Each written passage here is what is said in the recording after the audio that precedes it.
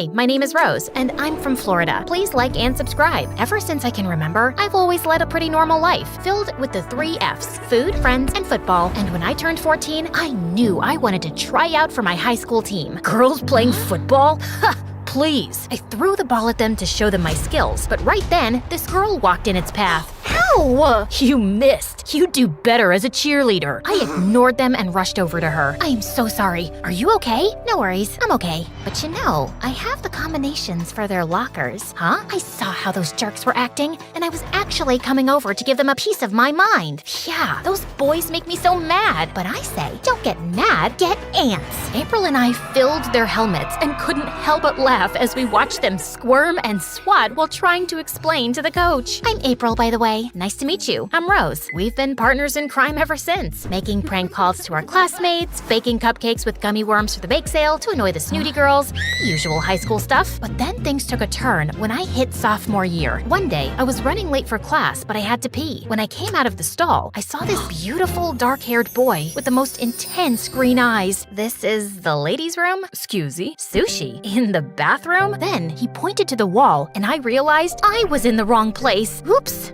I was in such a rush. Hey, you must be one of the exchange students. Where are you from? Italia. Oh, do you speak any English? Well, I know some Italian too. Una mattina mi sono alzato. Oh, bella ciao, bella ciao, bella ciao, ciao, ciao. Who told you that if you slow down and speak louder, that someone will understand your language better? Oh, so you're a comedian. Well, do you understand sign language? 'Cause I've got a gesture for you. Relax, everyone. I'm keeping it PG. Talk to the hand. Oh, don't be like that. I just thought you were cute and I was messing with you. Don't go. I stormed out, but he grabbed my hand to stop me, knocking my phone on the floor, and when we both went to pick it up, I accidentally headbutted him on the way back up. Ow, I think you broke my nose. Just then the bell rang, and I couldn't be late again to Miss Stander's class. Sorry, I don't have a tissue, but this tampon may help.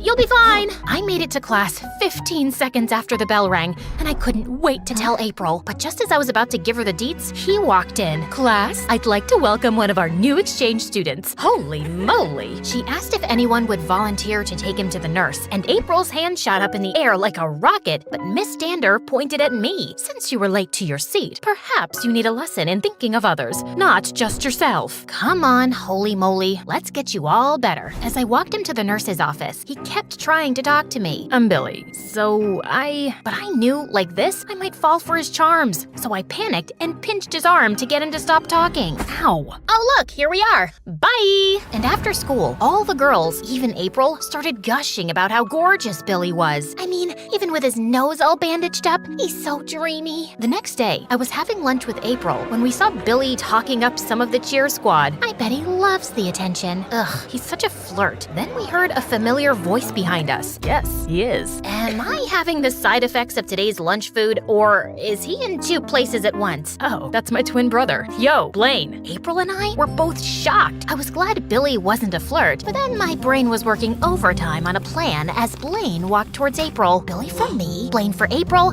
Woohoo! We'd be one big family. I gave April an encouraging look, signaling her to talk to Blaine, but she didn't utter a word. Blaine, this is April and Rose. Hey, Rose. Wow, not only do they look alike, they sound the same too. So you're the one I can thank for making me the better-looking twin. It looked like the entire cheer squad agrees with you. So Blaine, you know if you want to pass your classes, you need a study buddy. I mean, April here is a whiz. Right, April? Yeah, let's have a study group. We'll meet you guys at the library after school tomorrow. As we walked away, I turned to April. Oh my God, did you see how Blaine was staring at you? I don't know, Rose. I just met him. So the next day, I gave April an awesome makeover, and I added 12 more layers of lip gloss. When trying for the 13th layer, this gloss will last for a whole week now. Let's go. Our study date was amazing. I found out that Billy was really sweet. I talked to him all the time, and April kinda looked happy with Blaine too. Then one day, I hopped to the store to grab snacks for our library session, and as I was reaching for the top shelf, I felt someone slap me on the butt. No way was I gonna let some random weirdo do that, so I whipped around and went full demon karate girl on the guy. But as I kicked him, I realized it was Blaine. Ow! What the heck, dude? He pointed to a cockroach on the floor that apparently had been crawling on my butt. You could have just told me. Okay, but you should be thankful. Thankful? You should apologize to me. Ha! Why don't you just leave? You can't tell me to leave. This isn't your family store, you know. My dad could buy this store for me with a snap of his fingers. Oh, really? My family is richer than yours. We use $100 bills as napkins, and I have even more money in my piggy bank than you have in your entire bank. He waved his card at me before he put it in his back pocket. I sneakily swapped it with my library card when I purposely knocked into him. Then I walked out of the store. Not for long. I was the first one to arrive at the library, and just as I reached for the book, I felt a hand sweep across mine. It was Billy, but I turned around too quickly, and the book fell on his head. How? You had to pick the biggest book in the library? Well, what's up with the sneak attack? I thought I could admire your pretty face in secret. Really now? I hope my pretty face doesn't blind you. He laughed, and we talked about football. Suddenly, his eyes twinkled and he leaned closer to me. My heart raced as I realized he was gonna kiss me, and just then he sneezed right on my face. Ew! Yuck! He quickly tore some pages out of the book and handed it to me. I am so sorry. Here, wipe your face on that. And what's worse, the librarian saw us and threw us out. Just then, he pulled the tape off of his nose. Blaine, you jerk! Sorry, Billy's not gonna make it today. He's with Mom, so I decided to pay you back for the card switcheroo you pulled on me. You can imagine how embarrassing it was to try to pay for food with my library card. Blaine held up my card, but as I went to grab it, he moved and held it above his head so I couldn't reach it. What's the matter? You can't take it out of my hand? You forget, I'm not a basketball fan, more of a footballer. I tackled him to the ground. Jeez, girl, you've got moves. Don't try to butter me up now that I've taken you down. I'm serious. You know, my dad's got connections with sports agents if you want me to set you up with a meeting. But it has to wait, because I'm enjoying this closeness with you. Oh my god, is he flirting with me? We were trying to get up from the floor, but my foot twitched and I fell, causing Blaine to go over me. Then he touched my face. Wait, stop. I like Billy. Or do I? Or I like Blaine? I'm so confused. Guys, help me out here. What should I do? And we kissed. You guys did say kiss him, right? It was amazing. But I pulled away when I remembered April was supposed to be with Blaine. Too late, though, because she showed up just in time to see us kiss. What's going on? I thought she looked so betrayed. I couldn't think of anything better, so I faked a stomachache. It's bad tacos. I dashed off, but April had enough and she ran after me. Don't you dare run away. Just tell me, why did you kiss him? It wasn't a kiss. He was giving me CPR. What? Yeah. Remember when I puked in Miss Stander's exam? I had just found out that I had cancer, and today I fainted, so he was helping me. I kept it to myself, not wanting anyone to pity me. But April, how could you think of me like that? I felt bad for lying, but I truly didn't want to ruin our friendship. I would have to cover up for now, but soon I would tell her the truth and we could laugh about it. Oh my god, Rosie! I'm so sorry. I was so wrong. Please forgive me. Seriously? You're using my shirt as a snot wiper? The next day at school, Blaine brushed his hand against mine as he walked by. My heart skipped a beat. I was confused about why I didn't feel the same around Billy. I shrugged it off and looked for April. What do you need? You want to hold my hand? A bottle of water? See? This is why I didn't tell you. I don't want you to treat me any differently. And don't tell anyone either. Okay, you got it, bestie. I have an idea. Why don't we go to my family's cabin by the lake this weekend? We can have a fun slumber party like we used to. Absolutely! That weekend, April picked me up. But when we got to the cabin, I was shocked to see Billy and Blaine were already there. Surprise! I thought now you could have Billy and I'll just hang out with Blaine. I was so on edge around Billy and Blaine. We unpacked our stuff and we were about to make dinner when Billy grabbed the pan. I'll be making a special dinner for someone special tonight. I don't think anyone wants food poisoning, so I'll be making dinner tonight for my special lady. Oh, really? Your special lady? You have no idea what me and Rose have, so you better shut your pie hole or I'll do it for you. April was stunned, and Billy took a tampon out of his pocket and shoved it in Blaine's ear. A tampon? I knew you punched like a girl, but this is a whole other level. Actually, it was a gift from Rose, so I'd like it back. I was supposed to spend the weekend with my friend, forget about boys, and and get everything back to normal. But instead, everything was falling apart. So I just snuck out for some time to think. I must have walked for a while because I wound up on a road that clearly hadn't been used in months. Then suddenly, I heard a woman yelling for help. As I approached, I saw a woman on the ground. I rushed over to help. "Are you okay?" I knelt down to see that her foot had been badly injured and was stuck in a gopher hole. "Hold still.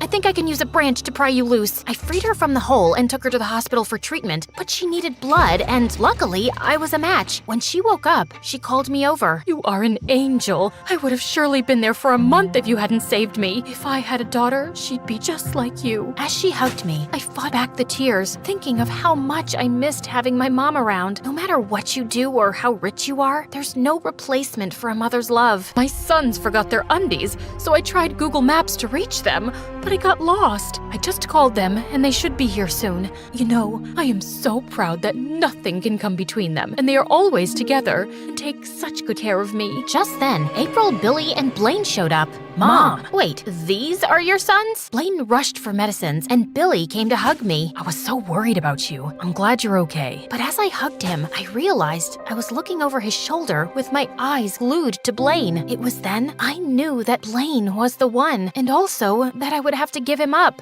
I whispered in Billy's ear, "I care so much about you, both of you, but I need to let you both go." Why? I don't understand. I can't be the reason that anything comes between you two. Someone just reminded me how important family is. Please, tell Blaine for me. My lie got busted when the doctor told them that I gave the blood, and April heard it and looked so disappointed. I couldn't face April, so I ran away and decided to escape to Europe and complete my high school years there, something my dad had always wanted me to do. But before leaving, I sent a long email to April, apologizing for not being the friend she deserved and telling her my true feelings for Blaine. Then, with tears in my eyes, I deleted all the accounts, knowing that I'd never be able to tell Blaine how I felt. It hurts bad, but I thought it was just better for all of us. Years later, I had graduated from medical college and came back home to set up my pediatric practice. I had only been open for a few weeks when Billy and April walked in with their twin baby girls. "We heard you were back in town and we needed a good pediatrician. And you thought of me?" She gave me a shove so hard that we both started bawling and ended up hugging. Through her tears, she told me how much she'd been missing me. Have you both forgiven me? Of course, Rose. I mean, after all, you're the reason we wound up together. We realized how much we had in common, and love blossomed from there. We sent you a wedding invitation, but never heard back. I had all my mail forwarded to my dad's house. I still haven't gone through any of it, but I'm sorry I missed it. I'm sure it was beautiful. Well, you have an open invitation to come by anytime to look at the wedding album. She'll take any excuse to break that out and show people. We've gone through 3 mailmen. Oh, sweetie. That night, I swung by my dad's old house to go through all the mail and find the invitation. But what I found instead shocked me to my core. Hundreds of letters from Blaine. Once I started reading them, I was so happy. He had been waiting for me and writing to me all these years, telling me how much he loved me. I Googled the return address on the letters and rushed over to his house and banged on the door excitedly. "Blaine, I know it's late, but you're not gonna believe I just got all your letters." The door opened and my heart pounded. I went to hug him, but stopped suddenly when I saw a beautiful girl had answered the door. "Can I help you?" "Oh, I'm sorry. I'm Rose. Just an old friend of Blaine's, and I just stopped by to say, hi. He's not home right now. But do you want me to tell him that you stopped by?" I was crushed. My heart sank to the bottom of my chest, and I could barely get the words out. "No, thank you." I stopped my car at the football field at my high school. I was so heartbroken that I just sat and cried until I heard a knock on the window. It was Blaine. What's the matter? Did you try to buy food with a library card? Because I can tell you from personal experience, that doesn't work. I got your letters, but I'm too late. Well, I'm no expert, but I think ghosting someone for a few years does qualify as very late. Blaine took my hand and helped me out of the car. "How did you find me here?" When my mom's assistant said you were at the door, I figured I'd find you here. I felt a wave of relief wash over me, knowing about her. "I'm so sorry, Blaine, and I can't find the words to say how much I love you too, Rose." We were leaning in for a kiss when a football suddenly came flying our way. Blaine grabbed it, tossing it to me. Care for a little match, Rose?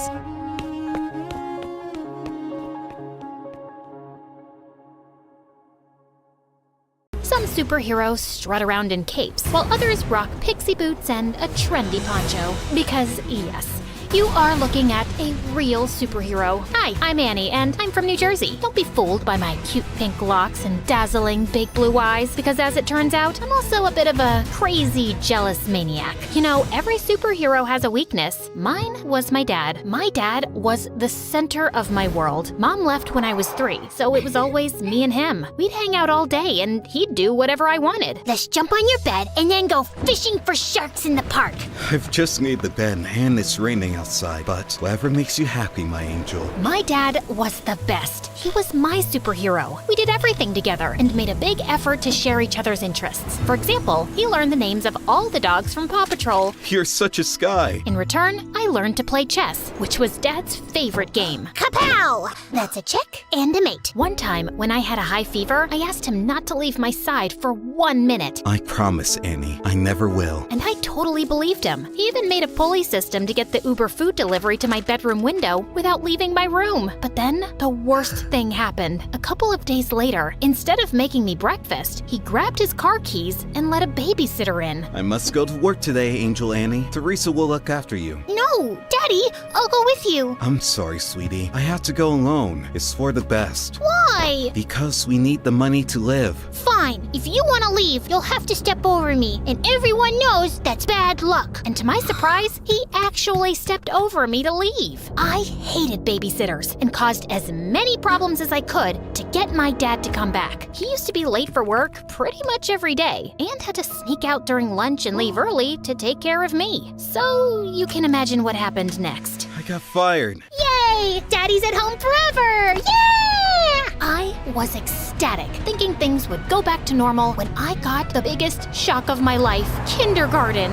I cried all the way and threw a total hissy fit at the front gates. Why? To learn and get a good job when you're older. Jobs suck! You'll make lots of friends. Friends suck! I hated it and let everybody know that I did. I hate it! Stop! Dad got more calls from the kindergarten than the principal's secretary. I know what you're thinking. I was a little monster. And yes, I was. I just couldn't help it. I wanted to be with my dad so bad. Soon, kindergarten turned to school, but things didn't improve. I felt so alone and sad without my dad, and I was always getting into trouble. But then one day, I got the best news ever. I know how unhappy you are at school, so I talked with the principal and I'll take a job at your school as a janitor. This way, we can spend all the time you want together, and I can have a job. God knows we need the money. I know it's not glamorous, but would it be too embarrassing for you? What? Just you and me again? This is the best job ever! But there is one condition. You must behave, because if not, I'll get fired. You promise? Oh, I promise. Pinky promise! And for some years, things were amazing. We drove to school and worked together, sat together at lunch, and whenever he'd go past my classroom mopping the floor, he'd give me a goofy wave. For the first time, I focused on my schoolwork because I didn't want to mess up our arrangement. Other kids were even inviting me to parties. You should go. Make some friends. Maybe you could come with me? Annie, you must learn to do things without me. Rely on other people. Really? Maybe you're right. I guess I can go for like half an hour. Nah, let's just hang out here and watch TV. But then it all changed. I was supposed to be meeting some peeps at the movies, but then remembered Dad's favorite TV show was on. So I decided to go back home and watch it with him. But when I opened the door, I found that Dad was having dinner with a woman with candles and flowers on the table. Annie, Angel, I wasn't expecting you. This is Fern, my new friend. Hello, Annie. I've heard so much about you. It's great to meet you at last. Funny, I've heard absolutely nothing about you. I was hoping we'd spend some time with Fern, Annie. Three's a crowd. Suddenly, I felt so jealous. Why would he want to spend time with her and not me? Soon, Fern became a permanent fixture at our place. Despite my grumpy face when she was around, she was always super nice to me. Wanna hit the shops? I have the biggest discount card. Maybe you can use it to buy another book on winning over skeptical teenagers. And at school, Dad was always calling her. She even joined us for lunch some days. I tried to do everything to get his attention when they were together. Like the time in the canteen, she'd made us all sandwiches, and I pretended to choke. Poison! But they were too busy staring into each other's eyes to notice. Soon, Fern moved into the house. And even though I kept moving her things around, she was always calm and supportive. You can always talk to me about anything, you know. I'm fine. You and your dad have such a special relationship. I wouldn't want to come between you two. Well, cheers for that. You can rely on me too. I'll always have your best interests at heart. Yikes, is that the time? Gotta run. It felt like Dad was slipping away from me. But at the same time, I was also starting to become independent. During that time, I joined the chess club and quickly showed talent. No doubt thanks to all those games with my dad. I even won the school tournament and got invited to represent the school in an international tournament in Belgium. I knew it was a life-changing trip, but I also knew that my dad's job as a janitor didn't pay much. He would not be able to afford the expenses of such a trip, so I had to decline the offer. I was pretty sad about it, and soon things got even worse. That same afternoon, I got to class, and one of the more popular girls was sitting in my seat, slurping on a milkshake and making fun of me. Look at me. I'm Annie, and I'm so lame because my dad's my BFF. Great, that's really mature. Now move your butt from my seat. Oh no! You better call your personal janitor to clean up this mess. What mess? I shouldn't have asked, as she threw her milkshake on the floor on purpose. This mess? What are you waiting for? You better call Daddy. I jumped on her and tipped the rest of the milkshake over her, and that's when the teacher intervened. I got after-school detention. I was really scared that Dad would find out, but thankfully, he went home after finishing his shift. I was super relieved, but then, on my way out from detention, I heard a weird rustling noise from one of the classrooms. That's odd. Everybody went home already. I thought it was best to get out of there, but suddenly, a man in a ski mask rushed out of a classroom, holding a bag full of the school laptops. Oh no, a thief! I froze in my spot as he spotted me and stopped for a few seconds, then started running down the hallway. As he ran past me, he accidentally hit me with the bag of laptops, and I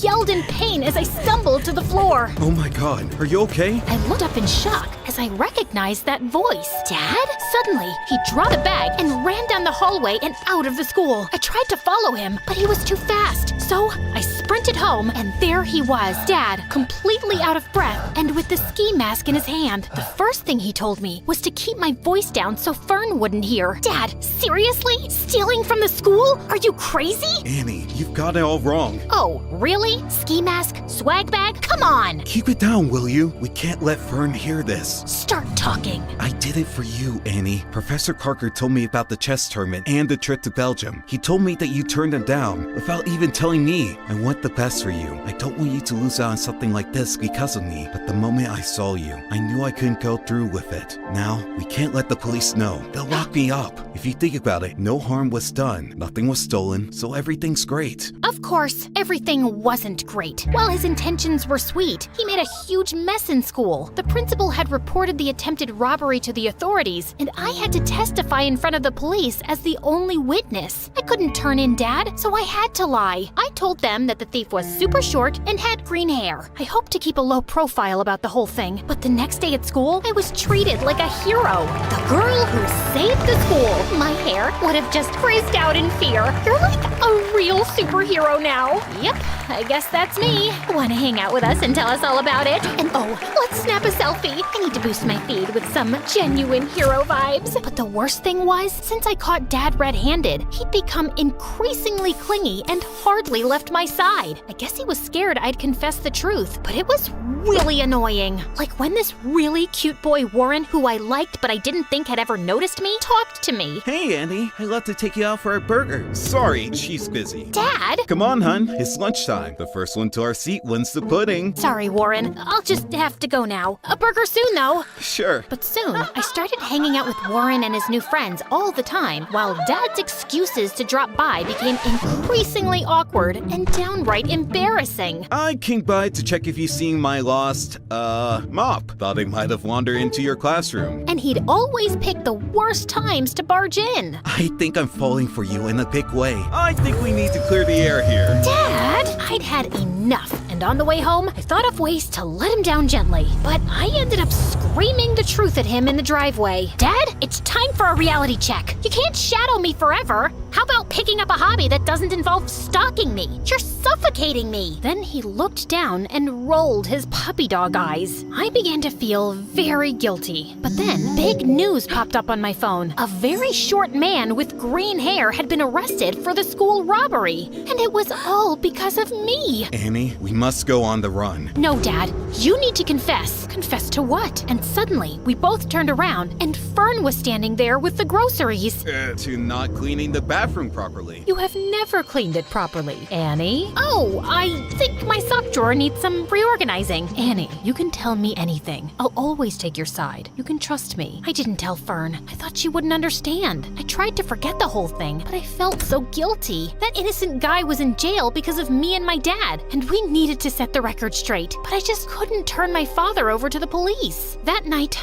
I didn't sleep at all. I was so angry at my dad that the next morning, I skipped breakfast and took the bus to school. But when I got there, I saw him getting into a cop car. Dad! Loads of people were standing around, watching and filming, and I was mortified. I tried to make my way through, but when I reached the police car, it drove away from the school. Then the principal came over and pointed at me. Warren and my friends were shocked. It seems Annie isn't a superhero after all. She was an accomplice to her dad. I've never felt such deep shame. If I had superpowers, I'd have vanished right there or zapped myself to the North Pole. I covered my face, crying, and was ready to run away from there, but a cop caught my arm. Time to face the music and confess. But when I finally told the truth, I felt like a weight had been lifted from my shoulders. They let me off with just a warning since I was a minor, and my dad took full responsibility. Fern came to pick me up, and I was enraged with her. I knew she couldn't be trusted. How could you betray us like that? I must confess that I heard you guys whispering around. I quickly understood what was happening,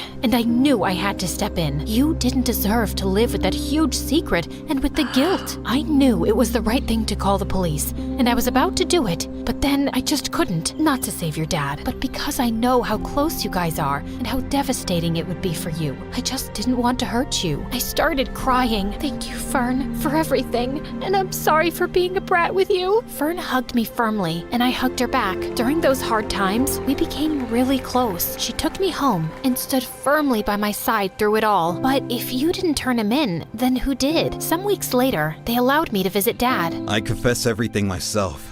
It was unfair that someone else was arrested, and it felt even worse that you lied for me. I was afraid you'd start hating me for dragging you into my mess, so I gave myself up. I'm so sorry for being such a terrible dad. Dad started crying, and I soon joined in. No, Dad, you've been the best. I'm sorry I've been so difficult, and you don't need to feel like I'm missing out on anything. Promise, you won't ever do anything like this again. Pinky promise. And now, a few months later, Dad has been released, and we're moving with Fern to a new city for a fresh start, and I'm looking forward to making new friends.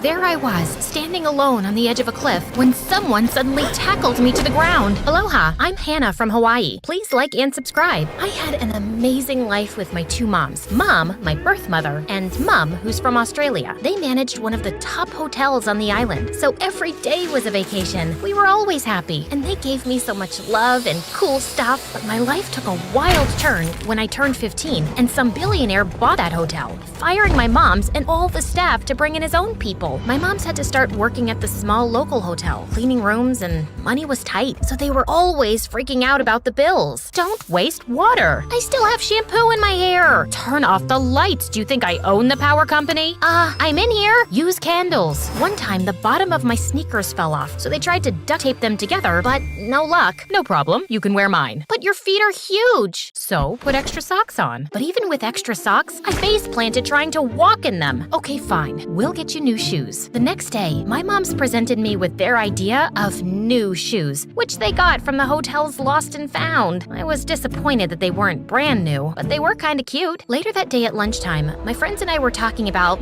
boys and boys and boys as we were walking to the table when this dude popped up and got down on one knee in front of me. Ah, my darling Maria, my senorita, my Juliet. Where have you been, my love? How could you have forgotten about your Romeo for so long? No, stop! You can't abandon me! Let go of my legs. Hey, these are my cousin's old shoes. She came last summer to stay. How did you get them? No, they're mine. You must be mistaken. No, look. I was about to kick that jerk, but he lifted me on the table, then pulled my foot up and pointed at the bottom. See? Those are her initials. We did this together. That was Brooks, the famous prankster at my high school. By now, all of his friends at lunch had heard and were laughing and making fun of me. I stormed home, only to find my mom's going wild over the grocery bill. Dishes flew, shoes were thrown, and doors slammed. I've never seen them like this. The next day wasn't any good. So after school, I decided to stop at the beach to listen to the waves and look at the surfers to cheer me up. Just then, I saw this amazing surfer doing all kinds of flips on the waves. Who's that? Oh, him. We call him Mr. Abs. His parents bought half the hotels on the island. Holy Paris Hilton? My brain spun at the thought of meeting a hot guy, and bonus, once we started dating, I could tell his dad how thoughtless he was for firing my moms after all their years of work, and that he should totally give them their jobs back. This would solve all our problems, and we would be happy again. So, I walked over to him. He was standing with a bunch of other hot guys. Hey, nice to muscle to meet you. He avoided me? I love a challenge. So I came up with a plan to bump into him and accidentally spill my smoothie on him. Then he would have to talk to me. Hey there, cutie. Slow down. You almost ran into me. Oh my god, he thinks I'm cute. I had to keep the conversation going. Oh, yeah, it's 'cause these creepy guys were chasing me. Are you okay? Where are they? They went that way. But wait, don't go after them. I'm really shook up. I need you here in case they come back. He held my hand and offered me a seat, like a prince offering his throne. I'm Chris. Do you want me to call someone for you? Hannah. I'm Hannah. No, I just need a minute. Why were they chasing you? Yeah, so this guy at school likes me, but I told him I don't want to go out with him, and now I see him and his friends everywhere I go. Don't worry. I'll safely take you home. As we were riding home in his Jeep, I tried to find out as much as I could about him. So, your family just moved here when they bought the hotels? Yep. But I don't like to talk about it. Oh, I get it. Low profile. Nice. He looks humble. I wanted to know more about him, so I asked around and found out he doesn't like fries and loves jazz. As he pulled up to my house, I had to come up with a reason to see him again. Thanks for the ride. You're safe now. Those guys also come around in the morning before school, and my moms can't take me. They have this rare disease called, chew poops. A chew what? You've never heard of it? Oh, yeah. It's a new stream of COVID that's been going around. If you meet someone with this, or if they sneeze, you could have diarrhea for a week. Thankfully, I'm immune. But who knows about others? Just then, I heard my moms. Hannah, is that you? I needed to keep my moms away from him before they ruined my plan. So I rushed him off before he could say anything. Great, so see you tomorrow? Thanks. The next day, my moms were already at work when he picked me up, so I didn't have to worry about them meeting. And when he dropped me off at school, everyone thought we were dating. I figured it would be happening any day, so I didn't deny it. I was in heaven for the next few days, but that changed one morning. So I'm thinking, you seem to be out of danger now and… No, I mean, that's him. Where? I was looking in the parking lot for someone to point the finger at. You didn't see him? Then I spotted Brooks, who had made fun of me. A perfect target. Him! That's him! Brooks! Before I could say anything, he jumped out of the Jeep and confronted Brooks. I was on cloud 9. Everyone saw my gorgeous, soon-to-be boyfriend protecting me against my bully. Why are you stalking her? Don't you have anything better to do? Oh man, what are you talking about? Stalking? Who? As he pointed to me in the car, I pretended like I had dropped my phone on the floor. Is this about the shoes? I was going to… Then Chris took a swing at Brooks, but missed, and Brooks punched him right in the nose and knocked him out cold. I jumped out of the Jeep, ran over, and slapped Brooks. Back off, my boyfriend! Fortunately, Chris didn't hear it as he was out cold. Unfortunately, the principal only saw the end of the fight, and I was the one who got detention. My moms were so pissed because they missed work and came to talk to the principal. Hannah, you know we can't afford to take any time off work, and you're slapping people now? You're lucky that boy isn't pressing charges. But it was his fault. You're grounded for a week. I was feeling upset, but I wasn't about to let them ruin my plan. After all, I was doing this for them. I'm sure they would be so happy about it later. The next day, I snuck out of the house to go see Chris. He had his nose all taped up. We were just hanging out when some girls came up to us, batting their eyelashes at him. Aw, Chris, even with that nose, you still have a beautiful face. Yeah, handsome. Do you need someone to take care of you? Get away from here! Hey, is everything okay? Yes. I just saw some fruit flies. Before any other girls showed up, I grabbed his attention. Chris, I need to go home right now. And when we pulled up to the house, I blurted out the only thing I could think of to get him to sympathize with me. So I was upset because my moms got super pissed when I got detention, and now they're gonna lock me in the basement and feed me spiders again. What? They've done that to you before? I'm taking you to the police station to report them. No, I mean, maybe I could get an interview with your dad at the hotel, and then I would have money to move out. I did feel guilty about lying, but I knew he would forgive me once he saw I was doing all this for a good reason. But first, let's talk to them. Wait! Before I could stop him, he had already confronted my moms. I could tell they were hurt by the things I said they did. Hannah, not only did you sneak out of the house, you told those horrible lies about us too? We don't even have a basement. Is anything you told me the truth? He turned to leave, and I grabbed his arm. I can explain. I'm done with your lies. Embarrassed, I ran out crying until I wound up on a cliff overlooking the ocean. I needed to figure out how to fix things. After some time, I finally calmed down enough to notice the beautiful view and took out my phone to snap a picture. As I stepped closer to the edge, I heard a voice yelling, Hey, what are you doing? Then someone tackled me to the ground. It was Brooks. Stay away. I don't think I'll get detention if I slap you on a cliff. What is your problem? Well, global warming for one, but I think that's everyone's problem. So I'll just say you. Me? I've been trying to apologize to you at school, but you had your boyfriend attack me, and then you slapped me. You tried to apologize? He got really quiet and then looked at me with the most sincere brown eyes. I am sorry. I didn't mean to embarrass you that day. I'd always just thought of my jokes as a way to have fun at school. It never occurred to me that it would hurt someone, and when you got detention, I felt bad and asked one of your friends for your address. That's when I saw you running out the door, and here we are. I still wasn't sure, but he looked very genuine. We talked a lot as we walked down the mountain, and much to my surprise, we actually had a lot in common. I know! I mean, who doesn't eat fries? And who likes jazz? Taylor Swift all day, every day. Just then, I saw my mom's had been blowing up my phone with texts. I have to go. I'll catch up with you tomorrow at school. Okay. You have my number if you wanna... I was so panicked about how mad my moms were gonna be that I ran off before he could finish talking. And the second I walked in the house, You are in so much trouble. Why do you always have to disobey us? We raised you better than that. Why are you doing all this? you have no idea what I've gone through. I can't take it anymore. You are both only concerned about saving money that you don't think about how it might affect me. So, because you don't have branded clothes or a fancy car, we are terrible parents? I don't care about those things.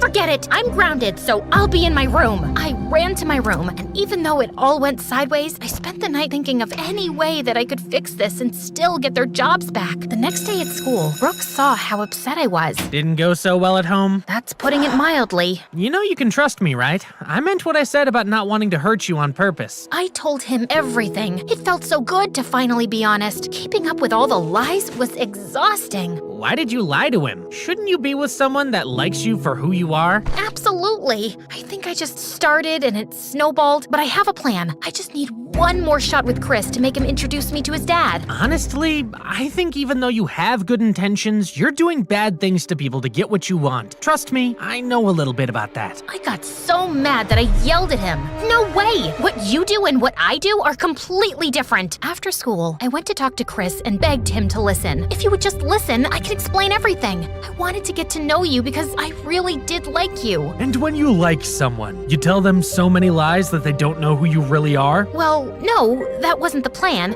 I just kept thinking if we kept hanging out, eventually you could talk to your dad about my moms and get their jobs back. So, you only like me for what I can do for you? No, you're just twisting my words. Just then, a man walked up. Hey, Chris, the guests in Cabana 3 need more towels. Right on that, boss. Wait, you work here? So you're not the son of the billionaire hotel owners? Nope, that would be Harlan over there. He lets me borrow his surfboard, and sometimes when cute girls think I'm him, I just let them. I can't believe you lied to me. I could never be with someone who lies like you do. Hello? Pot meets kettle. All you've done since we met is lie. Then, like a ton of bricks, it hit me.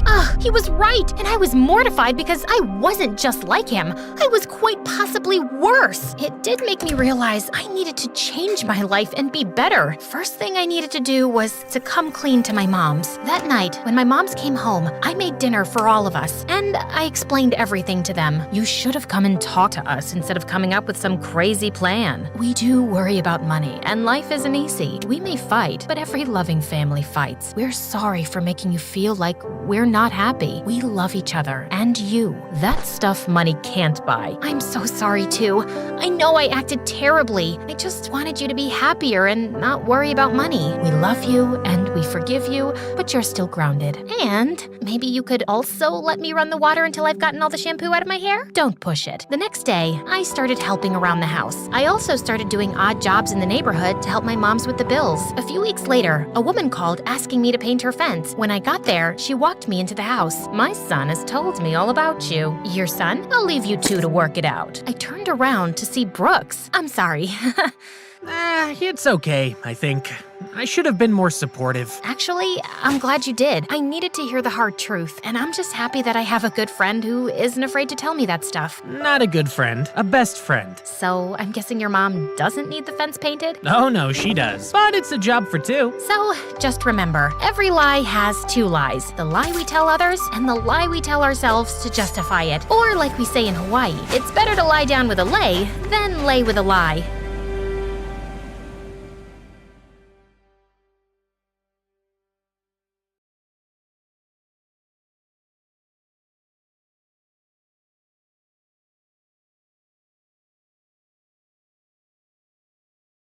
I woke up in a terrible place I'd never seen before. I screamed in horror. A guy next to me put his hands on my shoulders and told me to calm down. I screamed even louder when I saw him. Then he gently put his hand on my mouth and said, "Please, calm down. I'll explain everything. I'll take my hand away now, okay?" I nodded.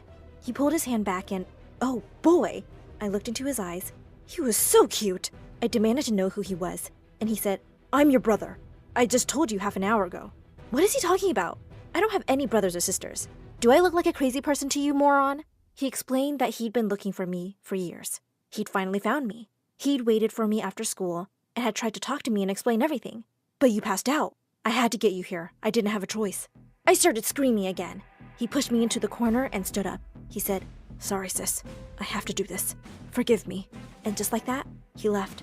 I looked around, and for the first time, I noticed that I was in a bank vault filled with gold and safes.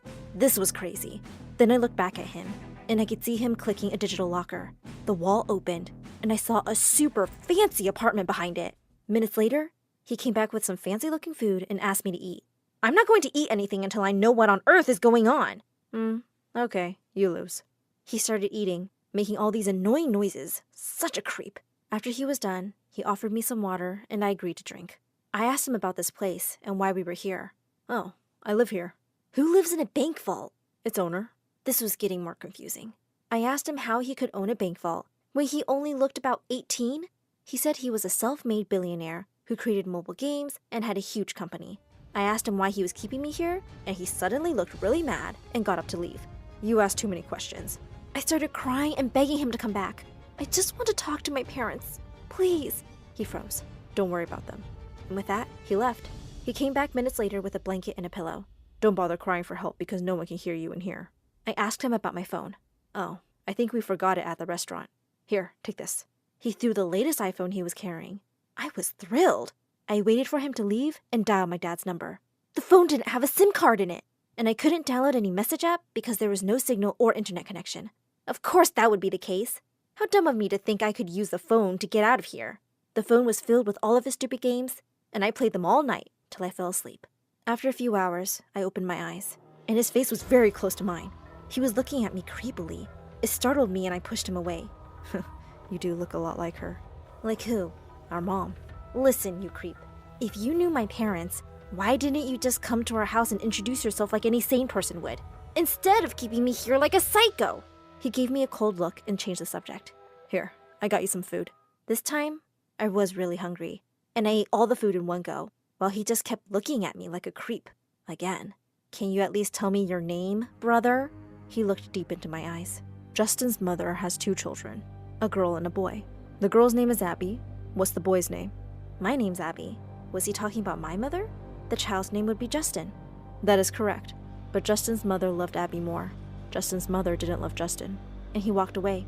This time, I watched him carefully and memorized the digital code. I had to run away. He seemed dangerous. He got back a minute later, dragging a disc table with a big TV on it. He sat next to me, holding a popcorn box. A video started playing. It was me! My 7th birthday party, my 4th grade math competition, my trip in the 6th grade, my first date, my first ballet show, my first driving lesson. I gasped. Had he been stalking me? I got angry. I started yelling at him and demanding answers. Who are you? And what do you want from me? Why don't you just eat some popcorn and chill? I threw the popcorn box away and started crying. He got up and started apologizing. Please, calm down, sis. I pushed him away. How am I supposed to calm down, you psycho? And don't call me sis. I can never be related to someone like you. He suddenly froze and looked really hurt. He whispered, I'm sorry, sis. I can't explain. And then he left. But he forgot about the TV. I tried to see if it was connected to Wi-Fi. And it was! I was about to open Gmail to send my parents a message when I noticed a file in the left corner of the desktop. It said, a letter from my parents. I immediately clicked on it. There were 2 files. A picture of my parents when they were younger holding a baby, and the second file was a letter. It was written yesterday. It said, Dear Justin, Son, we are so glad that you finally agreed to meet us. Your sister Abby will be thrilled. We haven't told her about you yet because... Suddenly, Justin opened the door and glared at me. He turned off the TV and dragged it inside. It's not the right time for you to know. I was shocked. Why hadn't my parents mentioned him before? A while later, I knocked on the door till he answered. What? I need to go to the bathroom. He gave me a cold look. Follow me. He walked towards the opposite wall behind me. He took a remote control from his pocket, clicked a ball, and suddenly, the wall opened up. A big fancy bathroom appeared. The walls, the toilet, the sink, everything was made of gold. I was about to turn around to shut the door when I bumped into Justin behind me. I need some time alone here? He was looking down at his phone. Fine, but I need your help with this since it's your favorite channel. You have any idea why they created My Story Animated? I looked at him for a moment and realized he was serious. So I said, I guess this dude, the channel's owner, has been in love with telling people stories since he was little. You know, like it's his passion. Justin looked impressed. You're smart. I asked why he was asking. It's nothing. It's just something related to my job. He got out, and I shut the door. He said while leaving, call me when you're done. It doesn't open from the inside. I tried to find a window or anything to help me escape, but there was nothing. After I was done, I called Justin's name. He didn't respond. I called him again, and I heard nothing. I started to freak out, screaming his name. Justin! Just open the stupid door! After 5 minutes, he opened the door and started laughing like an idiot. Being a brother is so much fun. I shoved him. Not cool. Then he started to leave. I knew I had to do something or ask something just to make him speak. So I blurted out, Why did my parents abandon you? He froze for a second and stuttered. Because they were too young and poor for the responsibility. They put me up for adoption. They made a mistake, and I had to pay the price. And that is not fair. And with that, he started walking away again. I tried to run after him to stop him. I needed to tell him that it wasn't my fault. Suddenly, I stumbled and fell flat on my face. He immediately ran over to me and took me in his arms. He looked really worried. Are you okay, sis? I said I was fine, but he didn't seem convinced. He ran to his apartment and got a first aid kit, then started taking care of my leg, which hurt a bit. Then he got food and drinks and an iPad to keep me company. He was treating me like a little kid, and it was actually really sweet. He didn't want to leave until I swore 1,000 times that I was fine. Dude, I swear, it's nothing. Go now. He left, and honestly, I felt a little warm inside. I didn't know why. Maybe he wasn't completely crazy after all? After a couple of hours, I heard a loud noise and a bang on the door. Justin then opened the door and came running over to me. He looked scared. Abby, I need your help. But before I could respond, he fell to the floor. Oh my God, did he just pass out? I looked at his face. Darn, we did look alike. I seized the opportunity to escape and ran to the door. I entered the code and the door opened. To my utter surprise, I saw a girl standing in front of me. I screamed, Please help me! This psycho kidnapped me! She didn't move at all. Don't call him a psycho. He's my husband. She pushed me back into the vault. I tried to fight, but she was really strong. Justin woke up.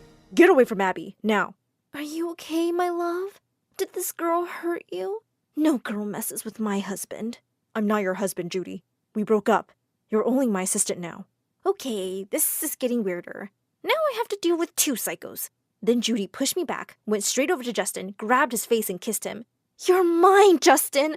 He pulled away and yelled at her. "I don't want to deal with you right now." He turned to leave. She followed him out. Before closing the door, Judy said, "Oh, your sister knows the code. Change it." Justin looked at Judy with a warm smile. He leaned in and gave her a kiss on the cheek. "Thanks for letting me know." In seconds, the code was changed. "See ya, sis." Then they both went inside. "Okay, weirdos, I'm going to punch the two of you when I leave this stupid place." I looked around properly for the first time. The place was breathtaking.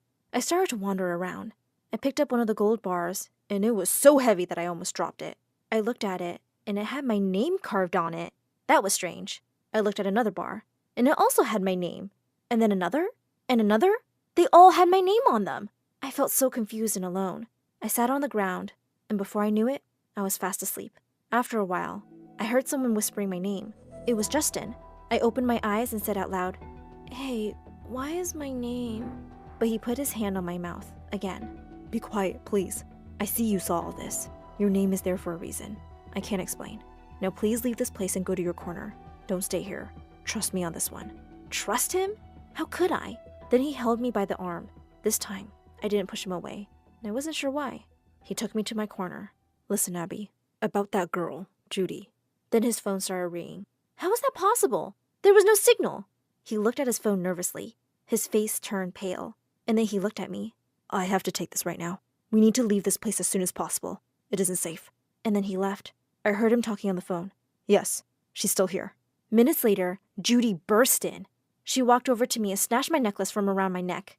I liked it the moment I saw it, and I think it looks better on me.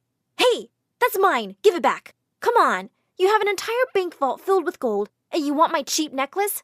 It's from my mom! Give it back, now!" "Yeah, I know it's from your mom. That's why I took it. Judy takes anything she wants." She stuck her tongue out at me and left. After a couple of hours, Justin came back and he was sweating a lot.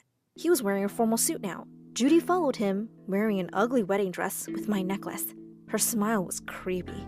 She told me to get up, handed me a Bible, and said, "Marry us." I was shocked and froze. I stared at both of them. Then Justin gave me a worried look, and he nodded. He looked terrified, and I knew I didn't have any choice but to agree. I held the book in my hands, and Justin and Judy stood in front of me. When it was time for the wedding vows, Judy said, "Justin, my only lover, I know we've only known each other for 6 months, but I believe we're meant to be together. I knew it the moment you agreed to bring one of your family members to meet me. I wish it was your parents and not your stupid sister. But it's okay. I forgive you." I was stunned. Who was the psycho? And what did she do to my brother? Did she blackmail him into bringing me here? She was smiling from ear to ear. "Come on, babe. It's your turn. Don't be shy." Justin gulped. "Judy, my lovely partner, I loved you more than..." Loved me? Justin tried to calm her down and begged her to let him finish. "I love you more than this bank vault and all of its contents." And he looked at me out of the corner of his eye. Was he trying to tell me something? The bank vault and its contents? Ugh, you're so bad at this. Just shut up and put that ring on my finger. Just marry me. Marry me. I said I had to ask the question first. "Do you take..." "He does. I do. We do. You're annoying me now. Just shut up." Then she snatched the ring and put it on, and quickly put his ring on his finger. She then pulled his face to hers and kissed him. "Oh, by the way, I have good news for you, babe. I'm pregnant." Justin's jaw dropped, and so did mine. That's awesome, babe." "If it's a girl, I'm going to name her Abby, although I don't like your sister. But I love how much you love her. I mean, you carved her name on all the gold bars. How sweet. I want my daughter to feel that she has a family and she belongs to someone. Okay, we're done here, babe. We need to leave. Let's go." And they both stormed out. This was insane. But I remembered what Justin had said, and I ran to the vault. I opened one of the drawers, and it wasn't locked. That was strange. But what was inside was even stranger. White papers. I opened another drawer, and it had the same. I opened another, then another one, and then one more. They all only had white blank papers in them. What was this place? I opened the drawers on the opposite side, and they had the same white papers. I sat on the floor feeling helpless and started crying. Then I saw it. It was a piece of paper on the floor. It had a number in a big font in the middle. 1111. I tried to understand what it meant. Then the big safe caught my attention. It had a digital locker next to it. I ran to it and entered the code. 1111. And the safe opened, and there I was, standing in front of the highway. I ran out terrified. Help! Help! Someone help me, please! A woman stopped her car and opened the door. I asked for her phone and called my parents. Come here now and call the police. My brother was kidnapped. His psycho girlfriend kidnapped him. My brother is in danger. An hour later, the police arrived, and I explained everything. Within an hour, they'd found Justin and Judy. I ran to Justin and hugged him tight, and we both cried. I'm sorry about all of this, Abby. I'm sorry for the way I treated you when we first met. I was mad at you because I thought it wasn't fair that you got to live with my parents and I didn't. I was mad at everyone. My parents joined us and started apologizing. Justin assured them that he forgave them and said that he hadn't wanted to meet them this way. I love Judy so much. It was such a toxic relationship. So I'm not going to get any of those gold bars with my name on them? Yes, you will.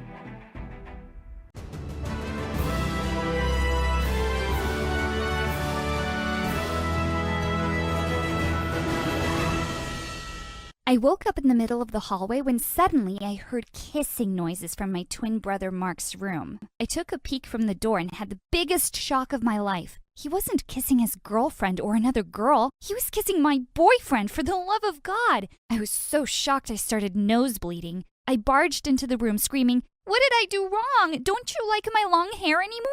My love, Mark shoved him away and defensively said, "Get out of my room, you little perv."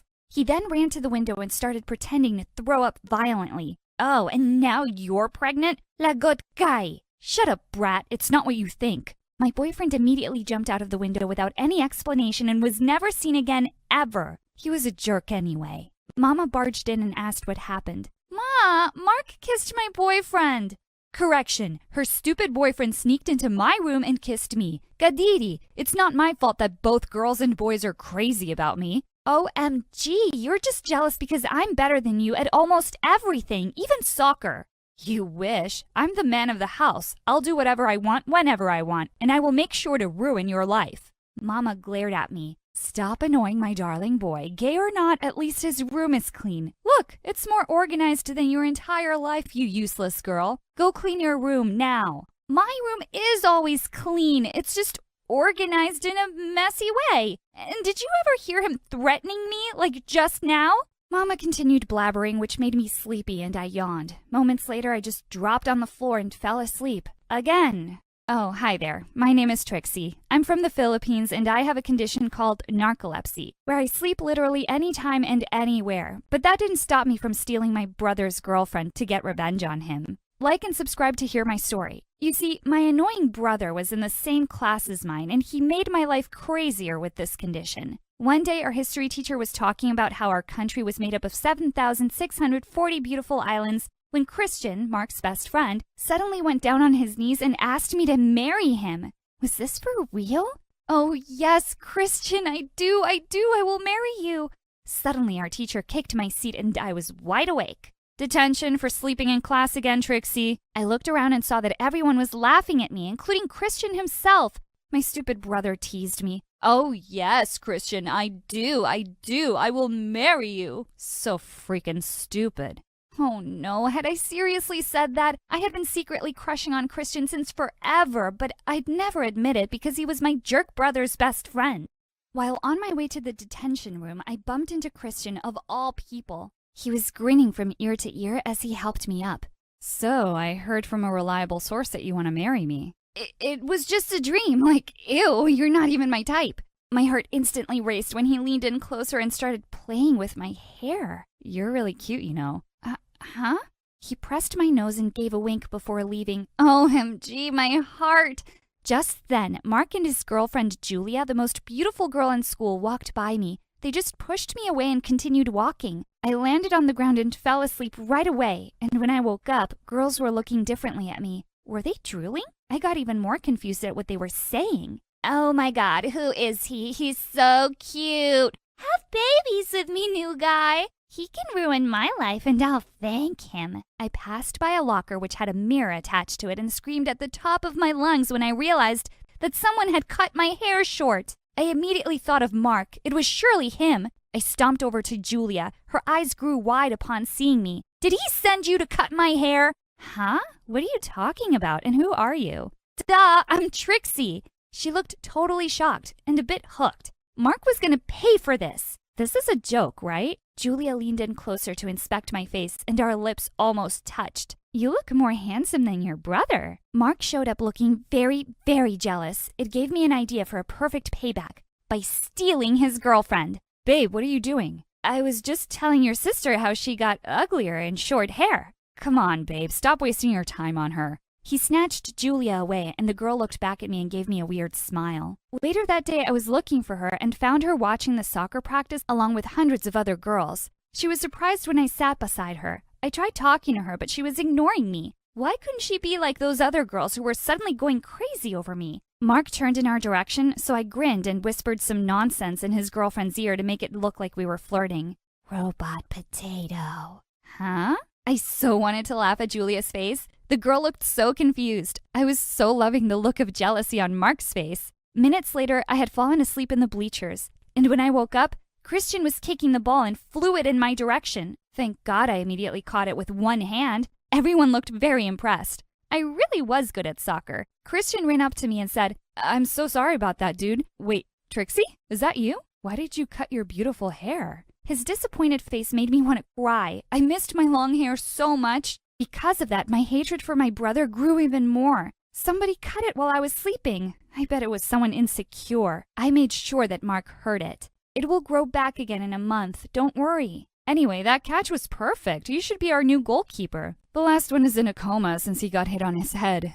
Mark immediately rejected his idea. Dude, seryoso ka? My sister's a girl and she just messed the game. Try me. Their coach agreed to it, and the next moment I was already standing in the goal box with all the players lined up in front of me, ready to kick the ball. They were all stunned when I caught them all effortlessly. Mark looked like he was about to eat me alive, but Christian was looking very impressed. Oh my God, Trixie, that was so cool. Suddenly, hundreds of girls were running towards me looking like hungry pregnant cats. Oh no, I immediately excused myself and hid inside the janitor's closet. I took out my pillow and instantly fell asleep. When I woke up, I almost screamed upon seeing Julia's face up close. She was on top of me, and she was holding scissors. Panicking, I pushed her away, and she crashed against the janitor's things and knocked them all over, making some loud noise. You stupid girl! Why can't you be ugly? I should have cut everything last time. No one should be prettier than me. What? So it was actually her and not Mark? What a psycho! She was about to pull my hair when the door opened, and I came face to face with a shocked Christian, a furious Mark, and the jealous girls behind them. Apparently, it looked like I had just made out with Julia. I swear, at that moment, I wanted to disappear. Julia immediately went after Mark, while I was left with Christian and the other girls. I was about to explain, but he stopped me. It's okay, Trixie. I understand. I wanted to run after him, but these furious girls were blocking my way. Could this day get any worse? The soccer finals finally came, and I tripped over something out of nervousness. To my surprise, someone picked me up and carried me like we just got married. Christian! What are you doing? Just making your dreams come true. I was blushing hardcore when he gently put me on my seat and sat next to me. I wanted to be clear to him that I wasn't a lesbian, but then Mark suddenly squeezed himself between us and they started talking about girls and Mobile Legends. Ugh, boys. When we reached the stadium, the game immediately started and it was intense. The players of our rival school were really good. One of them was already kicking the ball in my direction. I was so confident that I'd catch it, but to my surprise, I tripped again and missed it. I looked down and noticed that I'd actually forgotten to tie my shoelaces. I caught Mark smirking at me. Oh, that jerk was happy I messed the game. Thankfully, I was able to catch the next ones. Things got really boring in the middle of the game, so I fell asleep in the middle of the goal box. Minutes later, I woke up to my brother pouring water over me and the sound of my teammates and everyone screaming at me. Trixie, wake up! I instantly rose to life and saw the current score. It was now a tie, and we only had 10 seconds left. When I got up, a player was now running my way, and oh boy, those legs were scary. All right, Trixie, you're a girl and you're cool. You can stop this. He kicked the ball real hard, and I jumped to reach it and slapped it away. My teammates in the audience rose to cheer for our victory. Christian picked me up and twirled me around like we were happy lovers. You were amazing. He was about to kiss me when Mark interrupted us. You did great, sis. I couldn't believe my ears. It was the first time he'd ever said a nice thing about me. Thanks, Skuya. When we came back to school, everyone was treating me like a hero, and the girls were showering me with gifts and marriage proposals. I turned to Christian and gave him a help me look, but he just gave me a very sad look. Did he really think that I was enjoying these girls' attention? Suddenly, I felt brave. I grabbed his face and finally kissed him in front of those girls. He kissed me back, and I had butterflies flapping around wildly in my stomach. I looked for Mark, but I couldn't find him anywhere. I wondered if he was okay. He didn't go to school the next day, and I got a bit worried. One night, I decided to sneak into his room, only to get another shocker when I saw him staring at Christian's picture in his wallet. Oh my God! I thought he was jealous because of Julia, but no, it was because of Christian, his best friend and my crush. Grab it, though. Suddenly he spoke. I know you're there, sis. Come and sit with your loser brother. For the first time in my life, I felt sorry for him. I sat beside him, and to my surprise, he hugged me, and his body shook as he cried. You're not a loser, okay? We are not losers. Remember that. Christian has really liked you since day one, you know. Take care of that jerk for me, okay? I promise. The rivalry between my brother and I finally came to an end. And as a bonus, I also became Mama's new favorite when I finally cleaned my room. Hi, I'm Ellie, and I've got an unbelievable story for you with mystery, suspense, and backstabbing betrayal. But before I continue, please like and subscribe. I'm an only child, and I live with my mom, who is an amazing pizza chef. She has her own cookbook and a popular YouTube channel, and when I was 6, she started a pizzeria with her best friend. The two were inseparable, and Mom's friend also had a daughter my age named Gia. Gia and I couldn't be more opposite. I was shy and quiet, and she was weird and loud, but she was my ride-or-die friend. One time in 3rd grade, I spilled chocolate ice cream on my shirt, and this mean boy in the neighborhood called me Poop Girl. Hey, you big jerk, pick on someone your own size. The boy looked at Gia and couldn't stop laughing. You pint-sized twerp? I'll smash you like a bug! Then Gia whistled, and a giant stray dog appeared out of nowhere. Attack, Fluffy, attack! The dog chased the mean boy down the street, and he never messed with me again. Gia was always there right beside me, for better or for worse, but sometimes she could be a bit much. Since we were little, Gia was different. While I played with Barbies, she played with bugs, which totally creeped everyone out. On our first day of middle school, I wanted to make a good impression, so I spent hours getting ready. But on our ride there, Gia pulled out a huge jar of cockroaches. Look, Ellie, my little babies are so excited. I think they'll love math class. Maybe you should leave your bugs at home. No way! What are they supposed to do? Crawl around in the mud all day? Isn't that what stupid bugs do? Don't be rude. Apologize to my babies now. And just as I expected, all the kids thought Gia was a freak, and our first day was a total disaster. Ew, gross! She has a cockroach on her shoulder! Actually, I have 10. Want to see? Gia, don't! But of course, Gia didn't listen. She pulled her jar of bugs out of her backpack. I tried to snatch it from her, but it slipped out of my hand and shattered on the floor. Kids started screaming. The bugs scattered everywhere. One jumped on my nose, a few got caught in the cheerleader's hair, and a big one crawled down our math teacher's pants. Gia and I were sent straight to the principal's office and suspended for a week. All the cool kids avoided us after that. As we got older and reached high school, things didn't change much. The bugs stopped making public appearances, but Gia was still odd. She spent most of her time in the science lab working on secret projects, which I thought was cool, but frankly didn't help her social life. Sniff this, Ellie. Yuck, it smells like feet. But how does it make you feel? Do you want to climb a mountain or run a marathon? No, I want you to get out of my face. Guess it needs work. Gia always spoke her mind, and sometimes it was so cringe. She had no filter. Like this one time, I went shopping with Rachel and her squad, the ultimate popular girls at our school, and I was getting along with them great. But then, Gia appeared just as Rachel had tried on this pink dress and was modeling it for us. Isn't this perf for the homecoming dance? I look stunning.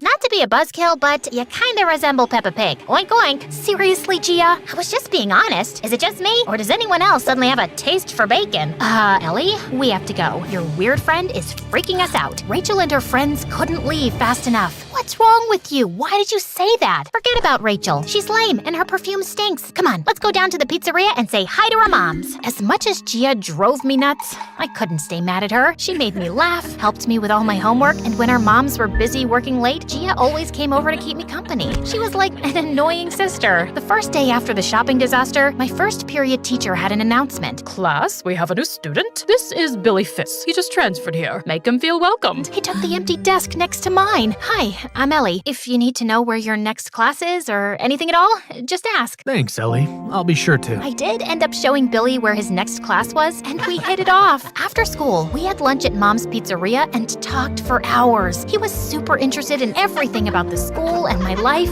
I felt so special with all the attention he was giving me. I told him all about myself, my mom, the pizzeria, and of course about Gia. I know this is really fast, but I saw the posters for the dance this weekend. Do you want to go with me? Would I? I was low-key freaking out, but I kept it chill. Well, I was going to go with a group of friends, but I guess I can change my plans. Billy picked me up for the dance in this fancy car that probably cost more than my house. He was dressed like $1 million. Then he gave me a corsage and a really expensive diamond necklace. I was so shocked, I was speechless. Sorry, is the necklace too much? You don't have to wear it if you don't want to. It's just that when I saw it, I thought of you. Hey guys, you think you can give me a ride to the dance? My bike's busted. I lost my bus pass, and my date, the love of my life, just broke up with me. Gia pretended to cry, and my blood boiled. Gia didn't even have a boyfriend. Just as I was about to snap, Billy said the sweetest thing. Forget about him, Gia. I don't know you, but if you're anything like Ellie, then you must be extra special. And you deserve much better than that jerk. Of course you can ride with us. Aside from Gia being a third wheel, the dance was pretty awesome. Billy was a dancing superstar. After that, Billy and I hung out all the time. We'd stroll in the park, go out for dinner, cute couple stuff. He was the perfect boyfriend, and his father was so nice. They even came to eat at the pizzeria. Billy's dad took one bite of my mom's pizza, and he was so impressed that he wanted to invest in the business. I tell you, this place really has potential, and I think I can make it a huge success. We can take this pizzeria worldwide. By the time we're finished, you'll be millionaires. Millionaires? No way, you're joking. I'd never joke about a thing like that. Then Billy's dad dropped a wad of cash on the table, then left his business card. Call me in the morning, and we can talk business. After Billy and his dad left, me, Gia, and our moms were so excited we danced around the store like maniacs. That night, I dreamed about being a millionaire and traveling to tropical islands with Billy on my yacht. The next few weeks were a blur. Billy's dad brought in these fancy accountants and lawyers to help my mom and Gia's mom with their business plan.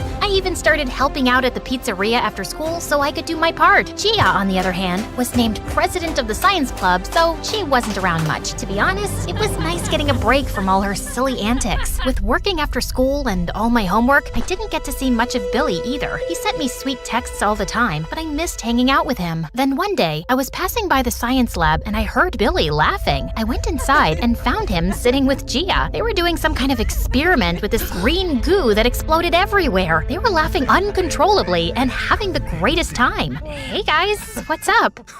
Hey, El, why didn't you tell me that Gia was so awesome? Billy went on and on about Gia's stupid science experiment. I barely understood a word he said. I sat down and tried to help, but they totally ignored me. I felt like an idiot, and seeing them together made me jealous. I stormed off, and they didn't even notice that I'd left. A few days later, things got even worse. I texted Billy to see if he wanted to come over and watch MSA videos, but he said he was too busy to hang out tonight. Sorry, babe. I've got a ton of homework and I'm really tired. Maybe we can hang out next week. I told Billy that I understood and wished him a good night. It was nice out, so I decided to take a walk and get a chocolate sundae at my favorite ice cream shop. But I stopped short in shock when I looked through the window. Gia and Billy were sitting in a booth, sharing a banana split and laughing like a pair of hyenas. Hot rage coursed through my veins as I marched toward the door, but just as I was about to open it, I got a call from my mom. She was with Gia's mom at the pizzeria, and she was in tears. Mom, what's wrong? Before she could answer, the phone disconnected. I raced to the pizzeria, and what I saw next blew my mind. The sign on the pizzeria had changed to Fitz Pizza, and these huge, scary men were shoving all our things into a huge trash compactor. Gia's mom was trying to make the men stop, while my mom sat on the curb crying like a baby. What happened here? We lost our business. Billy's dad took everything. How could this happen? I don't know. It doesn't make any sense. We can't even afford to hire a lawyer to fight back. All our bank accounts are empty. We're ruined. Our lives are over. The police showed up and arrested Gia's mom for punching one of the men in the face. Get your hands off me.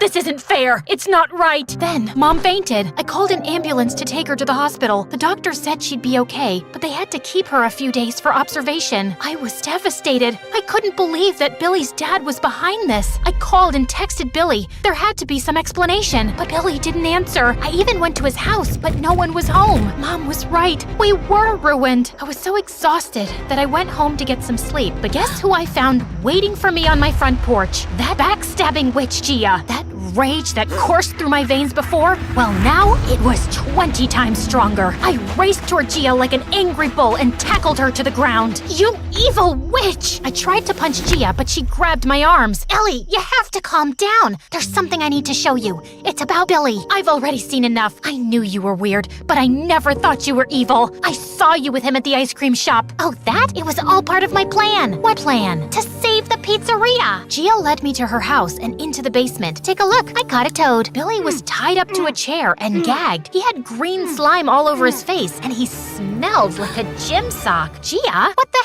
heck? Listen up. I'm sorry for hurting your feelings with Billy, but you need to know why I did it. When Billy started hanging out with you, I started following you too, and then him. You did what? Shut up and listen. Billy's dad is in the mafia and needed a front to hide his shady deals and launder his dirty money. That's where our moms and the pizzeria comes in. He thought snagging the business was the way to go, and the whole thing was totally Billy's idea. That's why Billy was hanging out with me? I feel so stupid. Don't, Ellie. Smooth talking runs in that family. Billy's dad tricked our moms into signing over their business. Too bad for Billy and his dad that I'm not so easily played. I recorded them talking about their scheme for weeks, and I even convinced Billy to confess. How did you get him to spill? First, I poured my truth serum all over his head, but that didn't work. It just stunk up the place. I really should open a window, huh? Gia, stay focused. Oh yeah, so since the serum was a dud, I asked my friends for a little help. Gia pointed to a tank full of giant winged cockroaches. Billy started to struggle and yelled through his gag. You should have seen Mr. Tough Guy crumble. Gia sent Billy's taped confession and the rest of the evidence she found to the police. Billy and his dad had been scheming small businesses for years, but no one could ever prove it until now. The police arrested Billy and his dad. The movers dropped the charges on Gia's mom. Our moms got the pizzeria and all their money back, and things went back to normal. Well, kind of. After the news got out that Gia and I took down a mob boss, our popularity at school went through the roof, and the pizzeria became busier than ever. My friendship with Gia grew as strong as an ox, and eventually, I didn't mind her eight-legged friends. But one thing was clear. With Gia around, my life would always be an adventure, and that was fine with me.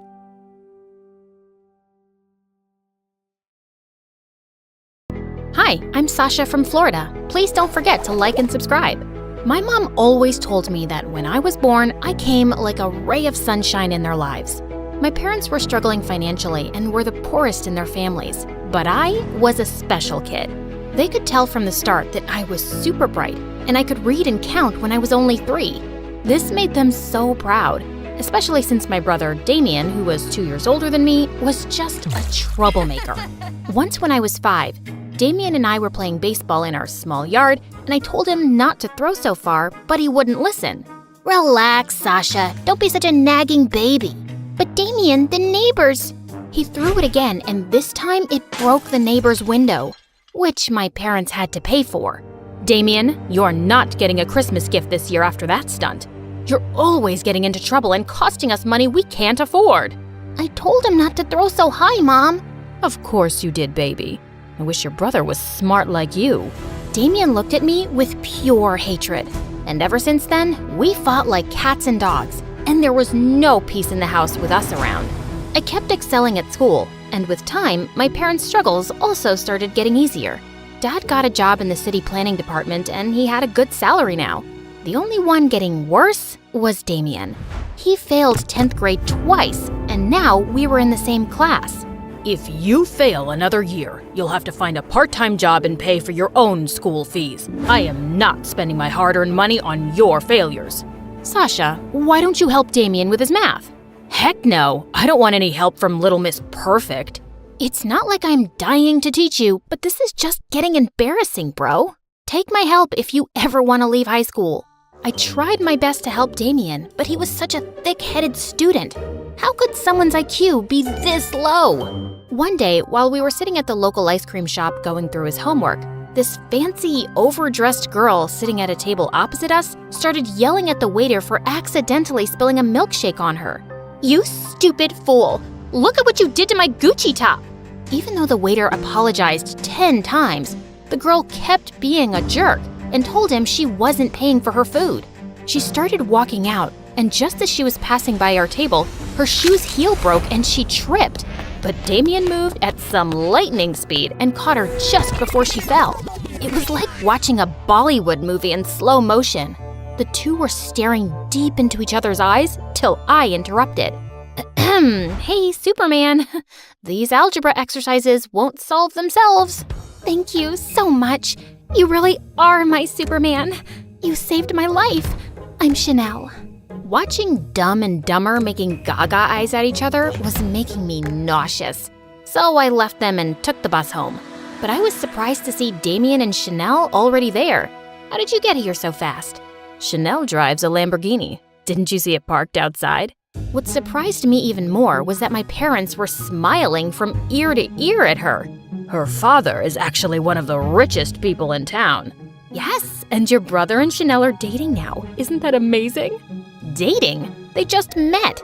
I had no idea what this girl saw in my brother or what she wanted from him. So when she was leaving, I caught up with her. Excuse me, Chanel, right? Yes, and you're Sasha. Your parents tell me you're so smart. Yeah, and I love my family very much. And even though my brother's dumb, I don't want to see him get hurt. So what's your deal? What do you mean? I just like him, and I'm gonna ask my daddy to transfer him to my school. I didn't think Chanel was serious, but a month later, Damien was going to her school, and she was coming over to our house for Sunday lunches. My parents started giving Damien all their attention, and I stopped existing. Damien, my darling, we're so proud of you. We always knew that there was something special about you. Hey guys, I got selected to participate in the international math competition. Oh, that's nice, dear. Oh, and Chanel, thank you for speaking to your father. Because of you, I now have a good job at the bank. But Mom, you don't even have any banking qualifications. Who needs qualifications when you know people in high places? My house was turning into a fake zone, and everything was about Chanel and Damien now. I wasn't used to this at all. When I was in 11th grade, Chanel invited us to her mansion for her birthday party. We were welcomed warmly by her mother, but her father was forever on a phone call. While my family were busy mingling with the rich, I found a quiet place on a balcony. Just then, this tall Superman-type guy appeared beside me, and I immediately felt nervous. The view is beautiful from here. I'm Clinton, by the way. I haven't seen you at any of Chanel's parties before. I'm her boyfriend's sister, not really a close friend. How are you related? Oh, I'm her ex-boyfriend. Why would you come to her party? Her father and I are very close, and he still wants me and his daughter back together. What? But she's with my brother. Chanel's father has helped me and my family a lot, so I'd do anything to help him out. Like, break up my brother and Chanel? Is that what her dad wants? And you'd do it? That's just crazy. They've been together for a year now, and they're in love. That's what you think. Sasha, what are you doing here with this jerk? He's obsessed with Chanel and keeps asking me to break up with her because he wants her back. You are such a fool. I'm just trying to help you, dude. Damien lunged forward to punch Clinton, who pushed him away roughly to defend himself. Just then, Damien tripped on a rug and landed hard on the floor. Damien! He was unconscious, and we quickly called an ambulance. While my parents and I sat in the hospital waiting room, I went to get some water when I found Chanel in Clinton's arms. You lying, cheating snake! My brother's seriously hurt, and you're here playing makeup with your stupid ex. You can't talk to me like that, Sasha. Oh, drop the act, you witch. Sasha, why are you making such a commotion? Because your son is in the hospital, and it's all because of this stupid girl you adore. Just then, I spotted Grandma's pearl necklace around Chanel's neck. Hey, what are you doing with that necklace? It was a gift from your mother. Mom, why would you give her that? You always said it was mine. Sasha, please calm down. Chanel has done so much for our family since she came into our lives. You need to be more thankful. Chanel is fooling all of you. She is not who she seems. Enough of your jealousy. Not everything is about you, Sasha. After my dad said that, I suddenly lost it and pulled the pearls off Chanel's neck, sending them flying everywhere. I ran away before my blind, foolish family could say more. When I went to see Damien later, he did not look great. You bruised like a peach, bro. But I'm glad you're awake. Where's Chanel? Listen, there's something I need to tell. I'm right here, Damien. Oh, you had me really scared, babe. Damien, don't trust anything she says. Just hear me out first. Sasha, just mind your business, okay? Chanel is the love of my life. Now please, get out. I saw that I was just wasting my time with my family, so I stopped talking to everyone and minded my own business. But a week later, everything came crashing down. Damien came home looking devastated because Chanel had broken up with him without any explanation. And when Mom returned, she said she'd also lost her banking job. I should have listened to you, Sasha. Chanel just threw me away like a toy she got bored of. And now, I'm back to being nothing. But you were never nothing, Damien. Yes, I was. I was always a disappointment next to you. But once I started dating Chanel, they finally noticed me.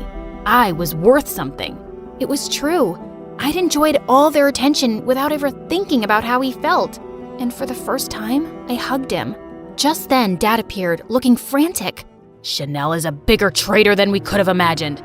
She stole some important work documents from my study, which proved that our entire neighborhood was built on some illegal land decades ago. Her father has those documents now, and he's planning to demolish the whole neighborhood to set up his factory here. Son, I think this is why she was dating you all along. And now we'll lose our house, and I'll definitely lose my job. I couldn't believe how far Chanel had gone to deceive us all, and I had to do something. I was sitting at the local cafe wondering what could be done when I spotted Clinton in the corner looking upset. Why do you look like you've been crying? Aren't you back with Chanel? No, I'm not. That day at the hospital, I was only hugging her because she was really upset about your brother. Whose heart she broke, by the way. Upset my butt. She totally used him. You don't know everything. It's all because of her dad. Anyway, I told him I didn't want to get back with Chanel because I don't love her, and he fired me from his company. Well, I'm sorry to hear that. But right now, I have to figure out how to save our entire neighborhood from getting bulldozed by Chanel's dad. I know how you can stop him. Look, I still don't really trust you, but I'm listening. Clinton told me that Chanel's father had some important documents in his safe at home, which proved he'd committed fraud to steal people's lands. I still have the access card to his home office, and the whole family goes to the golf course every Saturday morning. That's when we can get in. If we expose him, he'll be ruined. I was very nervous about this whole plan, but a lot of people were about to lose their homes, so I had to try. When the day arrived, we managed to get into his office and get the documents from the safe when suddenly Chanel walked in. What are you doing here? Chanel, I should call the police. I was scared out of my wits, but suddenly she took my hand. But I won't. My dad's been using me for his dirty business all this time, and I'm sick of it. I don't want anyone to lose their homes. So go and save your neighborhood. I suddenly hugged her. Thank you, and I'm sorry. No, you had every right to be angry, but you have to know, even if it started off as an act, I really did fall in love with your brother. Come on, Sasha, we have to go. They'll be back any moment now. The documents we had were enough proof to get tons of lawsuits slapped on Chanel's dad and shut his illegal businesses for good. And our neighborhood was safe. You did it, Sasha. We're so proud of you, love. Well, I wasn't alone. Clinton helped me. And Chanel. Just then the two walked in and Damien looked furious. What? Why would you have anything to do with these people, especially her, after what she did? She only hurt you because of her father, Damien. You have to give her a chance. Yeah, and all that time I warned you about breaking up with Chanel, I was just trying to protect you from her dad's plans. Because you're a good guy, Damien. Also, you should listen to your sister because she's strong and smart. I was taken aback by Clinton's words, and the way he looked at me gave me butterflies. We don't know about Damien, but we will never forgive her. Mom, Dad, you aren't completely innocent here either. You only started giving Damien attention when he brought a rich girlfriend home. And you accepted all kinds of favors from Chanel, even though you didn't deserve them. Let's just all forgive each other and start over, okay? We left Damien and Chanel to talk things over, and I was certain things would be right between them because they truly loved each other. We make a good team, don't we? I guess you could say that. We should, team up more often. Okay, I'll contact you next time there's another neighborhood that needs to be saved. Or how about you try to understand what I'm saying and realize I'm asking you out? Yeah, I understood that the first time. And sure, why not?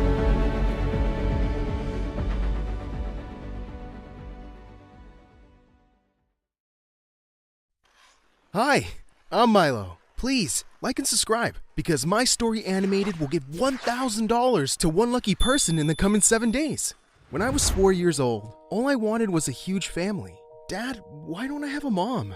All my friends have moms, brothers, sisters. How dare you say that to me? Am I not enough for you? Just go away. My dad was always like this, angry and irritated.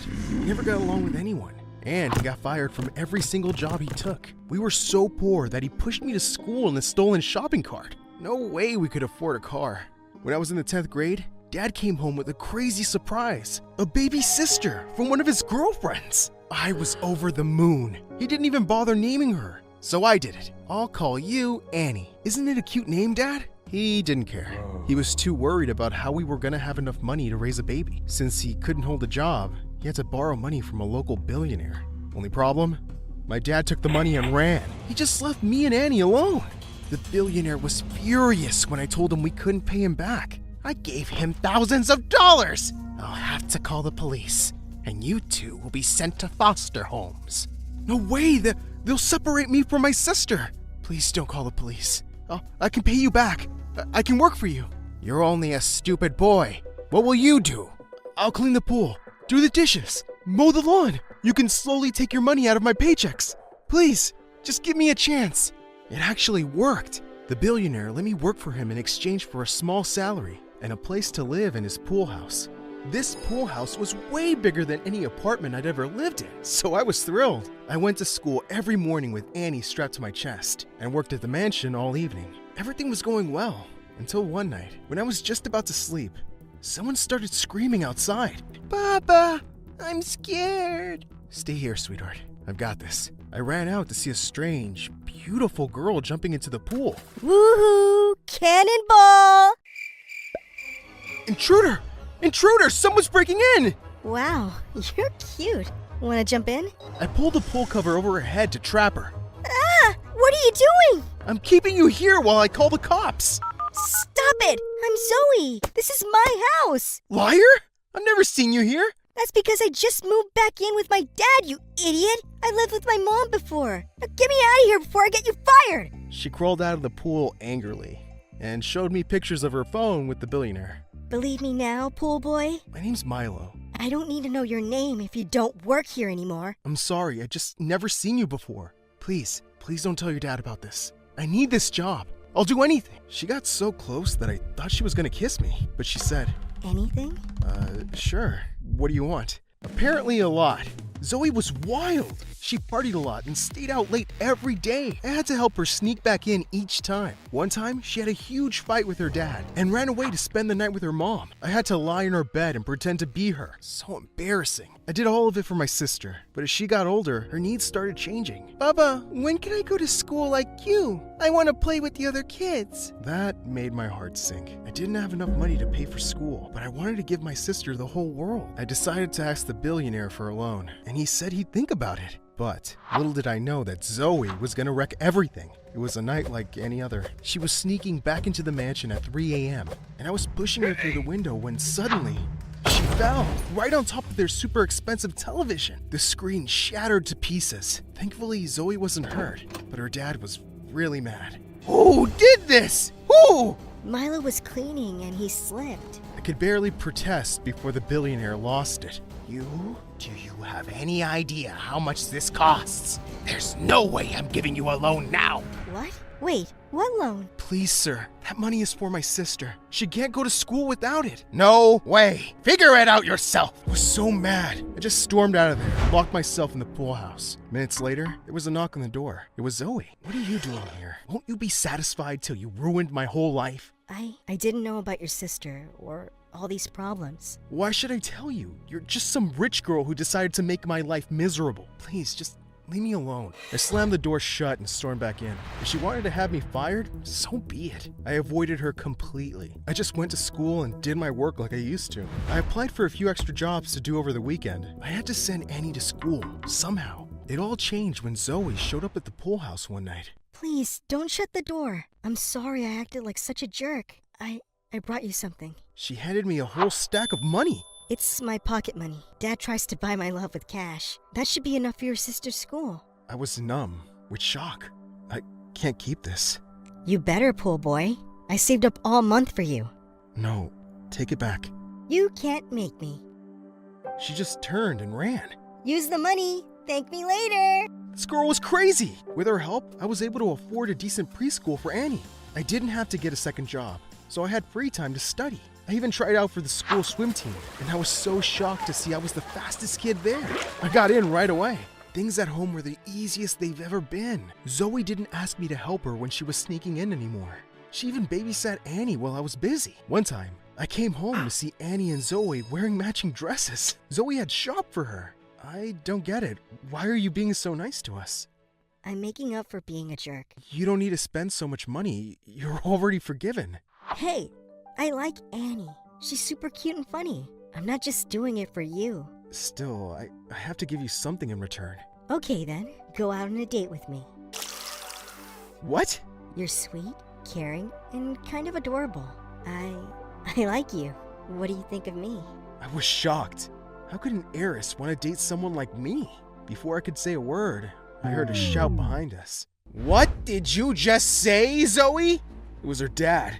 Did you just tell the pool boy you like him? His name is Milo. Who cares? You're not dating some poor beggar. Wait, is this why you've been asking me for extra pocket money? Have you been spending it on these two? He turned purple with rage and marched into the pool house. He started throwing all my things around. Where's all the cash? Where did you hide it? Give it back to me. Stop it! I grabbed him and tried to pull him back, and he shoved me away. Your sister is wearing a new dress. Did you get Zoe to buy that for you? You pathetic thief! He stormed towards my sister, and I lost it. I tackled him and threw him into the pool. How dare you charge at my sister? I'm gonna kick your butt! Just then, Annie started crying loudly, and in an instant, all my anger suddenly melted away. I grabbed her and marched into my house to pack all my things. I couldn't live with this monster anymore. I'm quitting. Don't you dare quit! You still owe me money. Then call the police. I don't care. I'm leaving. Yeah, clean your own pool. I took Annie and got the heck out of there. I called up my swimming coach and explained my situation to him. Thankfully, he and his wife let us live with them for a while. I tried to focus on getting a new job, but I couldn't stop thinking about Zoe. I called her many times since that day, but she never picked up. I had no idea how much trouble she was in. Annie missed her all the time, too. I thought I'd never see her again, until the day of a very important swimming match. All the schools were competing, and our biggest donors were coming to watch. I was so focused on the match that I didn't see all the missed calls on my phone from Annie's school. I swam my heart out and won first place. After the award ceremony, I checked my phone and nearly had a stroke. Annie was sick. Her school had gone crazy calling me to take her home. I literally flew out of there and dashed off to her school, ready for the worst. But I found her playing games on the grass. Bubba, look who I called. Zoe was behind her, giving me the cheekiest grin. I couldn't believe it. Don't worry, Annie's fine. She just ate some bad food. I threw up on my teacher. I gave Annie a tight hug, and she gasped. Bubba, you won gold. That doesn't matter. How do you feel now? I feel perfect because Bubba wins. Yay! I knew you're the best. I turned around to thank Zoe, but saw her leaving. I grabbed her arm and pulled her back. No way you're leaving just like that. We haven't spoken in months. What's going on with you? Zoe revealed how her dad had become super strict since the incident. He never let her go out anymore, and she could only sneak away when he was busy at work. And he was setting her up with some rich boy to marry him. That's crazy. We're just kids. He thinks I need to be kept under control. I wish I could leave, but he has full custody. Then you should take him to court again. You need to stand up to him. If you want to be with your mom, fight for it. She knew I was right. She convinced her mom to call their lawyer, but she was scared of moving her stuff out of the house. I decided to help her, and went to her mansion together. Her father had a total fit when he saw us. He tried to stop Zoe from packing, but I stood in between them like a wall. Move, or I will punch you! Why don't you try, old man? I'll knock you out right now. I'm calling the police. I have full custody, and Zoe cannot leave without my permission. Fine, do it. Mom's already talking to her lawyer, and she's gonna fight for me. And she will win after I tell the court everything you put me through. Just back off! She pushed him away, and we all stormed out. Her father kept screaming behind us, but we didn't care. When I finally got her to her mom's house, Zoe was literally jumping with joy. We could finally live our lives the way we wanted, and Zoe's dad tried to wreck that many times. He kept calling us for days till we had to block him.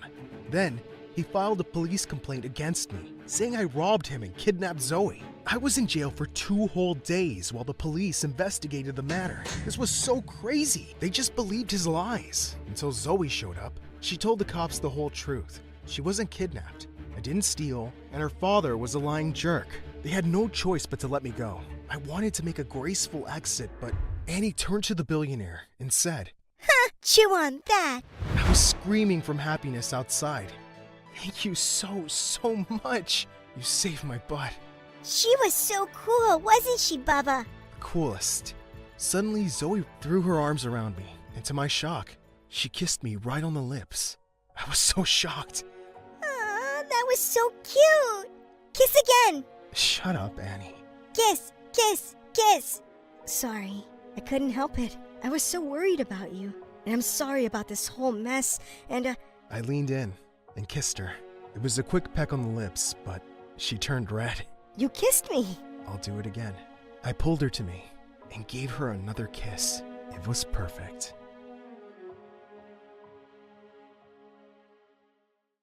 Hi everyone, I'm Lexi. Like and subscribe to get the gift you've been wishing for. Growing up, my parents were always super supportive of me and gave me everything I ever wanted. Even though they were self-made millionaires, they still made sure I understood the importance of hard work. But I was kinda bad with money. I had a spending problem, not on myself, only on my friends. I loved to treat my friends with nice things, like picking up the tab at restaurants, and they'd always act so grateful. Little did I know, their niceness was all because of my money. But it all came crashing down one day, and that's when I saw their true faces. When I was 13, my friends asked me to keep watch outside the library, and 10 minutes later, there were loud noises. All of them ran, and I was caught with a bag that had a bunch of firecrackers in it. But I didn't do anything, I swear. Believe me. She got tricked again? She's so dumb. I'm standing right here. Miss Cole, please. But none of it worked, and I was sent to detention for an entire week. At first, I was keeping to myself in detention because the kids were all mean. But one day, I was doing my homework when I heard a voice. It was the kid who usually sat there.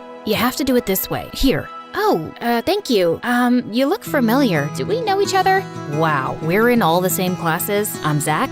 Never mind. Sorry, I've been so busy with my friends that I haven't had the chance to meet anyone new. It's fine. Heard they threw you under the bus again. Listen, you've always seemed like a nice girl, despite how naive you are. And Lexi, your money's the only thing your friends care about. Don't be fooled by them again, just because they act all nice to your face. They're barely even nice to my face anymore, to be honest. If they were, I wouldn't be here in detention. That evening, I thought about what Zach had said, and I had to admit, he was right. During that week of detention, Zach and I became friends. That was almost 3 years ago, and our friendship has only grown stronger since. A couple of months before high school, Zach had a major glow up, and all of a sudden, everyone wanted to be my friend for a whole new reason. But for me, he was just Zach, my best friend. I realized the reason I liked Zach so much was because I felt so comfortable around him, and he was so kind to me. Unlike my old friends, he didn't care about money and always split the bill when we went out. He also never let me buy him expensive gifts. He didn't see me as the rich Lexi, but as Lexi, a bro of his. What a weirdo. Zach was such an amazing friend, but little did I know that one day, he would be the one to turn my world upside down. Once, when I got the highest grades in 10th grade, Zach threw me a surprise party with my parents. It was totally awesome. So many huge celebrities were invited, including Iris. I loved her. The party was a blast, and I had an amazing time. Can this day get any better? Turns out, no, it couldn't. But it could get weirder. I was in for the biggest plot twist of my life, like the twist at the end of the movie The Sixth Sense. As I was walking up to my room after seeing off my friends, I heard my parents arguing, which was really weird because they hardly ever fought. No, we can't tell her. What if she leaves? She's my baby. But she has a right to know. We should have given her the letter when she was younger, but we kept putting it off. We can't keep her in the dark forever. It's time. She should know about her real family. Mom? Dad? What are you talking about? Honey, we can explain. Before they could stop me, I snatched the letter off the table, and then my entire world crumbled. Is this real? I'm not your daughter? Of course you're our daughter. You'll always be our baby girl. But it is true that we are not your biological parents. How could you keep this from me? Lexi, we're sorry. This is not how you were supposed to find out. We wanted to tell you sooner, but your mom, birth mom, left that note when she left you and your brother at the orphanage.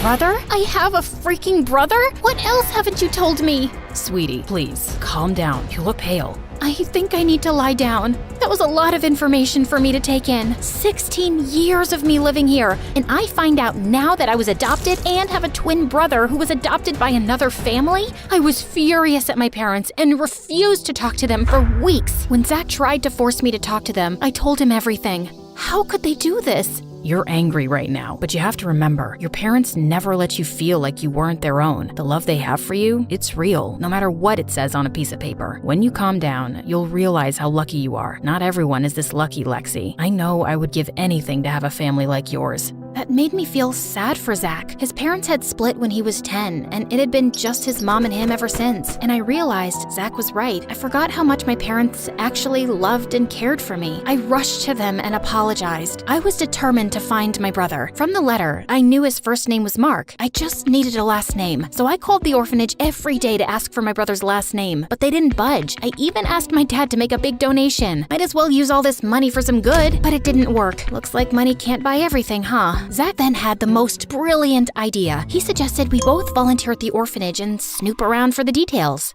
Oh my god, I love you. And your amazing brain. Sorry.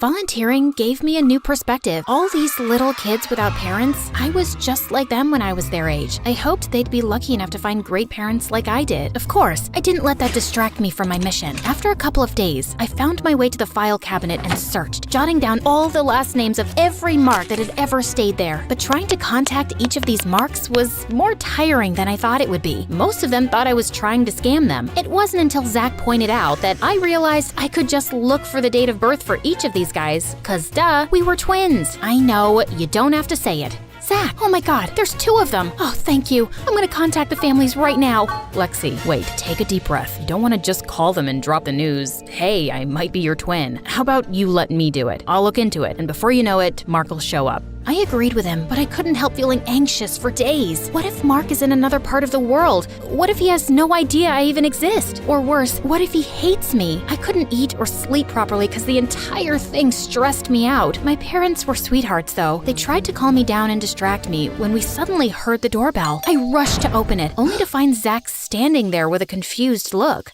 Did you find Mark? I'm still looking, but this guy showed up. Are you Lexi? Wow, it's so crazy to finally meet you. You look just like I expected. I'm getting goosebumps. I'm Mark, your twin brother. What? I couldn't believe my eyes. My twin, my own brother, was standing here in front of me. I cried and hugged him. You know those heartwarming reunion videos on YouTube? Never thought I'd be one of those people. We had the same hair color, the same eye color. We even laughed the same. But he was much taller and had an English accent. Turns out his adopted family had taken him to the UK, and he came all the way from there to look for me. He showed me the adoption certificate. My parents told me the truth a year ago, and since then, I've been trying to find you. And a couple of weeks ago, I finally got your address and had to come right away. I had to see my sister. Look, I even have the birth certificate and my adoption papers from the orphanage. Oh, I'm so glad. You have no idea how much I've looked for you. Mark stayed with us for a couple of weeks, and we did our best to make him feel at home. I showed him around my school, got along with Zach, and best of all, I got to introduce someone as cool as him as my brother. All the girls at school were even drooling over him. It was probably because of the accent. He told me all about his life, the UK, and his projects and fundraisers that he started in order to help as many people as he can. He was like the perfect brother. I was so caught up spending time with Mark that I was losing touch with Zach. Whenever Mark wasn't hanging out with me, he was with Zach. It was like they were long-lost twins, honestly. Zach was always asking Mark questions, and my brother seemed to enjoy talking to him. Are you in love with my brother? What? No, why? You keep following him around like a lovesick puppy. What's going on? It's nothing like that. It's just something doesn't smell right about him. Is that jealousy I'm detecting? Don't worry, Zach. There's one girl always on your side. Me, your best friend. No thanks. But seriously though, something's off. I know, I've kind of been MIA. I've just been trying to make up for lost time with my brother. But don't worry, I haven't forgotten about you, Zach. But Zach continued to follow Mark more than usual, even at home. One day, I caught him snooping around Mark's stuff, and I confronted him, asking why he was so obsessed with him. Because I don't trust him. I don't want you getting hurt. Zach, I finally have my brother after years. If you care about me, just let this go, please. But I'm not lying. Over the next few days, Zach stopped coming over, and Mark and I spent more time catching up. It was stressful fighting with my best friend, but at least I was having fun with my brother. We went out to fancy restaurants and on expensive shopping trips. Mark offered to pay, but I insisted every time. I was so happy to finally have him in my life that I figured buying him nice things was the least I could do. Well, he was always talking about the fancy cars in our garage, walked in and out of Dad's walk-in closet, and was so excited to see his watch collection. Apparently, he was a huge fan of fancy watches.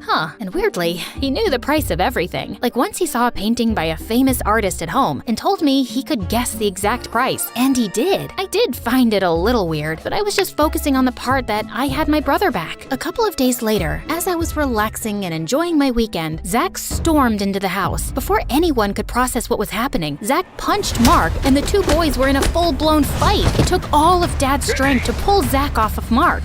What is wrong with you? Have you completely lost it?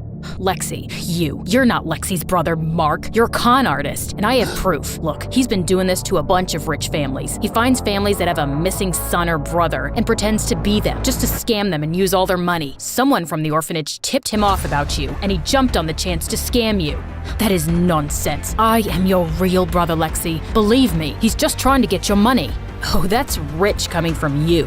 Both of you, shut up! Zach, you're unbelievable. I asked you to let this go. For the last time, he is not your brother. I am. Of course you are. You're not just my best friend, Zach, but I also see you as a brother figure. But you're obsessed with Mark. This has to stop. Please. I meant your real, biological twin brother. That's me, not him. I know it sounds insane, but it does sound insane. This has gone too far now. I just can't. Lexi, you're my best friend. You have to believe me. You know I wouldn't lie about something like this. The day you showed me the names of the adoptive parents, I was shocked because my dad's name was there. Henry Duckstein. That was the name of my adoptive dad. After my parents divorced, I took my mom's last name. Yes, last name. The paper said my brother's name was Mark. Exactly. This man is an imposter. Shut up! My adoptive parents named me Zach. I confirmed with Mom too. That's when things started to shape up, but I didn't want to get my hopes up until I had proof. And did you find proof? Got a DNA test done. It's a match. Lexi, you're my twin sister. The moment I got this report, I came here right away. I felt like my mind was racing. It was a lot to take in. Why? How could you? I trusted you. Come on. Before the jerk could spew more lies, I gave him a tight slap that definitely rang his ear. He looked like he was about to run away, but then Zach and my dad tackled him. Moments later, police were at the door. Zach had reported this imposter Mark before coming over. He was arrested, and I was left too shocked to understand what the heck just happened. It took me a couple of days. Okay, I'm lying. It took me a couple of weeks to come to terms with the reality, and once my head was clear, I went straight to Zach's, my brother's place, and the moment he opened the door, I hugged him tight. I can't believe I was so blind. I'm sorry for not listening to you. I love you, Zach. You're the best brother, best friend, best everything a girl could ever ask for. It's all good, Lexi. I'm always here for you, no matter what. I mean it. Brother and sister share a strong bond. When they're together, they can win any battle.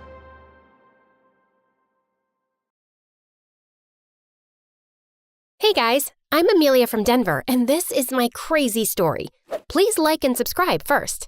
I was 6 years old when I moved to my aunt's house with my sister Olivia, who was 4 years older than me. Olivia and I, well, we had sort of a bittersweet relationship. More bitter than sweet. We just didn't get along. Olivia drew an imaginary line between us because she needed her space, but had no respect for mine. Like once, when I was dreaming of Justin Bieber, she woke me up to yell at me. "Your blanket's on my side of the bed. Move over." Are you kidding me? And then there were times when she treated me like her servant. "Amelia, go get my charger. Bring me a glass of water. Are you blind? Don't you have legs? Move your butt and get it yourself." Every time I'd answer her back, she'd look at me like I slapped her in the face, and then give me notes on how she was the best sister in the world. "I bought you a new bag from the dollar shop on 2012-2019. I saved you from the bullies when you were in the 4th grade. And when you were hungry as a bear on March 13th, 2014, I cooked noodles for you. What in the world? Oh, God. Wait, you forgot. You said good morning yesterday, so what now? Would I have to do laundry for you for a year? Man, you're weird. She was crazy, but she was also kind to me on rare occasions. Like when she gave me her Netflix password, even though I begged and pleaded for it for 4 years. She also gave me her phone when I asked her. Oh, she wasn't that generous. She did it because her boyfriend, Cooper, got her a new one. Even though we fought a lot, she was still always around. But after high school, Olivia started spending less and less time with me. She was busy partying with her friends. She would come home late almost every night. One time, it was very late and Olivia hadn't returned home. My aunt and I were worried sick. Olivia, where were you? Why didn't you answer your phone? Don't try to be my mother. Just mind your own business. Ugh, I waited for you all night. Look, the sun is almost up. This isn't right.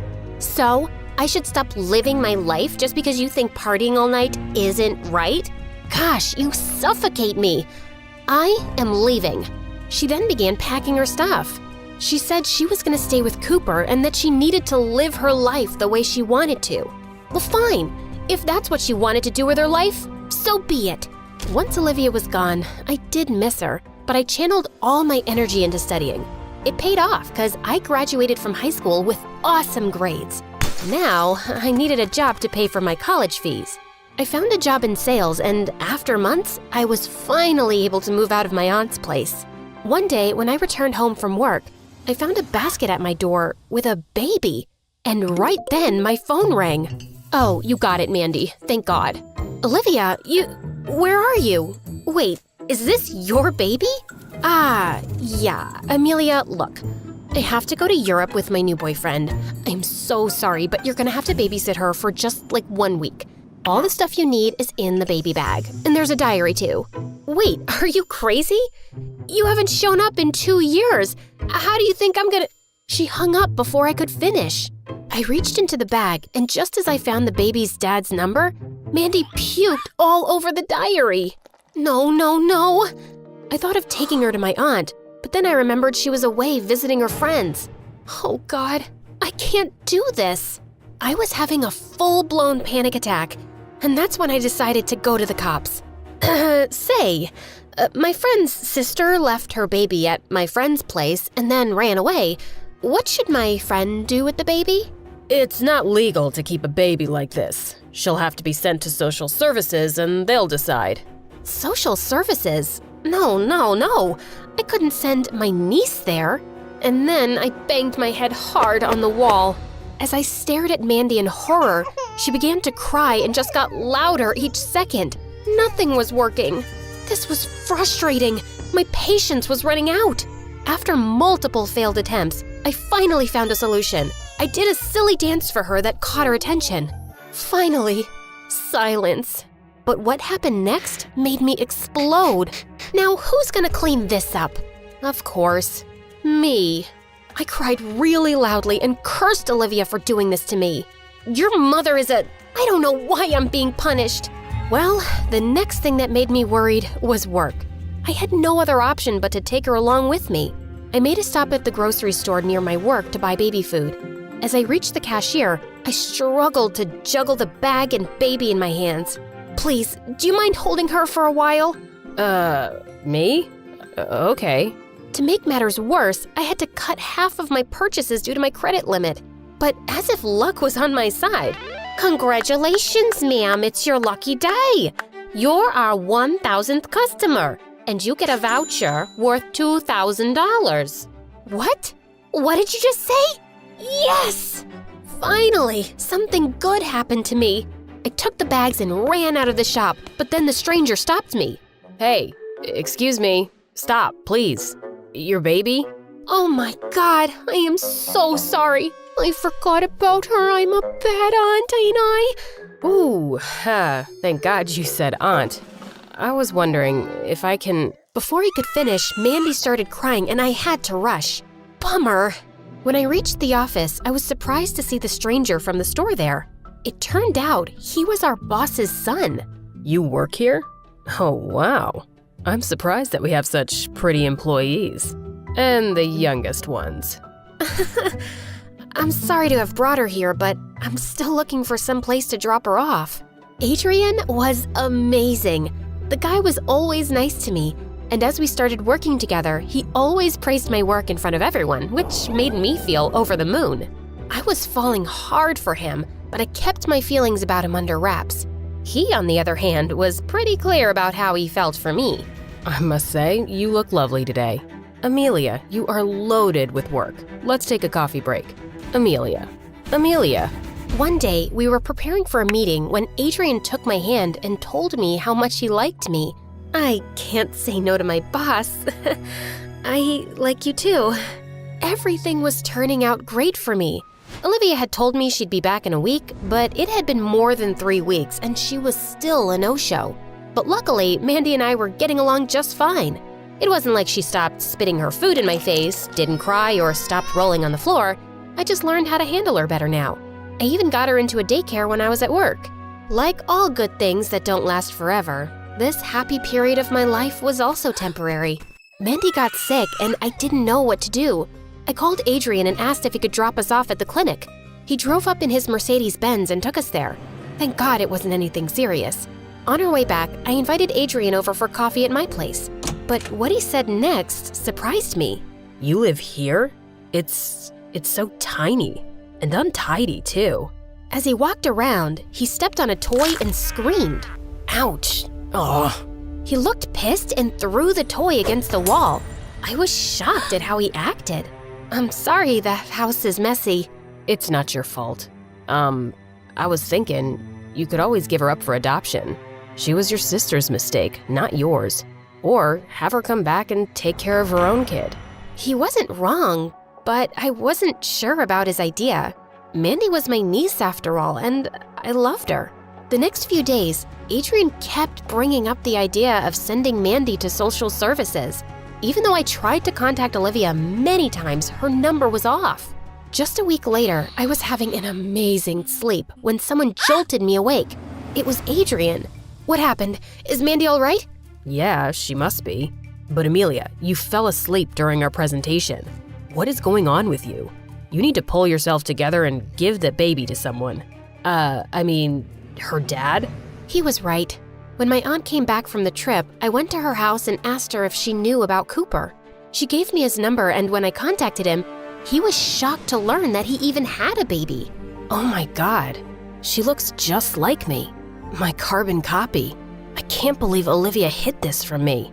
He then told us how Olivia had left him for another guy, never telling him that she was pregnant. I felt really bad for him. I couldn't believe my sister would stoop so low. When Cooper took Mandy away, I realized how much I missed her. Those tiny hands and feet, that toothless smile. Gosh, I wanted to hug her just once more. I busied myself with work, and it went well with Adrian. He gave me expensive gifts and would take me out for dinner every day. One time while I was out with him, I mentioned how much I missed Mandy, and he just snapped. Mandy, Mandy, Mandy. It's always Mandy for you all the time. I'm sorry. Look what I got you. I need to go, please. As soon as I was out of the restaurant, I went to Cooper's place, and what I saw there had me laughing. Cooper had a pacifier around his neck, Mandy in his arm, milk powder in his hair, and a rattle in his other hand. I'm sorry, but I can't stop laughing. It's okay. At least I made you laugh. Let me try. Oh, you made her sleep even faster. As he cleaned up the mess, I helped him, and we felt exhausted and hungry by the end. We ordered online, and honest to God, the food was 100 times better than the fancy restaurant Adrian loved taking me to. Right then, my phone rang. Think of the devil. It was Adrian, apologizing for snapping at me. He wanted to meet me again, but hearing Cooper's voice in the background, his mood changed. You don't have time for me, and there you are with some other guy? Who is he? I just couldn't handle his drama, so I hung up. Since I really liked spending time at Cooper's house, I went to visit Mandy and him almost every day. However, that didn't sit too well with Adrian because I had to face him at work too. One time, he invited me on a date to a fancy gala, and I reluctantly accepted. I wanted to finish things with him, and that could be my chance. But once I reached the place, his face twisted the moment he saw me. Oh, God. Why didn't you wear the dress I gave you? Come on, let's go. You need something proper for this gala. I can't be seen with someone who dresses like this. What the heck? Fine, you won't be seen with me from now on. Wanna know why? 'Cause you are one snobby, arrogant, and annoying jerk. Oh yeah, great. You're making me the bad guy here? Who's cheating on me with Cooper? Admit that you like him. His words hit me. I think I really had feelings for Cooper, and I was kinda cheating. Ugh, you are crazy. We're done, Adrian. Goodbye. Saying that, I left, and on my way home, Cooper called, and I told him everything that Adrian had done. Since I didn't have a ride home, Cooper insisted on picking me up. He parked on the other side of the road, and when I turned toward him, my heel got stuck in the wet grass and it broke. Seeing me struggle, Cooper rushed to me. Uh-oh. Are you okay? Are you hurt? Oh, God, you're soaking wet. Here, wear this. Ah, thanks. It's just this stupid... Ugh. The next thing I know is that Cooper had me in his arms and carried me to his car. He delicately seated me. Oh my gosh, my heart was beating really fast, and I was sure he could hear it. I had never felt this calm and protected. Once we were at Cooper's place, I changed into dry clothes that belonged to him and snuggled next to Mandy. Can I crash here for the night, Cooper? I am too tired to go home now. What? Yeah, I mean, you don't need to ask. It would be great if you could stay with us. Really? Yeah. In fact, I'd love to have you forever. Oh, wow. He really liked me. I did a happy dance inside my head, but I just nodded my head. A few days later, I resigned from my job and even changed my number because Adrian was constantly calling me. In a few months, I moved in with Cooper and was living my best life. I loved Mandy so much, and being able to be with her brought me so much joy. Everything was going smoothly until one day, Olivia returned. And seeing Cooper and me together, she looked shocked. Olivia, you? What brought you here? Finally got time to worry about your daughter? I was looking for Mandy, but I didn't find her at your place, and here you are. Olivia, Oh, cut it out, Amelia. How are you feeling after betraying your sister? How could you say that to me? You left your kid. You cheated on your boyfriend and ran off with your new fling, and never told him about his child. I am not the one betraying anyone here. It's you. Unbelievable. With those words, Olivia left.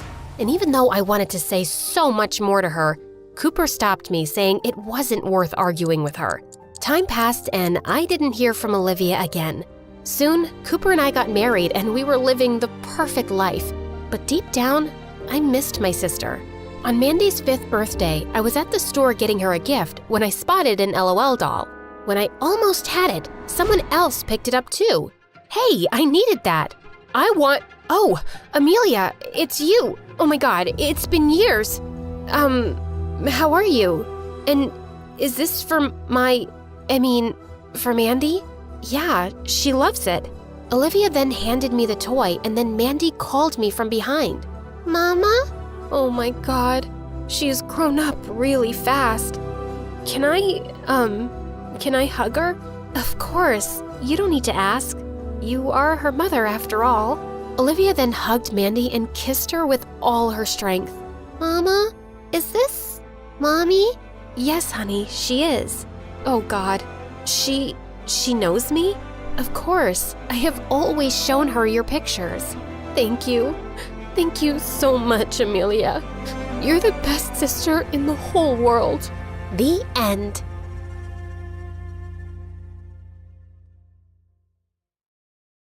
Hi everyone, my name is Judah, and I live in Seoul, South Korea. I was only 4 years old when I learned that something was very wrong with my mom. Other kids always hug and kiss their parents. Why can't we do that, Mommy? Ugh, don't call me that. She turned to walk away, and I had to take my shot. I ran to her and grabbed her in a tight hug. Just go like this, Mommy. It's easy. She literally ran away from me.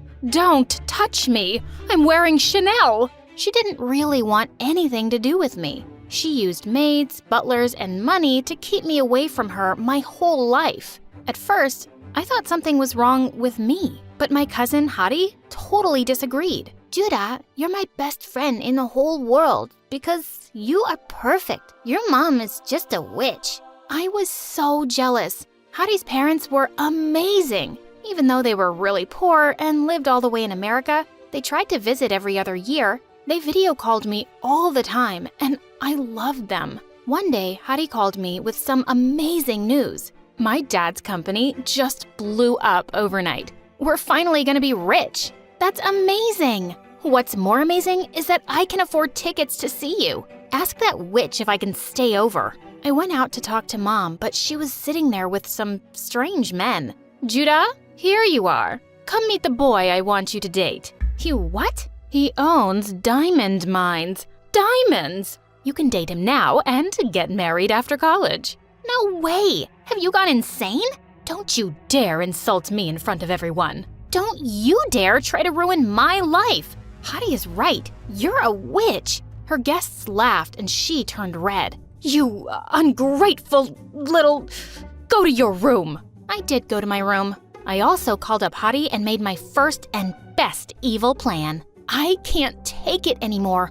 I'm running away from home. Now that your parents are rich, can I live with you?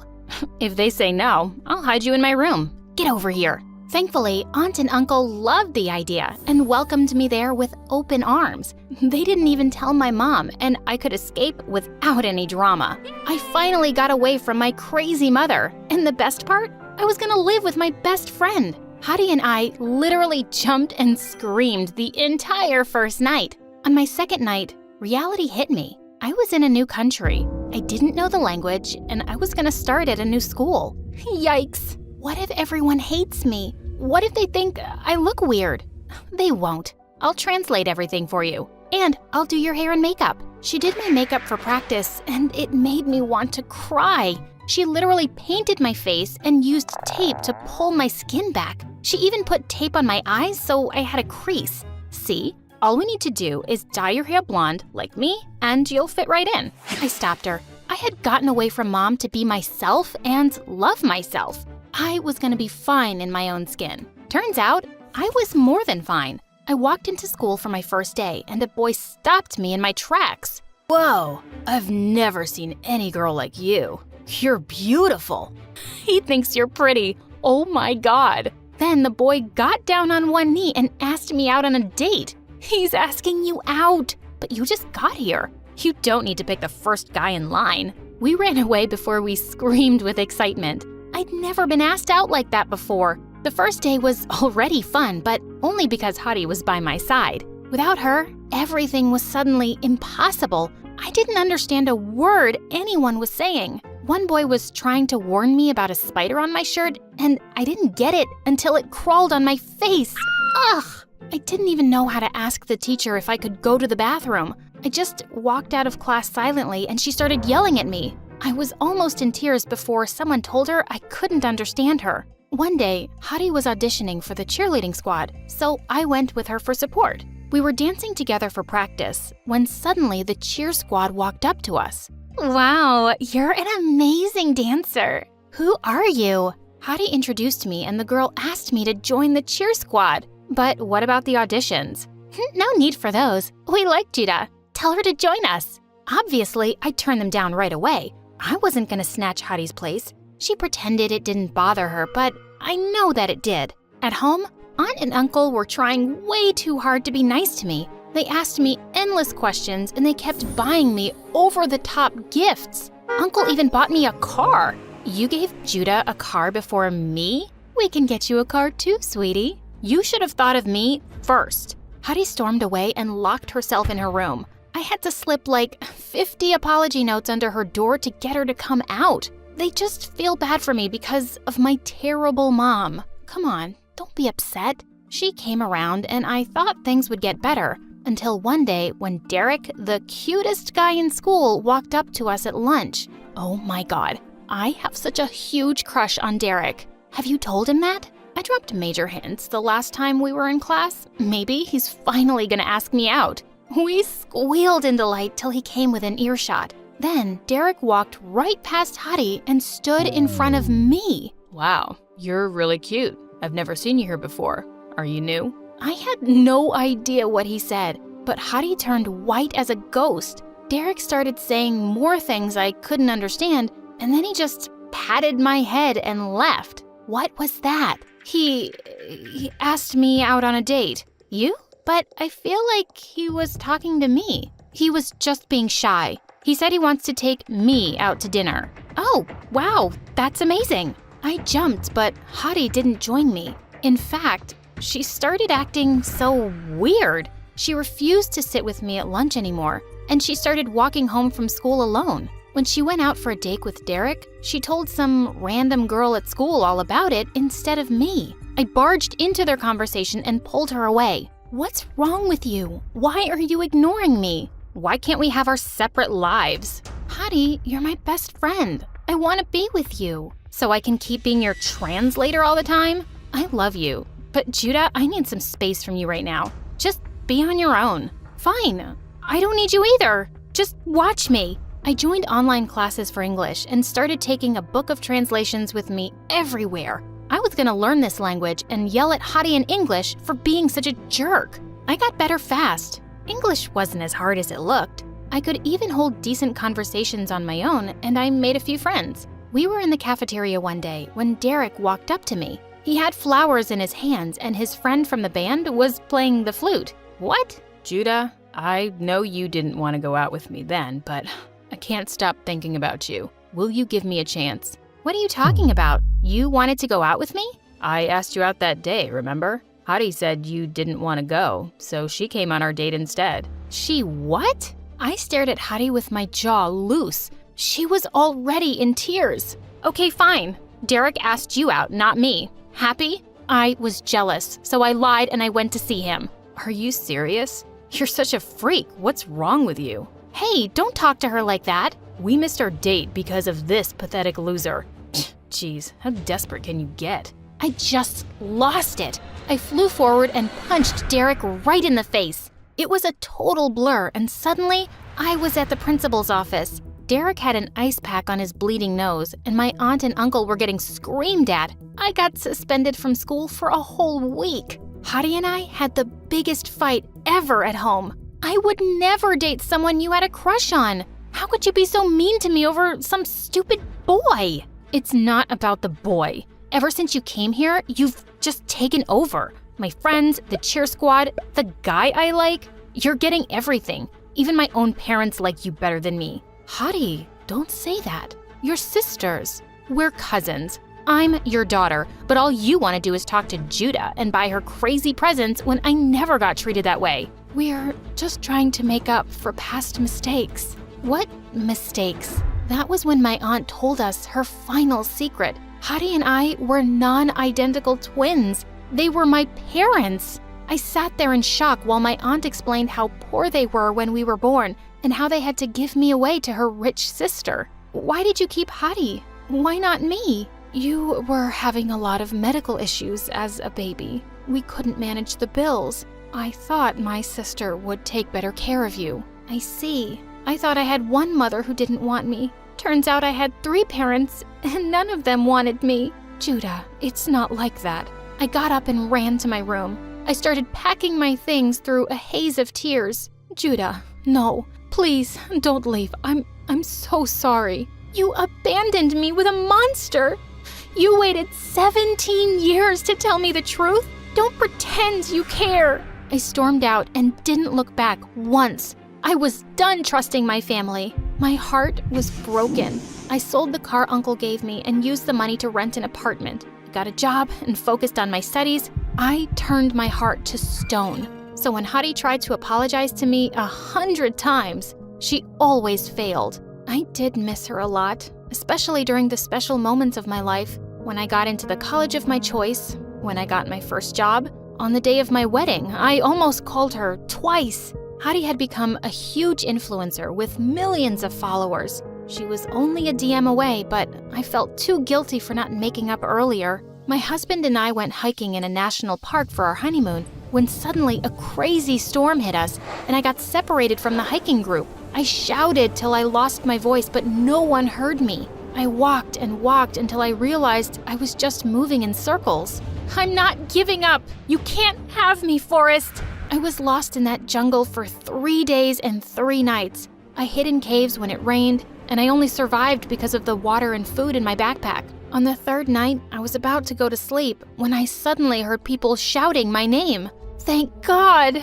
I raced out of my cave to see hundreds of people walking in the forest with torches, and the person who was running towards me, screaming her head off, was Hadi. No way! Hadi? I found you. I found you. Hadi and I hugged each other so hard we fell to the ground. I'm so happy you're okay. Oh, thank God. How are you here? Who else was gonna find you? My followers work way faster than the police. I burst into tears and hugged my sister tight. Hadi, I don't know what I would have done without you. I'm so sorry. Don't you dare say sorry to me. You were the one who got left with that witch. I was all you had, and I was so terrible to you. Just forget everything that's happened before this. Today, you saved my life, and I'll love you forever for it. I love you too. Oh, I've missed you so much. Just then, Mom saw me, and she broke down crying. Judah, you're safe. I thought I'd lost you forever. I'm so sorry, Judah. I'm sorry I gave you away, my baby girl. I just thought I couldn't take care of you. I loved you too much, and if something happened to you just because I couldn't afford the medical care, I would have. You did your best, Mom. I know you did. Didn't you just say Mom? Yes, Mom. Oh my God. My mom hugged me again, and Dad joined in seconds later. We cried and laughed together, and my family was finally whole. Hi, I'm Violet from Vermont. If you like my story, like and subscribe to MSA. I grew up with a single mom who made sure to provide everything for me. Mom was awesome, but whenever I'd see my friends at school with their dads, I'd ask Mom about my dad, and she'd just make light of it. I asked him to get bread one time. Looks like he's still searching the aisles. Even though she laughed, I knew the question bothered her, so I stopped asking. My mom loved me to bits, and that was all that mattered. One time when I was 13, everything changed. I was just minding my own business when a fight broke out in school. I tried to get out of the way, but a kid shoved me. When I got up, I saw a huge puffy rash appear on my skin, and I screamed. What was that? I was taken to the doctor, who told me I had dermatographia, a major skin allergy to anything I touched. My skin was sensitive to everything, even just scratching an itch. The doctor told me it was normal for it to start at my age. She reassured me the rashes passed quickly, but the condition would not. Mom, these look so ugly. Oh no, darling, you're just overthinking it. You'll be fine. We'll get you new clothes. If you're uncomfortable telling it to others, you don't have to. Of course I didn't want to. After that day, I started wearing long sleeves and jeans and even wore gloves. But soon, kids started to have a problem with me being covered from head to toe. I would always tell them that I had a condition, but they'd ask me to show it to them, and I didn't want to. My illness wasn't some freak show. Are you some kind of werewolf? Do you have tons of body hair that you have to keep yourself covered? Or maybe she has scales. Who knows? It's so weird. Who knew people could be so annoying? One time, as I was putting my books in the locker, a girl came over to me. It was Charlotte. We were both in the same class. How come you always wear long sleeves? Another one. I was so done with these questions now. It's never too late to shut up and mind your own business. Wow, so rude. I was just asking, because you know kids say so many things about you. But I know the reality, I think. Well, I know you have a tattoo. That's why you keep yourself so covered, right? Bingo! Whoa, really? How did you get it? My dad would never let me. I guess if my mom was still living with us, then she would have allowed it. Oh, she didn't have her mom with her. That made me feel sad, and I decided to cut her some slack. I asked her to sit with me in class, and it turned out she was a pretty nice girl. I liked her. Soon we started watching MSA videos and hanging out after school. My mom welcomed her into our home with open arms, and her dad was really nice to me. Nice to meet you, Violet. Dad, you're embarrassing. Thank goodness Violet understands how it is. What really solidified our friendship was when we went ice skating. I was so afraid of falling because my rash would appear, and when it did, I was so embarrassed. But Charlotte, she was so understanding. Ah, it's nothing. Come on, let's skate more. Over time, we became best friends, and we were super close. One time when I was in 9th grade, I saw Mom talking to someone in a hushed voice on the phone just as she saw me enter the house. Well, that was weird. I tried to leave it alone, but it became a routine. She'd be on the phone, and the moment I'd appear, she'd act on edge. One night, I heard her go out, and when I looked out the window, I saw Mom with Charlotte's dad.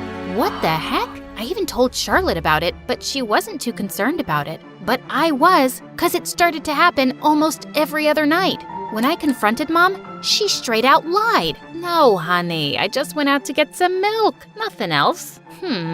But when one night I heard Mom leaving the house, I decided to follow her. Suddenly, a car pulled up in front of me. Just then, I heard a familiar voice. You look like you need a ride. It was Ben. He was the new guy in school and a couple of years older than me. And since he was so active in the Students' Council, everyone knew him. He was someone I could trust. So I got into his car and followed Mom. So, who's in that car? My mom. I want to catch her red-handed today. She's been sneaking out a lot lately. That's a first. All of a sudden, Ben hit the brakes seeing a cat, and before I could jolt, he grabbed my wrist. Are you all right? I'm sorry. I didn't mean to hurt you. It's nothing. I just don't like being touched, okay? We found my mom at a small diner sitting across from Charlotte's dad. After Ben dropped me off, I barged into the diner. I knew it! You lied! Violet, it's not what it looks like. Please, sit. Honey, please. I didn't want to, but seeing Mom plead, I sat down. I should have told you earlier, but I wanted to wait for the right time. Violet, Charlotte's dad is also your dad. What? It's true. Darling, I am sorry. Leaving your mom was the biggest mistake of my life. But now, I want to make up for lost time. Apparently, Dad and Mom had dated but broke up after I was born, and Dad moved on to marry Charlotte's mom. And now, Mom and him wanted to get back together. My head was spinning. They both lied to me. Why now? Why wait all this time? Does Charlotte know? She doesn't know about this, and I'm afraid I can't tell her right now. The divorce from her mom has been tough on her, and I wanted to wait until the right time to break the news to her. Can you keep this a secret, please? No, none of this makes sense, and I hate you. I ran out of the diner with tears in my eyes, but Mom chased after me and drove me home. She begged me to give him a chance. Don't you at least think Charlotte should hear it from her own dad? She had a point, so I agreed. For now. The next day at school, I was feeling so nervous to face Charlotte. Hey girl, I tried to call last night. How about we catch a movie tonight at my place? At her place? No way! Right then, I saw Ben walking down the hallway. Before I could think of what to say, he came up to me. Violet. Ben! Charlotte, this is my date tonight. Date? Yeah, we're going out. Right, Ben? Yeah. I'll pick you up at 7. See ya. Vi, this is your very first date! I felt bad lying, but hey, it was a good save. But at home, Mom told me Dad wanted to talk to me, alone, and I had to see him. But in the evening, I found Ben waiting for me at my door with flowers. Oh, I am so sorry. I totally forgot about our date. I have to meet my, someone. As I started walking, Ben offered to drop me off, and I accepted. I met Dad at a park, and he had nothing new to say except tell me how sorry he was about leaving Mom and me. Please, don't you have anything new to add to your story? Listen, honey, I know... Don't you dare. You don't get to call me that. You can't just come waltzing back into our lives and act like everything's fine. Saying that, I ran out of the park and saw that Ben was still there. When I asked him why he waited for me, he told me how he just wanted to make sure I was all right. I found that quite sweet. On our way back home, Ben got me some ice cream and we talked. He sure was a sweet guy, and I was liking him a lot. All of a sudden, Ben came near me and touched my nose. Got it. You were looking cute with some ice cream on your nose, though. Oh, I thought... I was gonna kiss you. That wouldn't be so bad, would it? It sure wouldn't. But the rash? Gosh, I couldn't tell him about it. What if he was grossed out by it? I told him I wanted to take things slow, and he nodded. After that day, Ben and I started to go out often, and I guess that's why avoiding Charlotte became much easier. Whenever she'd ask me to come over to her place, I just told her I was with Ben. So, does he know? I almost jumped, thinking she meant about Dad, but she was just talking about my skin. No, and you can't tell him. I just can't deal with that right now. Okay. How about I ask my dad to come pick us up and we can go to the mall? I feel like I'm not spending enough time with you. Maybe later. A couple of days later, I was having lunch when Charlotte joined me. But just when Ben came and sat next to me, her face twisted. She got up and walked away. I followed her, and when I asked what happened, she went bonkers on me. Ben, Ben, Ben! He's always around you. Do you know that you have a best friend too, who is missing you? I thought we were like sisters, but now you're ditching me like I'm some third cousin. You don't even come over to my place anymore. Well, that was 'cause I didn't like seeing her dad, our dad, but I couldn't tell her that. But I realized it wasn't her fault. After all, Charlotte was my best friend. So I decided to go to the movies with her after school, and she was ecstatic. We had loads of fun at the movies, but just when we got into the cinema's elevator, the door suddenly closed before others could get in, and the lights went off. Oh God, this wasn't good. Getting stuck in an elevator was my worst nightmare. Vi, you okay in there? I'm calling for help. Hang on in there. Charlotte, fast. I can't stay in here. Every second passed inside that elevator felt like a lifetime. Finally, when the elevator door opened, I saw Dad. He instantly swept me in his arms. Oh my God, my baby. I was so worried. When Charlotte called, your mom and I rushed here. I just couldn't imagine losing my daughter again. What did you call her? What's going on? Dad had no choice but to tell her the truth. And when he did, Charlotte went completely ballistic. Out of nowhere, she transformed into a loud, angry monster. How dare you lie to me? You're ditching me, just like Mom did. Charlotte, please, at least listen to him. Dad had a reason. And you knew about this? How could you do this to me? You and your mom? Stay away from us.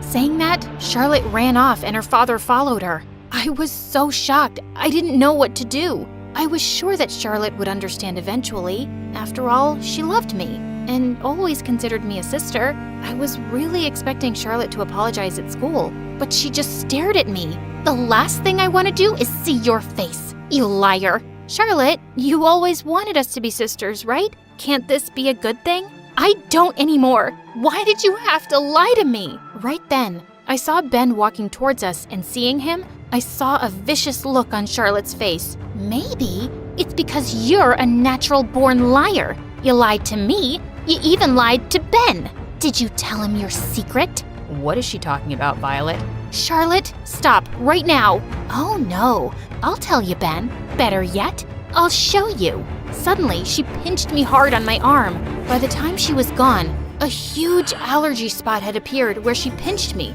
Everyone stared at my arm, including Ben. He didn't say one word, but the look in his eyes made me realize nothing between us was going to be the same anymore. Because of the stunt Charlotte pulled, she got detention while I called Mom and she picked me up. I just couldn't be at school. I refused to talk to Mom and didn't even go to school for over a week and just locked myself in my room. I even turned off my phone. I just wanted to be away from everything and everyone. Thank God winter vacation started and I had some time to deal with the whole drama. One day, Mom entered my room and hugged me. I felt like I hadn't hugged her in a million years. Mom, can we move away? I don't want to go to school, see Charlotte, her dad, Ben, anyone. Honey, that's not the right thing to do. I know what Charlotte did was very wrong, but put yourself in her shoes. I never told you, but when Charlotte's mom left, the poor girl was completely traumatized and depressed for months. She totally lost it. Oh my God. Turned out, Charlotte had had a huge breakdown when her mom left. She needed years of therapy and only stopped going recently, which is why Mom and Dad thought she could finally be ready. But perhaps they were wrong. That would explain her reaction. She went through so much. You should have told me, Mom. I should have known about her condition. Honey, we thought to tell her when the time was right, but the way things unfolded left her shocked. The entire night, I kept thinking about Charlotte. Her mom had already left her. No wonder she was freaking out about me stealing her dad from her. I needed to make things right. First thing in the morning, Mom drove me to Dad's. He had Charlotte standing up front, who was so angry she was shaking. "Why are you here?" "To tell you that I love you and that won't change." I love you both too. Even before you knew about Violet, I loved you both, sweetheart. "You don't love me, Vi. You abandoned me for Ben, and now I will forgive what you did. I can't be abandoned again. I can't." "No one is leaving, Char. I understand you were hurt. I just wish you would have told me." I stepped closer to her and grabbed her hands. "But you hate being touched. I don't care. You are more to me than any skin rash. And it's about time you knew it. We're family. I should have never tried to hurt you or keep you away from our father. I was selfish. I'm so sorry." We all went into the house together for our first family breakfast. Charlotte and I got closer than ever, and our dad was pretty cool too, but no one was better than Mom. A week later, Charlotte made a plan for us to visit a ski resort in our town. Considering what a disaster our last outing was, it was so much fun. We both went for the ski lift, and just as I sat, I saw Ben next to me instead of Charlotte. "Talk, you two!" Well, it was awkward, considering how hard I was avoiding Ben lately. I'm sorry. I then showed Ben my skin condition, and he just smiled, saying how it only made me cool. Charlotte, your arms are beautiful. I can't believe you'd hide something so cool from me.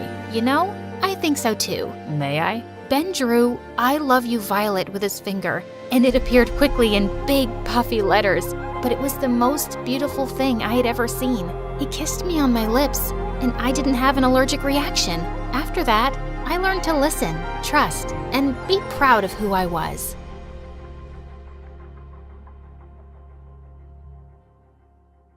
Once there lived a pair of twin sisters who loved each other deeply, so deep that they would share everything they had. It just so happened that they got married at the same time, and then got divorced very soon at the same time. But little did they know, one of them was pregnant. So the pregnant one said, "Don't worry, sis. Whatever is mine is yours too. We will share this baby." They even had it documented that the other one will be the baby's second guardian. Soon after that, a cute little baby girl was born. The aunt held the baby in her arms lovingly. "Oh, she's such a cutie. And look, she has my eyes." "Huh?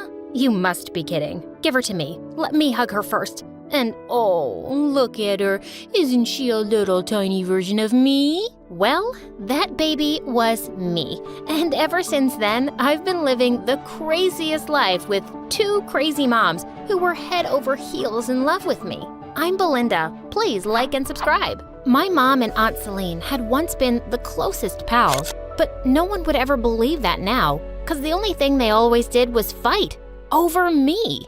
Belinda spoke her first word. She said, "Ummy." Can you believe that? What? I'm sure you've misheard Mommy. That's me. What's an Ummy anyway? It's short for Aunt plus Mommy. That's me. I always knew she liked me more.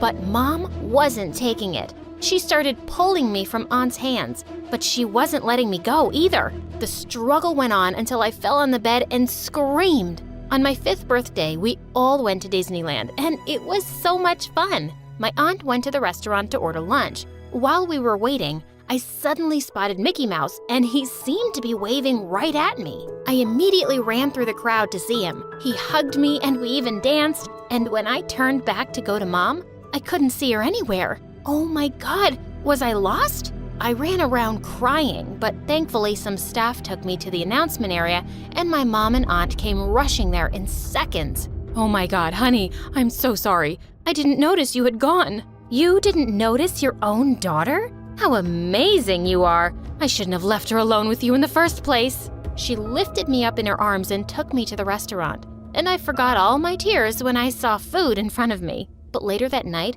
I saw Mom crying in her room. She hugged me as soon as I entered. "I'm so sorry, darling. I never thought I'd be so stupid.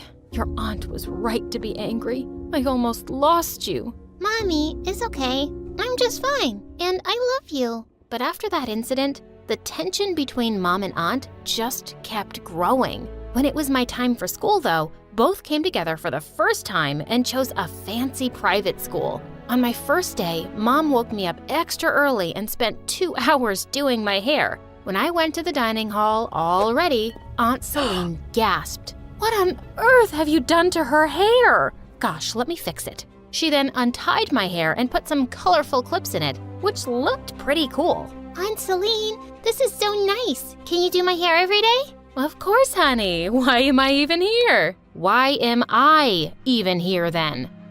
Mommy, do you hear that? That's the school bus. See you two later. Love you.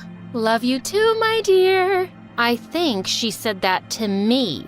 God, I just ran away and waited at the street corner till the bus came. Years passed, and I was doing pretty great at school. Except I was the kid with 2 moms at every parent-teacher meeting, 2 moms at Mother's Day, 2 moms cheering me at every event. I loved them, but they could sometimes be embarrassing when they started fighting over me publicly. Then one day in the 9th grade, my aunt brought home a boy my age and said he was going to stay with us for a while. He's Harry, my friend's only son. As she's going to France for a business trip, I told her I'll take care of Harry these 6 months. 6 months? Are you crazy? We barely know him. Aunt paid no attention to Mom and took him in. But the worst part was that his room was right next to mine, and he kept playing loud music on his guitar all night long.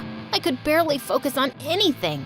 I marched into his room and knocked on his door. "Hey, Mr. Harry Styles, less noise, please." He opened the door with a wide smile. "Oh my God, what did you just call me? How did you know he's my music idol?"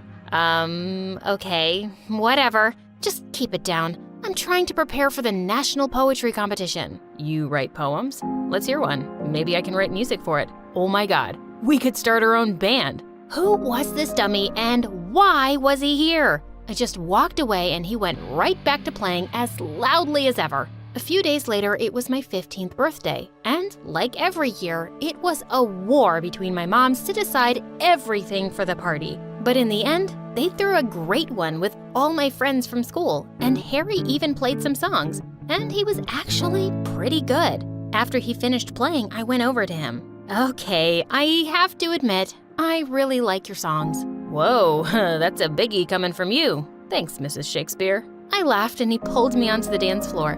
But just then, someone pulled me away. It was Mom. "What's going on here? Is this boy flirting with you?" "So what if he is? He's a gem. I know him like his mom." "But I don't know him or his mom, and I don't want him and Belinda getting so close." And she took my hand and started walking. But my aunt took my other hand and tried to stop me. With everyone at the party staring at us, I got really pissed off. When would they stop treating me like a child? I pulled away from both and ran from there. I was sitting on the stairs in the hallway when Harry joined me. "Hey, sorry about that. You want to get out of here?" I immediately said yes and sneaked out for my own party. He took me to his favorite spot, an ice skating rink. Wow, this place is amazing, Harry, but I don't know this game. It's simple. All you have to do is skate on the ice. Come on, I'll teach you. He was teaching me so well, and I was loving it. After some time, I got so excited that I left Harry's hand and started skating by myself. I was just flying. But right after, I fell down hard and hit my head. Harry took me straight to the hospital, and I was fine, but I had to get a few stitches. When Mom and Aunt arrived, they went bonkers. I knew it. I knew this boy just meant trouble. "Celine, see? You brought this bad influence into my daughter's life." "Mom, stop. You're making my head feel worse. Harry didn't do anything. It's me. I agreed to go skating with him. I left his hand and fell down." Everyone looked so tense. Harry told Aunt that he'd leave and stay with some cousin of his. I mouthed sorry as he left. We'd just started being friends, and my moms had driven him away. The doctor said I needed to rest completely for a week, and this meant I had no chance to study for the poetry selection test. But it was really important for me to take it. I was really tense on the day of the exam, and when it started, I totally blanked out. I was biting my pen and staring at the window when I suddenly spotted Aunt Celine waving at me. What was she doing here? She sneaked closer to the window and waved at me. I glared at her and mouthed at her to leave, but she threw a paper ball straight at me. It missed me and fell on the floor just near the teacher's shoes. He picked it up and saw it was a cheat sheet from some poem collections. And he also saw Aunt at the window. I knew I was doomed. The teacher took me to the principal, who instantly disqualified me from the national competition and suspended me for a month. Hearing that, Aunt lost it and begged the principal to give me another chance. No way, Miss Celine. We don't tolerate cheating in this school. Now, it's better you both leave, or I might have to dismiss your child forever. How dare you say that? She's been the school topper all these years, and this is what she gets? Mind your words, ma'am, and stop wasting my time. She tried to walk away, but Aunt grabbed her arm and the principal pushed her away. The two started fighting till some teachers pulled them apart and a security guard threw Aunt out. And I was so mad when we got home. What were you even trying to do, Aunt? You ruined me and my future. Now I can't participate in the nationals anymore. Belinda, honey, that was never my intention. I just wanted to help you because you hadn't had a chance to prepare, but I didn't expect it would turn out this way. Trust me, I did this for you. I'm so sorry. No, I don't want to hear anything from you. Celine, I am so disappointed in you. I didn't know you could be this stupid. Enough of your nonsense. She's my daughter and mine alone. I can take care of her. Just back off. Aunt Celine cried and left for her room. She started staying away from all of us and barely spoke a word. Then one day, she didn't come out of her room at all. When I went up, she wasn't there, but I found a note on her bed. I'm so sorry. I didn't want to be a burden anymore, so I'm leaving. What? She left? Just like that? Mom and I were so shocked. As days passed, I realized I was no longer angry with my aunt, but I was missing her terribly. And I knew Mom was feeling the same too. Mom, did you add salt to my tea? And why are you even wearing a sweatshirt? It's summer, Mom. Oh, yeah. Honey, I'm just...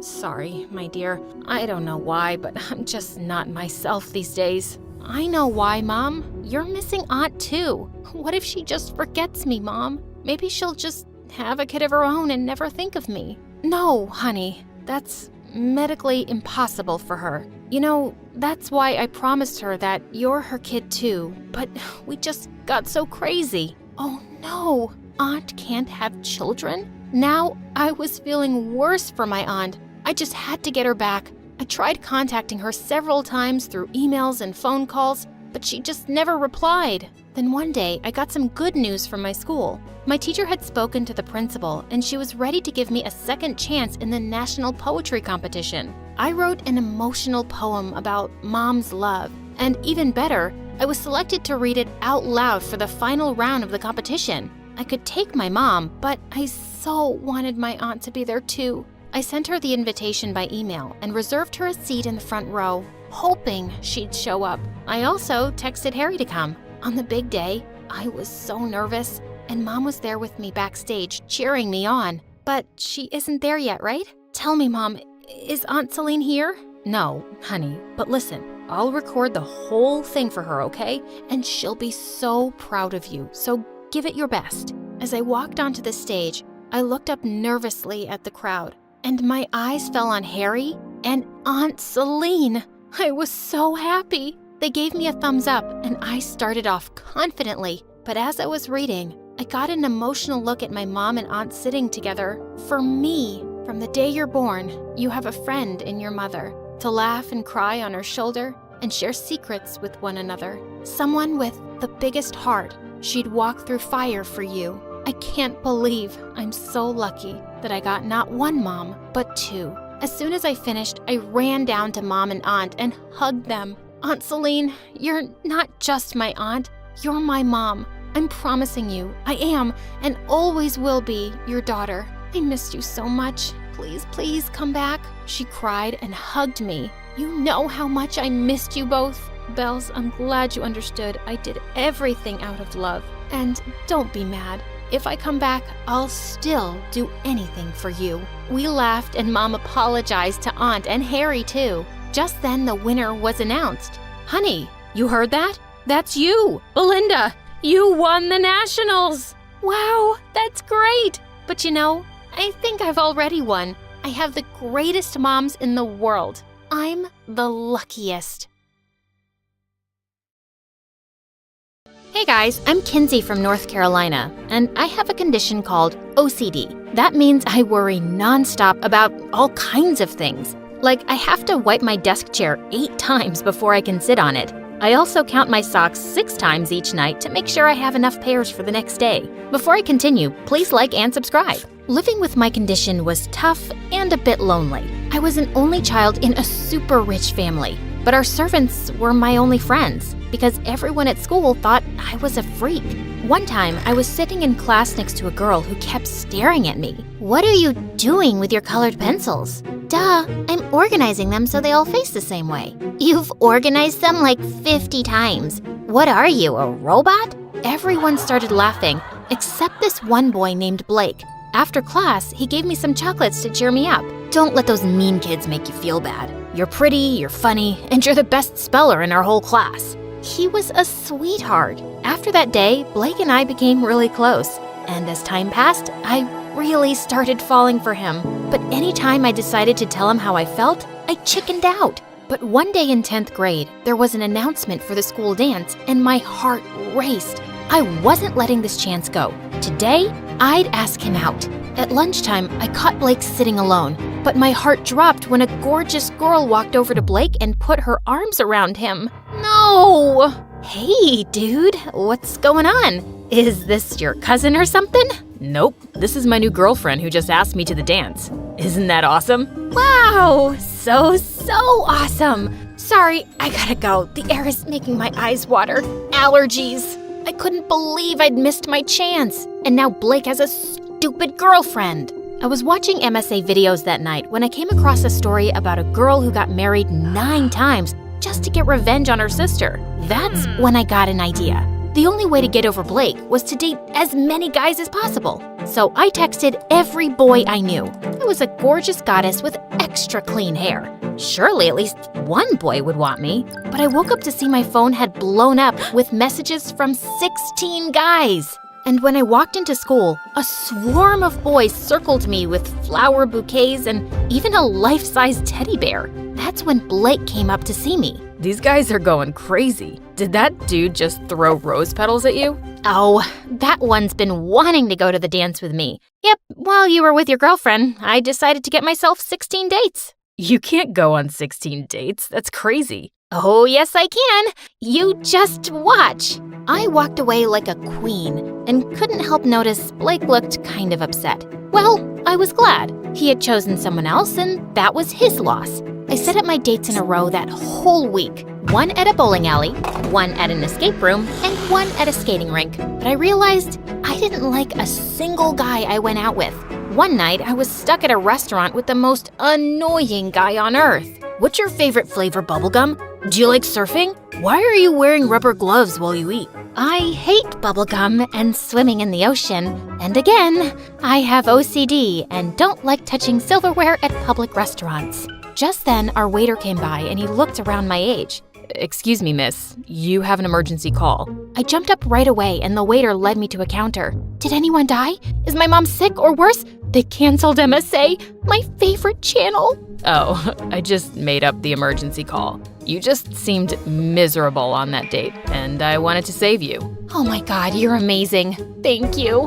No, you're the worst. You made me think my mom was sick. So, how about I make it up to you after my shift ends? We can go to the park. I have a thing for girls with turquoise gloves. I laughed and immediately agreed to hang out with the guy after his shift. I found out his name was Indigo and he actually lived close by to me. Actually, I'm homeschooled, so I come here a lot. I don't have a ton of friends. Well, now you have one.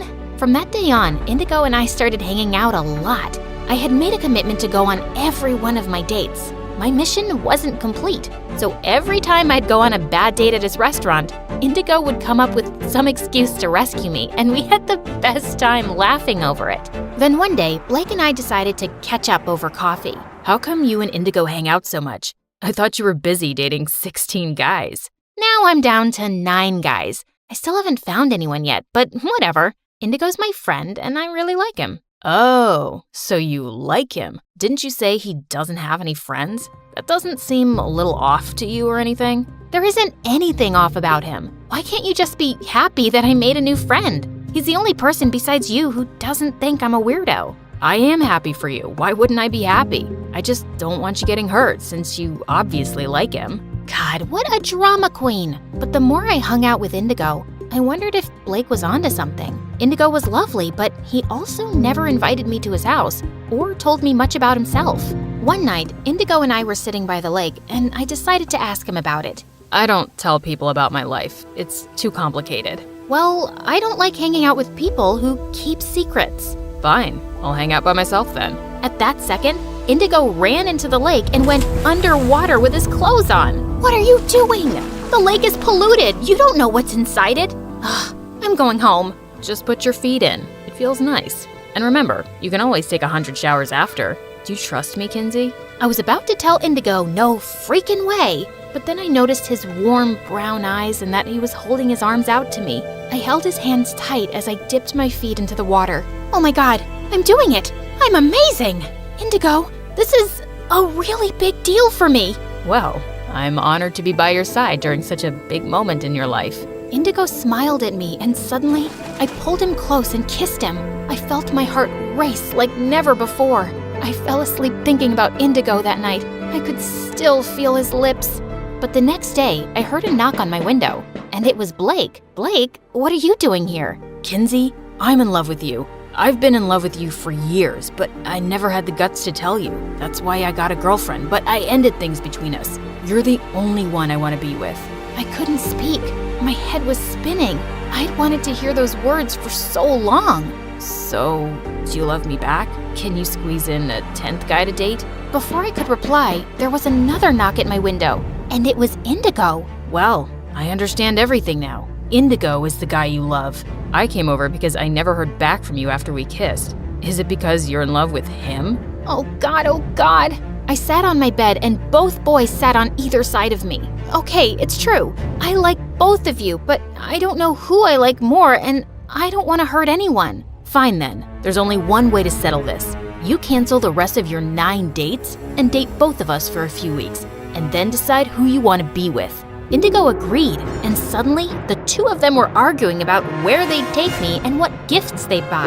I kicked them both out so I could go to sleep and take a frickin' bubble bath. But I agreed to their date plan since it was probably the best course of action. Blake was first and invited me over to his house for a candlelit dinner. He was even wearing a suit and playing romantic music. I thought the two of us could have a slow dance before we ate. I actually would love that. Blake pulled me close and my heart fluttered.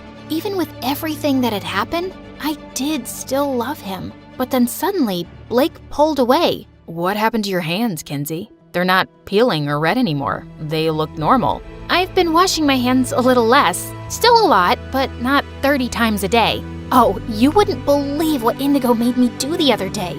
I told Blake about how I dipped my feet into the lake, and he looked really surprised. That's really big for you, isn't it? I'm glad. Anyway, let's have dinner. I had all your favorites made. The next evening, Indigo took me out to see the symphony, and later we went out for a moonlit walk. We ended up roaming the streets for 2 hours because I wanted to count 333 lampposts, and Indigo was more than happy to oblige. The next couple of weeks were a whirlwind of romantic dates, but making my decision wasn't getting any easier. Blake was the boy I'd always loved, but Indigo had left his mark in a short time, and now I couldn't imagine not having him in my life. A few days later, I was having a picnic with Indigo when he turned to me looking serious. Kinsey, it's about time I told you the truth. The reason I'm homeschooled and why I don't have any friends is because I have a serious illness, and I'm in and out of the hospital a lot. And I never ask you to come over because my parents are really overprotective and they fuss over me a lot.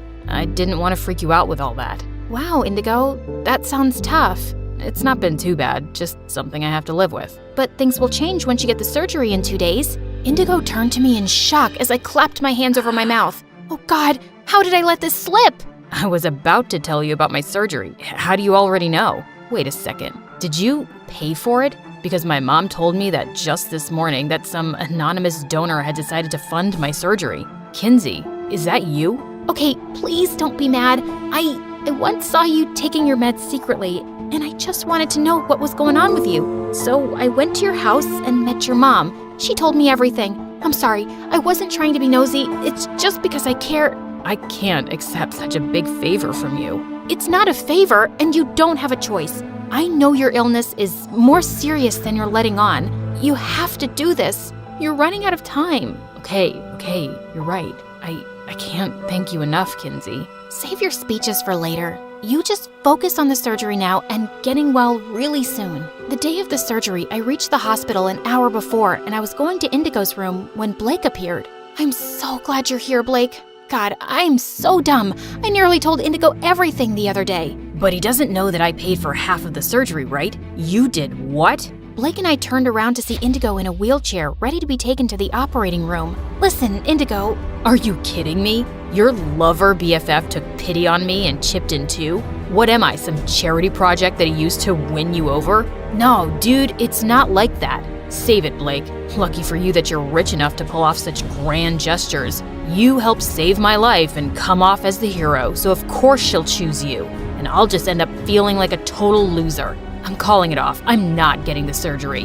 And Kinsey, you're better off with Blake anyway, so choose him already and let's get this over with.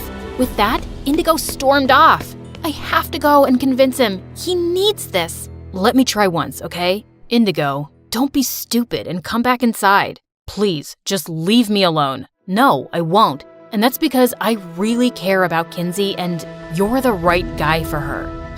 Over the last few weeks, I've seen how much Kinsey has changed. She seems lighter and more comfortable with herself. I've been her friend since we were kids, but I haven't had the same impact on her that you have. She's different because of you, and I just really want my best friend to be happy. So I told her days ago that I was gonna step aside, and I helped pay for the surgery because I want you to be healthy. So do it for yourself and do it for her. We all waited anxiously for hours, and finally the surgeon stepped out of the operating room with a smile. The heart transplant went really well, and we're expecting a full recovery. Congratulations. The next day, when I could finally see Indigo, I went up to him and hugged him gently.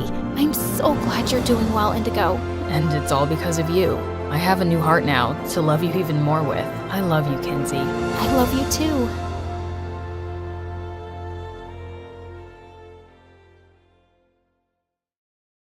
Hi, I'm Jasmine from California. Please like and subscribe. I was raised in an orphanage until I was 8 years old, and I never spoke a word. Hi there, sweetie. What's your name? Say something to the nice people, Jasmine. They want to get to know you. It wasn't that I couldn't speak. I was just shy. I didn't have many friends, at least not the type that stood on 2 feet. One day when I was 8, I saw my best friend Furry stuck in a tree. I ran over to the firehouse across the road and banged on the door. What's wrong? I dragged the fireman to the tree and he immediately rescued my cat. He was amazing. The next day, I decided to thank him by making him a special meal. Thank you. You like spaghetti? After that, the fireman came to visit me every week, and I felt so comfortable that I started to speak. In fact, I couldn't stop talking, and I hated it when we had to say goodbye. One day, the fireman came to visit with the biggest smile. Jasmine, how would you feel if I was your dad? And the next morning, I moved in with him. I had my own room, my own fireman's hat, and as much spaghetti as I wanted. We did everything together, and life was good. But in the 7th grade, Dad brought home some guests one day, a beautiful woman and her daughter who was my age. This is Leslie and her daughter Tiffany. Leslie and I are getting married. I was happy at the news. It's a pleasure to meet you. Of course it is. I'm lovely. But it's not a pleasure to meet you. It's worse than that day I ate a whole jar of chilies and pooped fire out of my butt, and also I had to get a tooth extraction and my appendix removed on the same day. And I hate you already. Soon, Leslie and Dad were married, and we moved into a bigger house. It was beautiful on the outside, but the inside needed work. It's a disaster. We're not living here. Come on, babe. It just needs a little love. Over the next few months, Dad and I fixed up the house. By the time we were done, it was perfect. But nothing made those two happy. What do you think? Like we're too poor to get a professional interior decorator. We're going to the cat massage place. Yeah, the cats there give the best head massages. It feels so good when they pull on your hair. Really? 'Cause I can do that for free. Tiffany glared at me and the two left. Dad, I don't get it. Leslie is so materialistic and shallow, and Tiffany is even worse. You can do so much better. Honey, no one's perfect. Leslie and Tiffany just like nice things. What's really important is family. Promise me you'll give them a chance? I'll try. So I did. Things were better for a few months, but then I started to notice Leslie and Tiffany acting strange. One night, I caught Leslie and Tiffany whispering to each other in the dark till they spotted me. Go to bed now, or you're grounded for a month. And you won't be allowed to take a shower or wax your mustache for 3 months. The next day, Leslie said she wanted to cook dinner for a change. And hours later, Dad had food poisoning. He was released from the hospital the next day, but he was still really weak. Instead of taking care of him, Leslie and Tiffany went out on a shopping spree. I think Leslie tried to poison you. Poison me? That's ridiculous. I don't think so. Those two are hiding something. I just know it. Jasmine, Leslie's been trying to connect with you for months, but you're always giving her a hard time. You have to accept them as family and stop making up these crazy stories. A few weeks later, while Dad was out of town, I woke up at night to get some water, but I heard voices coming from the backyard. I looked out the window and saw Leslie and a strange man arguing. Before I could get closer, Tiffany jumped in the way. You should mind your own business. Who is that man? What man? The man you were talking to in the backyard. Oh, Jasmine, you have such an active imagination. I wasn't talking to anyone. Isn't that right, Tiffany? Yes, Mommy. Too active of an imagination compared to her small-shaped head.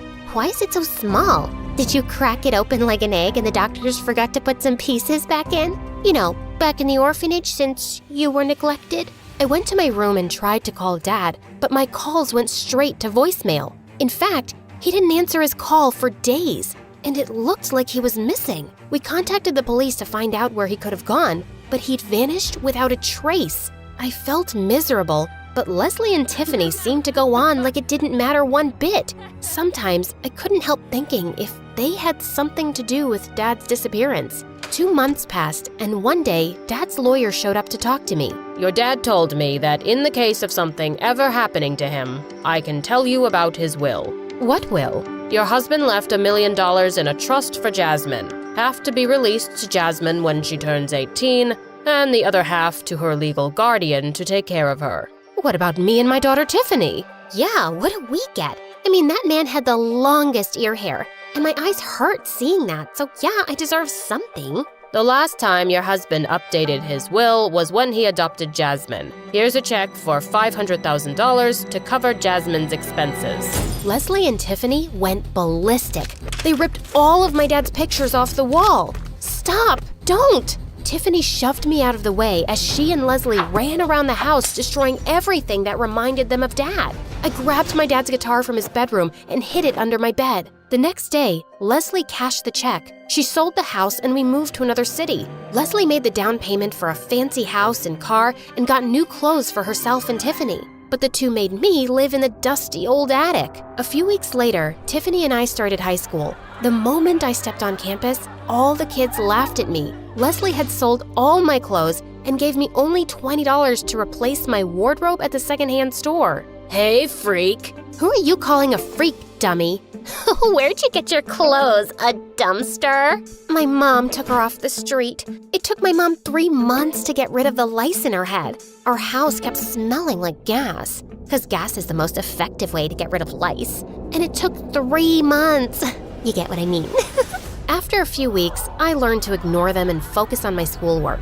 School helped me get my mind off of how much I missed Dad. Then one day, a new boy arrived at school. He was gorgeous, and all the girls, including Tiffany, couldn't stop staring at him. He sat next to me in science class, and when the teacher told us to choose a partner for a project, he turned to me. Hey, I'm Kyle. You want to be my partner? You any good at science? I'm gonna need more than a pretty face. You're funny. Kyle and I started meeting in the library after school. He was a science nerd just like me. He loved music and was super funny. We turned in our project and got an A. After class, he walked me to my locker. Jasmine, I really like hanging out with you. I was wondering if you wanted to... Before he could finish, Tiffany appeared out of nowhere. Hi, Kyle. How's it going? I was thinking the two of us could go to the movies this weekend. Actually, I was gonna ask Jasmine. It's so sweet you've been spending time with Jasmine. Did she tell you about her boyfriend? He's blind and Jasmine is really taking care of him. I mean, two needy people in a relationship? It makes perfect sense. Don't you agree? Boyfriend? What are you... It's pretty serious. They've been hot and heavy for 5 dark years. You know, 'cause he's blind. That night, Tiffany barged into my room. Don't even think about messing things up with me and MHK. MHK? My hot Kyle? Why are you so stupid? You and Kyle? You're not even his type. You're a liar and say one word to him and I'll destroy your dad's stupid guitar. From then on, I strapped the guitar to my back and carried it with me everywhere, even in the bathroom. You're a weirdo. A couple nights later, I watched from the window as Kyle picked Tiffany up for their date. He glanced up at me and I quickly closed the blinds. Kyle still sat next to me in science class. He tried to joke with me, but I ignored him. Hey, Jasmine, you want to study later? That's not a good idea. Why not? Please, just leave me alone. I don't understand. What did I do? I closed my locker and walked away. Kyle didn't sit next to me or try to talk to me anymore. He and Tiffany seemed to be getting really close, so it was better that I stayed away. A few weeks later, I was walking to class when I heard a huge commotion in the hallway. It's our 2-month anniversary, and you get me this? What's wrong? Please, calm down. Everybody's staring at us. I told you, I wanted a diamond necklace. I thought you were joking. I can't afford a diamond necklace. Wait, are you suggesting you're poor? Why did you look rich to me? You shallow people pretending to be someone you're not. I'm dumping your poor butt. A few weeks later, Tiffany found a new rich boyfriend named Matthew, and she was smitten. She even invited him over for dinner one night, and all he did was brag about all the expensive things he owned. Leslie and Tiffany couldn't get enough. One day, I stayed late after school to study in the library. As I was walking down the hall, I heard someone playing guitar. It was the song my dad used to play when I was a kid. I darted toward the sound. From the window, I saw a man. He was tall with short hair like Dad, but I couldn't see his face. You almost scared me to death. Sorry, I thought you were someone else. I didn't know you played guitar. You'd know if you ever talked to me. I'm sorry, I shouldn't have blown you off. I understand. Tiffany never liked the fact that I was friends with you first. So, are you any good, or do you just carry that thing around as a fashion statement? I pulled the guitar off my back and started to play. Kyle and I played together, and it was magical. A few days later, we entered a local talent show. We won first prize and took home $1,000. Soon, Kyle and I started playing a weekly gig at a popular venue in town. People came from all over to see us. We became popular in school, and we were making good money. I stashed it all away under a loose floorboard in my room. One day during lunch, Kyle and I were in the cafeteria when Tiffany came up to us. Hey, rock star. How about we hang out this weekend? No thanks. Jasmine and I are busy with practice. Oh my Kyle, you're so ignorant. Jasmine would die to please me. She won't mind. Actually, I do. We have to work on a new song. Also, why would he want to hang out with you? Fine, whatever. Later that night, Tiffany barged into my room. You stole my boyfriend. What boyfriend? Kyle? Why are you acting like you have memory loss? You broke up with Kyle, and we aren't dating. You won't get away with this. You took something from me, and now I will too. Then Tiffany grabbed my father's guitar and smashed it to pieces. Now we're even. I charged towards Tiffany, and we got into the biggest fight ever. What's going on here? She attacked me, Mom. She's crazy. I'm scared, Mommy. Hug me. She broke my guitar. She stole my boyfriend, and now she's trying to kill me. Let's get a restraining order against her, Mommy. Jasmine, you've always been jealous of Tiffany, and now you've gone too far. No more cell phones, no more music, no more anything. I couldn't stay in that house another minute, so I climbed out the window and ran away, and I ended up on Kyle's doorstep. He and his mom were really sympathetic and gave me a room to stay in. But the next morning, when I went home to get my things, the doors were locked and all the furniture was gone. There was no sign of Tiffany and Leslie anywhere. Kyle and I went to talk to the lawyer about my trust fund, but the lawyer's office was boarded up. I asked one of his neighbors where I could find him. He closed his law firm yesterday and moved away. He didn't leave a forwarding address. I was devastated. I had no money and nowhere to go. You can stay with me for as long as you need. I reported Tiffany and Leslie to the police, and a few weeks later they got back to me. This woman who calls herself Leslie, she's a con artist. She's gone from state to state conning single men out of their fortunes. You and your father were her latest victims. And this girl, Tiffany, is her niece. What about the money she stole? Can I get it back? I'm sorry, but there's nothing we can do. I went back to Kyle's house, but I was too depressed to get out of bed. Then one day, I opened my door and found a new guitar resting outside the door. Then, Kyle and I wrote a song. We posted it online and it went viral. 5 years later, we were world famous. We spent all our time together writing songs, performing on tour, and falling in love. The next summer, we were married and moved to a house on the beach. But a few months later, Tiffany showed up on our doorstep in tears. What are you doing here? Leslie and her boyfriend skipped town after conning someone and left me behind. They even took my savings. Leslie's my aunt who raised me since I was a kid, and I had no choice but to help her steal money from people. I'm so sorry for what I did to you and your father. I wanted to turn Tiffany away, but she had nowhere to go. I remembered my father's kind spirit, so I helped her to get back on her feet. Tiffany worked with the police to track down Leslie and her boyfriend, and they were eventually successful. Leslie landed behind bars for years. Some months later on my birthday, Kyle and Tiffany came home with the biggest smiles. We have a surprise for you. Tiffany and I discovered a lead on your father a while ago. It was a long shot, so we didn't tell you before, but we found something. What did you find? Kyle opened the door. Dad? Yes, honey, it's me. I've missed you so much. Oh God, me too. Where were you all this time? I was on a road trip and I was in an accident. I woke up with no memory, only this. I drew this picture every night, but I never knew who I was drawing or if she was even real. I tried to start a new life, but I knew there was something missing. I had a hole in my heart. But then Kyle and Tiffany found me. They showed me videos of you performing our song, and then all my memories came flooding back. I'm sorry I wasn't there for you all these years. Dad hugged me tight. It was a dream come true.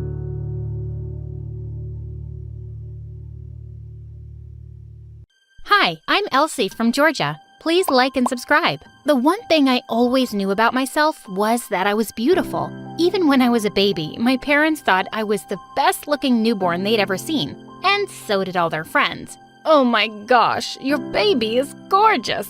I know, right?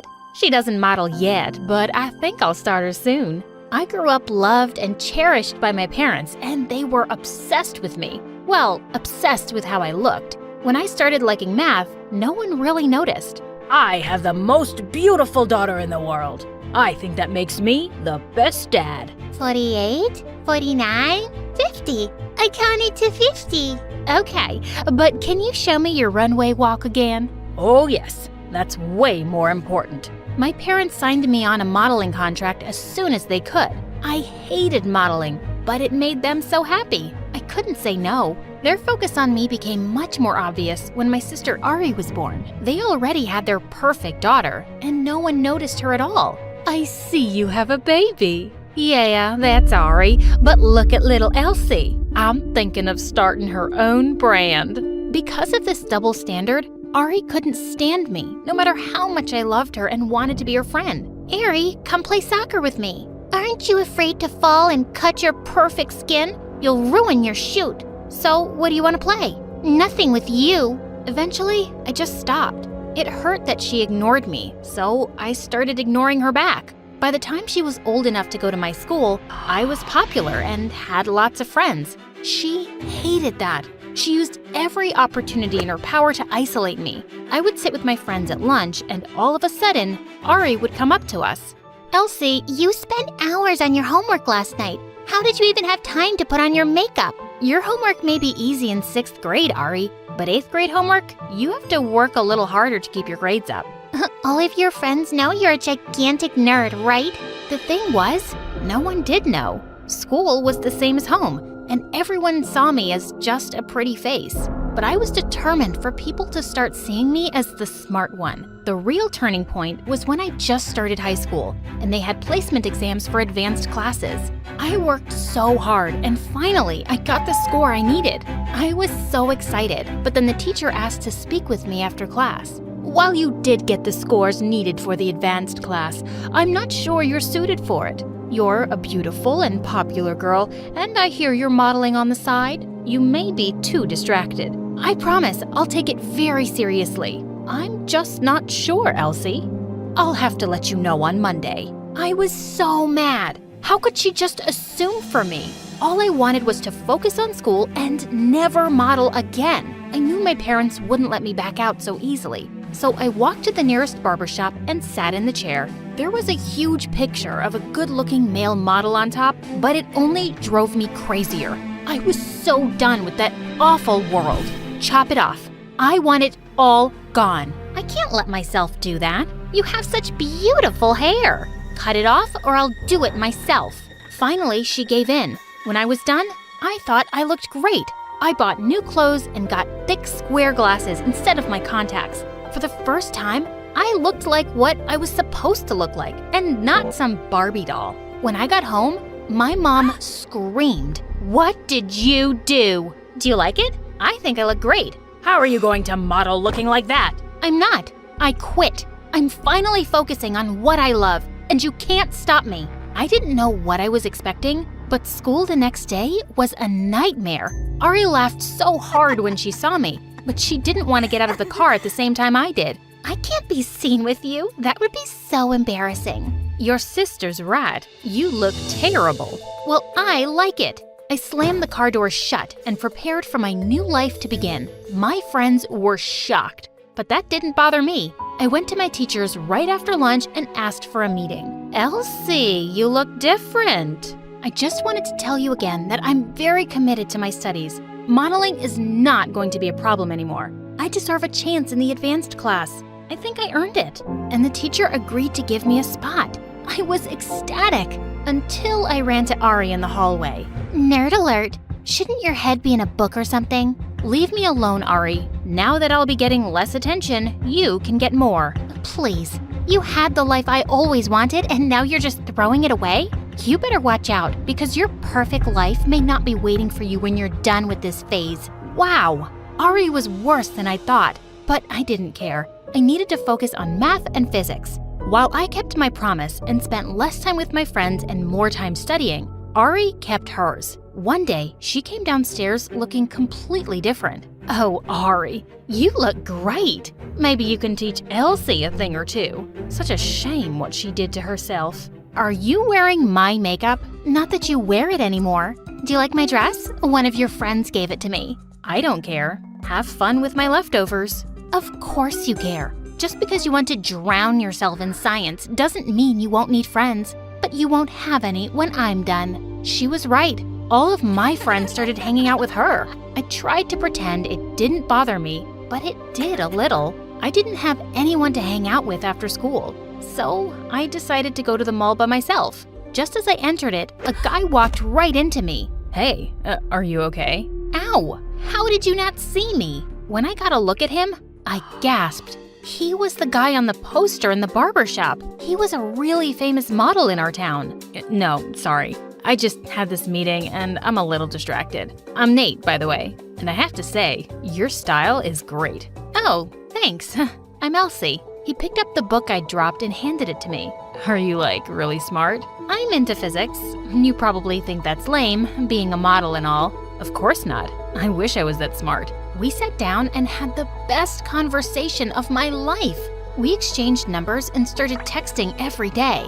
I saw this apple and thought of you. Gravity rules. I don't know what's more fun, finishing this book or going out to ice cream with you. Picking you up now. He drove me to the best ice cream shop in town and we sat there together. Tell me again why you quit modeling. Modeling is my parents' passion, not mine. I want to be a scientist, so I decided not to look like a model anymore. You know you can quit modeling to focus on something else and still look the way you did. I looked you up, and you used to be really different. You don't understand. It was way too hard. Sorry, I'll back off. I don't care how you look. I think you're beautiful no matter what. He was the best. If it wasn't for him, I would be so bored in school. I spent so much time studying on my own that I realized I was way ahead of my high school. I looked online and found an elite program that accepted high school students in university. I applied, and Nate and I waited really anxiously to hear. He promised me we'd stay together even if I moved. One night at dinner, Ari had an announcement to make. I'm going to be a model. I'm already the most popular girl in school, and now I want to be the most famous model in the world. Suddenly, my parents looked really uncomfortable. Ari, you look so pretty now, but you don't have the charm Elsie does. You understand, right? Ari and I were stunned. I couldn't believe they thought that. I'm sure that's not true. Ari could be a great model. Don't encourage her, Elsie. It's just not meant to be. Ari was fuming. I felt so bad for her until I got a notification on my phone.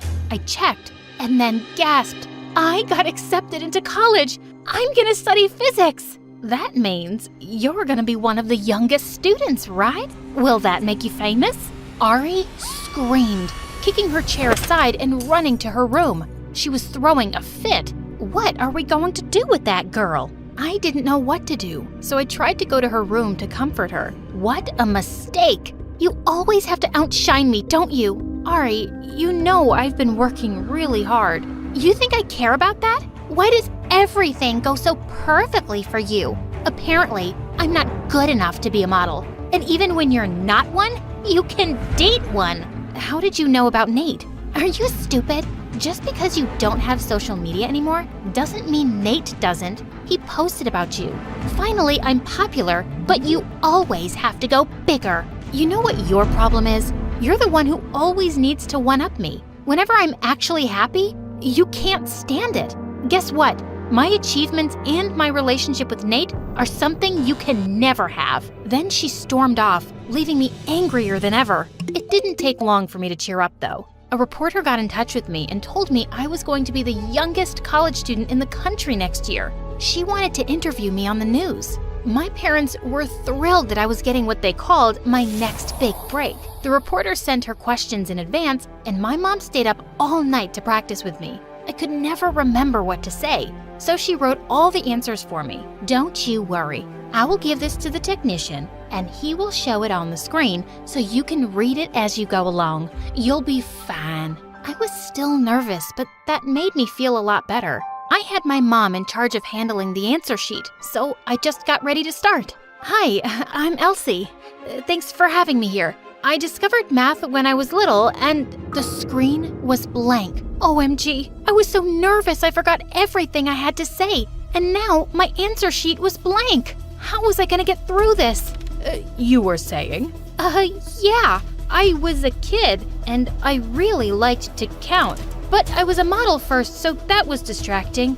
I got through the interview, but I was stuttering the whole time and making things up as I went. A genius child? More like a blubbering idiot. Mom, what happened to my answer sheet? I'm not sure. I gave it to Ari to give to the technician. Ari, what happened? I don't know. He must have misplaced it. You mean you misplaced it? I can't believe you would ruin this for me. You deserve it for being so awful all the time. What have I ever done to you? You take everything from me. Ari, I am so disappointed. You are grounded. Ari barely cared, but I was so angry I couldn't take it. I went right to her room to yell at her. It's not my fault you're not a model, Ari. If you want to be one, you should apply despite what Mom and Dad say. And don't do it for them. I decided I wanted to study physics for me. That's why I'm happy and you're not. Don't tell me you didn't change your look just to get everyone off your back. Do you even like what you are now? I don't care how I look. Don't you get it? You don't even care? Wow. Well, I have to push myself every day, and still no one sees it. I can't be smart or pretty. You have everything. I have nothing. For God's sake, you're beautiful. And you have more than just two options. You can be whoever you want. I have no idea what I want. I'm just trying to be noticed. Why do you make that so hard? I had no idea what to say to that. I was just trying to make myself shine. But this whole time, she was trying to do the same. So stop. Stop trying and start thinking about what you want to be. I'm going to college next year, and you won't have to worry about my influence anymore. You'll just have to be yourself. You're right. You're leaving. I haven't thought of that. For the first time in years, she didn't look like such a mean girl anymore. Just my little sister. I turned to leave, but then she said, I'm sorry about tonight. I was just jealous, but I'm happy for you. Really, that was the nicest thing she ever said to me. I'm gonna watch some MSA. You can join me if you want. I don't know if we're there yet. Then maybe tomorrow. And the next day, we did. I got ready to leave for school and she took up acting. Then she found a boyfriend of her own who liked her for who she was. She and I went on one double date before we left. My boyfriend is still cuter than yours. That's my sister, all right. Sure, Ari. Whatever you say.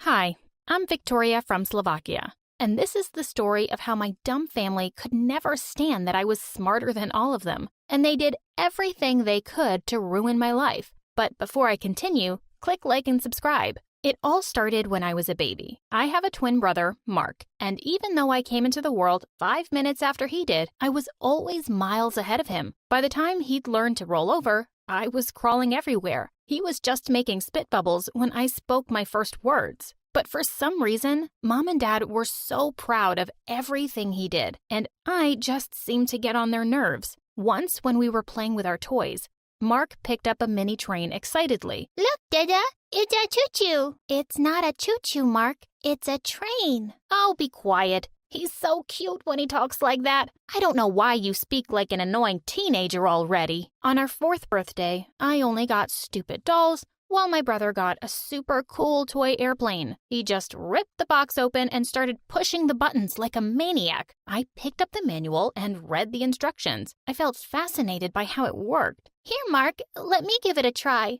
No, you leave it to the boys. Even my dad couldn't get it to work. This is garbage. And with that, he tossed it aside. I quietly picked up the airplane, and a few seconds later, everyone looked up in shock as it zoomed over their heads. Mark started to cry, and Dad snatched the remote control from me and told me to teach my bratty brother. But after I did, he would never let me have a turn. I would just sneak into his room at night and take it whenever I wanted. Once when we were in the 4th grade, my brother and I were playing Scrabble and my parents joined in. What I thought would be a fun family game night turned out to be a nightmare. I get 54 points for Sphinx. That's not even a word. You're just making stuff up. No, I'm not. It's an imaginary creature. So it's not real. Ha! I knew it. Cheater. Just because you don't know something doesn't mean it's not true. Suddenly, Dad lost his temper and knocked the board off of the table. You think you're smarter than all of us, huh? I never said that, but maybe I read more books than you guys. So that's the problem. Well, here's an easy solution. No more books for you. To my horror, he marched straight up to my room, took away all my books, and put them in his safe. If they thought that was going to stop me from reading, they were so wrong. I'd sneak books into my school bag from the library and read them at night when everyone was asleep. When I was in the 10th grade, I was going upstairs one day when a book fell out of my bag. Before I could pick it up, Mark was already flipping through the pages. This isn't one of our course books. Mom, Dad, look what Victoria has. And seconds later, I had my parents breathing down my neck. Why are you reading this book? What does it have to do with you? I just really like reading about machines and how they work. I even fixed the kitchen clock that hasn't been working since forever. That was you? Why didn't you tell me, idiot? I've been terrified thinking it's some ghost messing with the time. I didn't send you to school to be some mechanic, and this kind of stuff is for boys. And with that, he ripped the book in half. Dad, that's a library book. Well, oops. And you better come and watch TV with us. You have to start acting like you're part of this family. They forced me to watch dumb shows with them all evening, when all I wanted to do was go work on my secret project. You see, about a month ago, I'd entered the science fair, and I'd been secretly working on an amazing robot arm. On the day of the fair, I woke up extra early, snuck out of the house with my project, and put it in my locker. When the science teacher called me to set up my table at the fair, I couldn't help grinning at Mark's surprised face. As the judges and other students gathered around my table, I announced, "This solar-powered robot arm can play catch with you, chop up vegetables, and even write with a pen. Exhibit A." Everyone gasped as the arm started chopping up carrots at warp speed. And then suddenly, something went very, very wrong. The arm started making some strange sputtering noises, and the next thing I knew, it flung the knife towards the crowd, missing one of the judges by an inch. As the horrified crowd started to scatter, I burst into tears. I couldn't understand how this had happened until I spotted Mark's ugly face smiling in the crowd. Of course he tampered with it. I didn't win anything, and to make things worse, I was called into the principal's office. I gulped when I walked in to see the judge who almost got hurt, but he actually smiled at me. Victoria, we obviously couldn't give you a prize because your robot failed, but I was still very impressed, and your teachers speak very highly of you. Would you like to join the program for gifted kids at my college? College? I couldn't believe it. Why don't you come spend a day on campus? Bring your parents along. I agreed to the college tour immediately, and I was foolish enough to think that for once my parents might be proud of me. As I went downstairs that evening to talk to them, I was met with roars of laughter. You should have seen it, guys. It was so funny when the arm went haywire. She almost hit someone. I wish you could have caught it on camera. Gosh, what was she thinking? Maybe she wants to build a robot arm one day because she's too ugly to get a real boyfriend. I turned angrily and went back to my room. I wasn't telling them anything about the college. The next day, I gave the principal the permission slip I'd signed myself and left for the college tour. I had an amazing time touring the campus. Later in the cafeteria, I bumped into someone, and when I turned to apologize, I saw the cutest boy smiling down at me. Hey,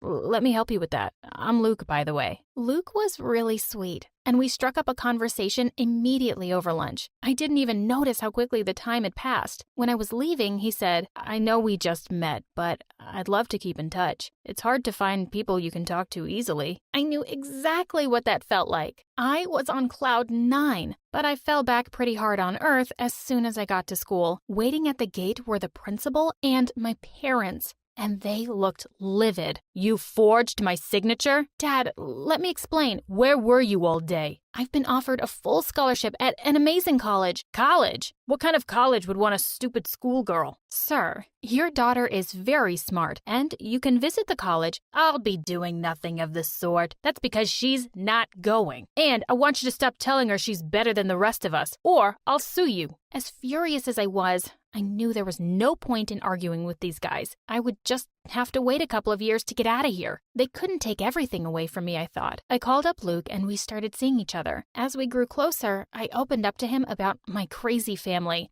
and how my achievements bother them. "That's really unfair. You have a college scholarship waiting for you. Don't let their insecurities hold you back, Vic." His words made me realize that I didn't need to feel bad for being smart or having big dreams. Luke helped me set up a tutoring gig on the side, and I started making money. A couple of months later, he asked me to move out and come live with him, and I said yes. We decided to break the news to them together. To my surprise, they looked rather pleased to see Luke. "Oh, wow. I was pretty sure by now she was gay." "Yeah, she thinks she's so smart she doesn't even need a man." Luke immediately took my hand. "She doesn't need a man, sir. I'm lucky that someone as smart and lovely as her chose me." "I just wanted to tell you all that I'm moving out, and I'm going to college next week." At first, they looked shocked. Then Dad started laughing. "Oh, now I get why she's with you. You do need a man to pay the bills." "I'm on full scholarship, Dad, and I have plenty of savings." "Oh, is that so? Well, I'm pretty sure you'll come crying back soon enough. You've always thought you were something special, but you're not.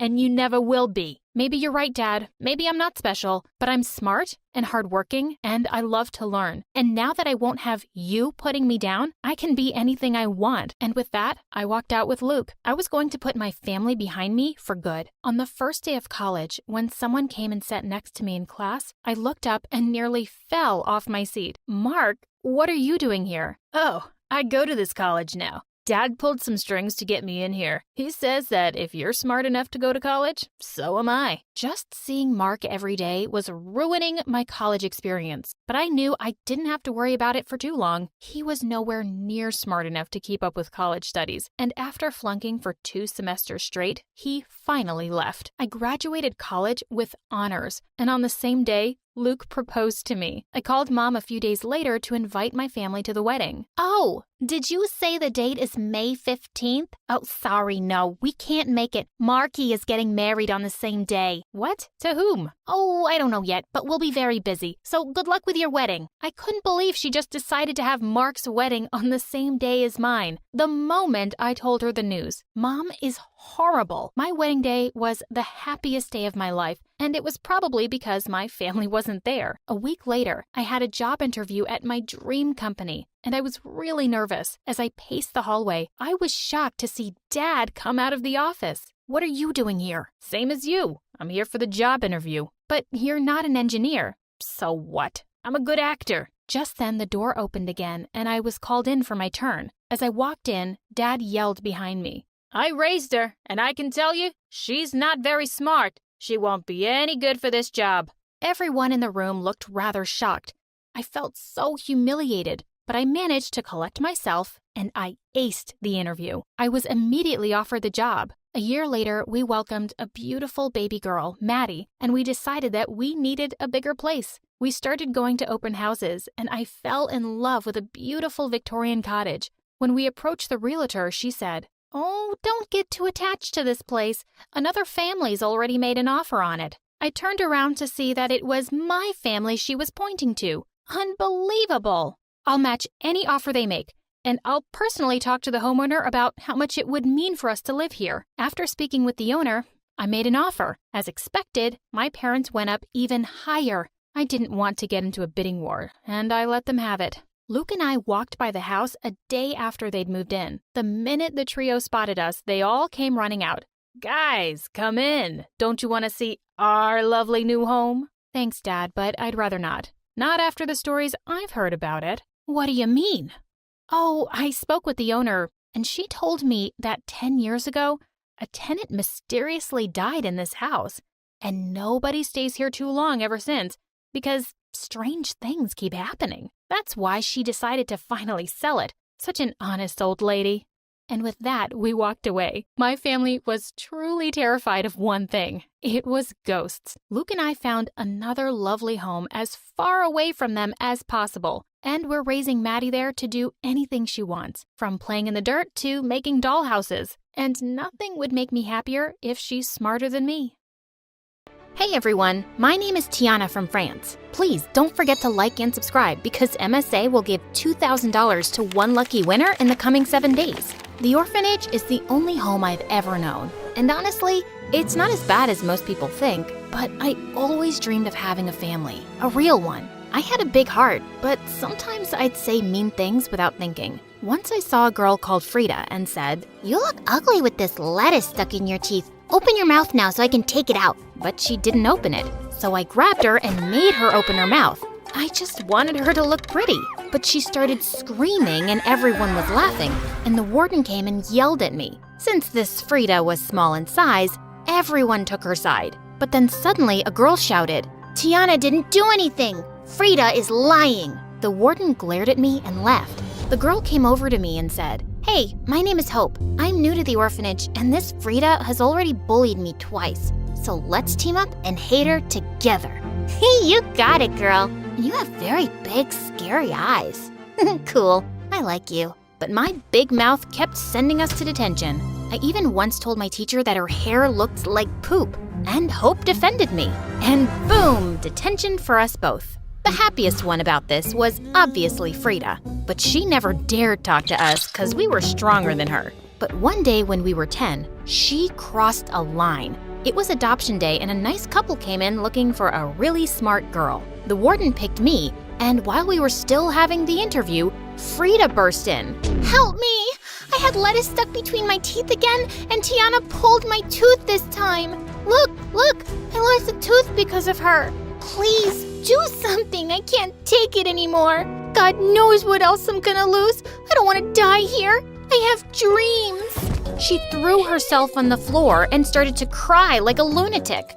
Why? You think 'cause you're smarter than all of us, you're better? Okay. Frida had been annoying for years, but this was the height of it. The nice couple was becoming uncomfortable, and I had to make Frida leave. I moved closer and took her hand to lead her out, but instantly she fell to the ground and started yelling. She pushed me. Okay, that was it.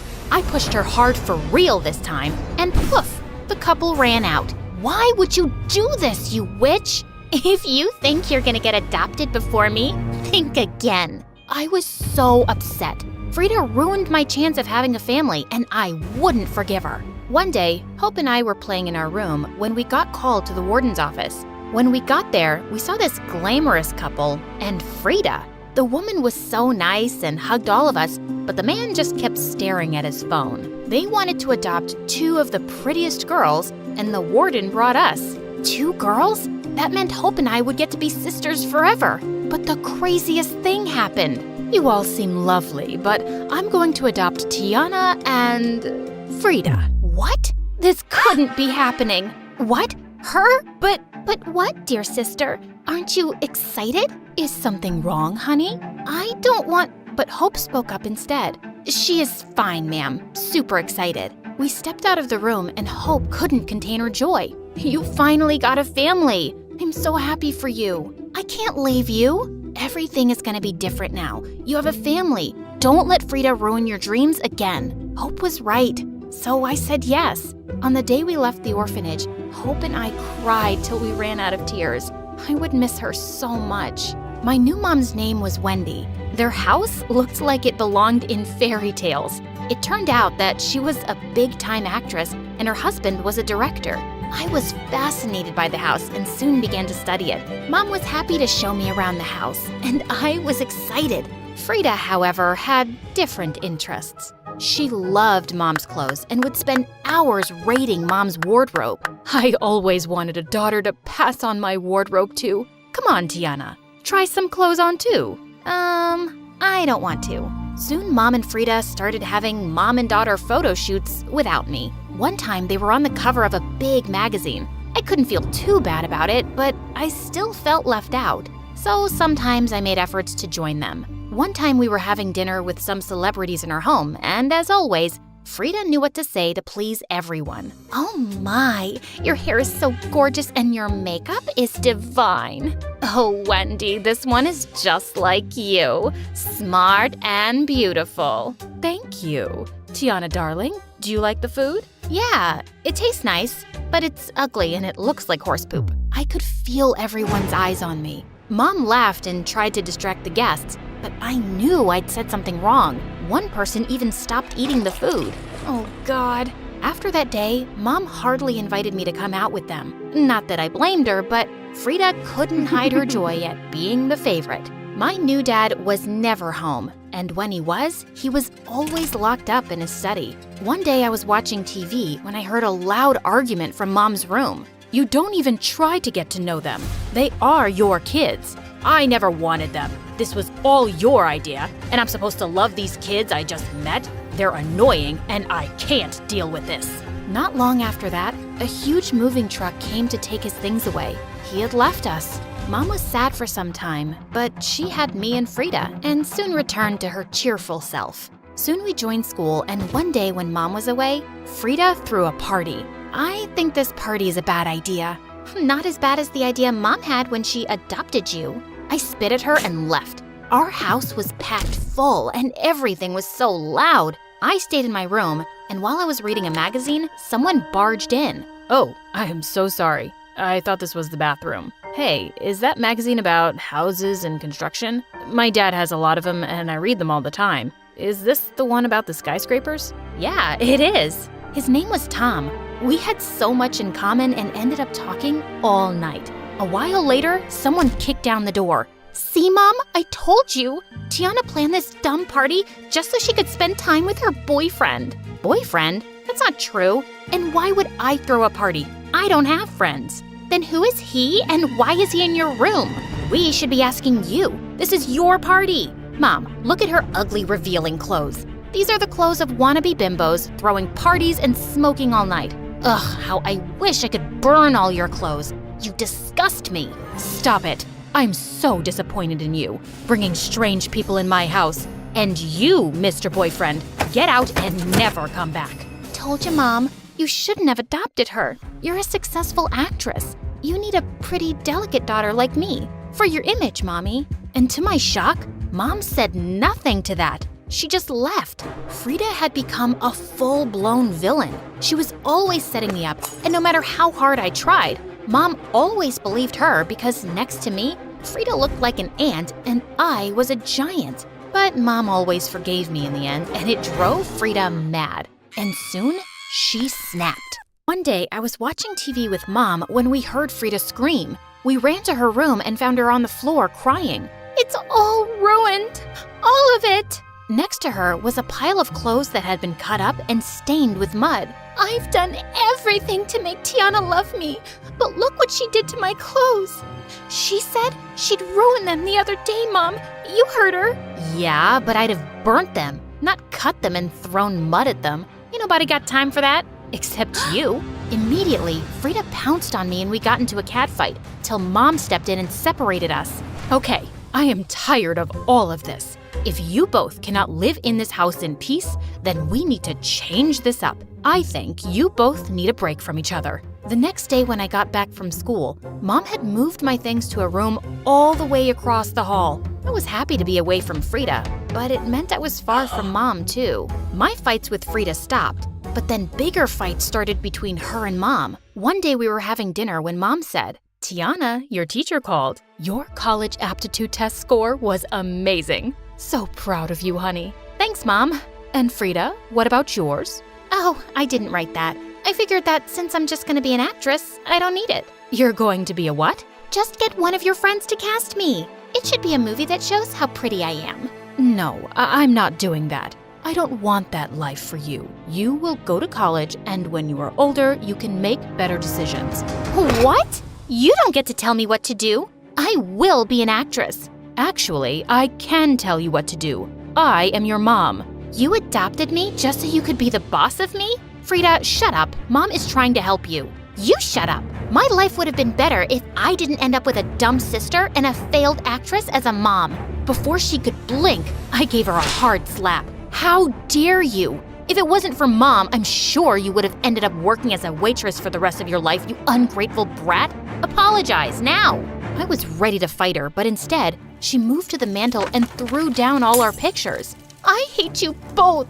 And after that, Frida got worse. She skipped school and was like a tiger ready to attack if anyone talked about it. She failed our last year in high school and wasn't gonna graduate with me. What is wrong with you, Frida?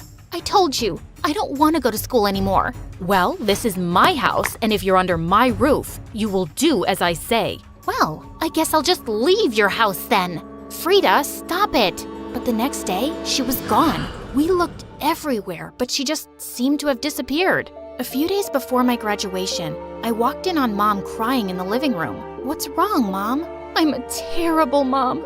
I think Frida was right. Your lives would have been so much better if I'd never adopted you. Oh no, don't say that. You're the best thing that happened to me. I'm sure of it. Funny how things work out, isn't it? I always favored Frida because she seemed more like me, and I found it easier to bond with her. I didn't make the effort to understand you better, and you've been nothing but amazing. I'm really sorry if I made you feel ignored. I should have tried harder. I did feel overlooked at times, and I wished we had a better bond, but I still love you, Mom. Well, let me start fixing things. Let's go get you a graduation dress. Whatever you want. On graduation day, Mom's smile was the widest in the room. I went off to college soon after and graduated top of my class to become an architect.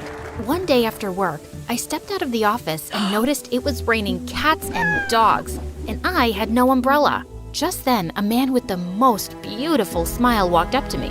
Hey, do you need this? As he got closer, I realized I knew him. Tom?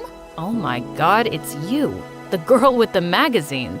I'm really happy to see you again. We went on a date the next day, and it wasn't long before we were in love. A year later, we got married and moved to another city, and soon I was pregnant. One night, Tom and I were sleeping when we heard a loud crash downstairs. Tom immediately ran down holding a baseball bat, with me right behind him. Who is that? Show yourself. Wait, Frida? Tiana, yes, it's me. I'm not feeling well. And she fell with a loud crash. We called an ambulance and took her to the hospital immediately. Throughout the ride, I couldn't help thinking how weak she looked. At the hospital, the doctor told us she had fainted because she hadn't eaten in days and needed rest. Where am I? You're in the hospital, but you're gonna be okay. I'm right here. I'm sorry about last night, but I didn't know where else to go. Oh, Tiana, I've really messed up. I understand why Mom didn't want me to go into acting. It's really hard, but I was foolish and ungrateful, and now I'm jobless and alone. And believe me, I've really missed you and Mom. I'm so sorry. Will you give me a second chance, please? Will you beg Mom to forgive me? She must hate me so much. It's okay. Well, you're really messed up, but everything will be fine now. Of course I forgive you, and Mom could never hate you. I'm sure she'll be really happy to see you.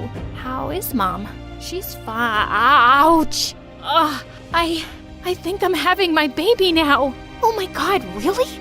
I'm gonna be here the whole time, Tiana? Yeah, and call Mom.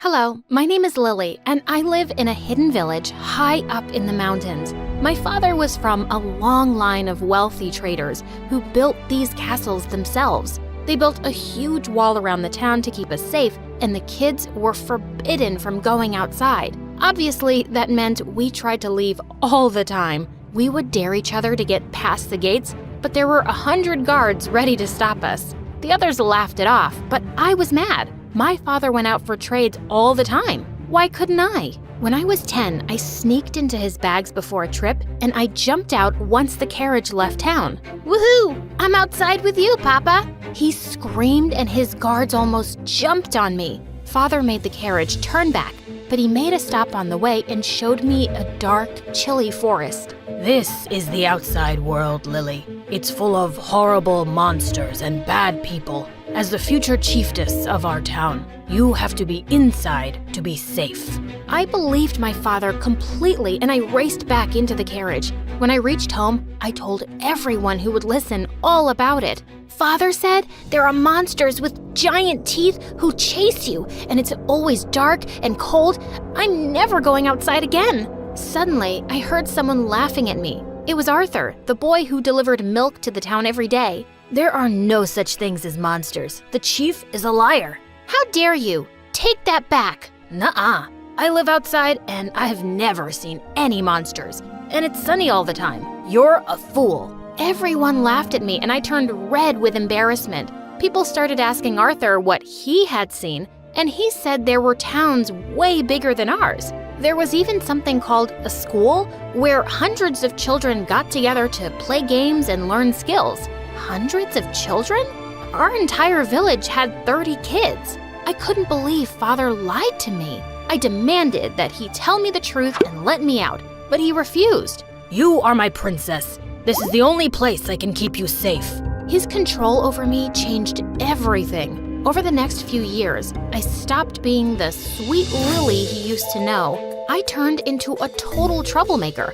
I broke expensive vases he got from his travels and tore up tapestries he dearly loved. One time he had an important meeting with big traders, and I let all of our goats run free into the room. It was so funny to watch all the men screaming.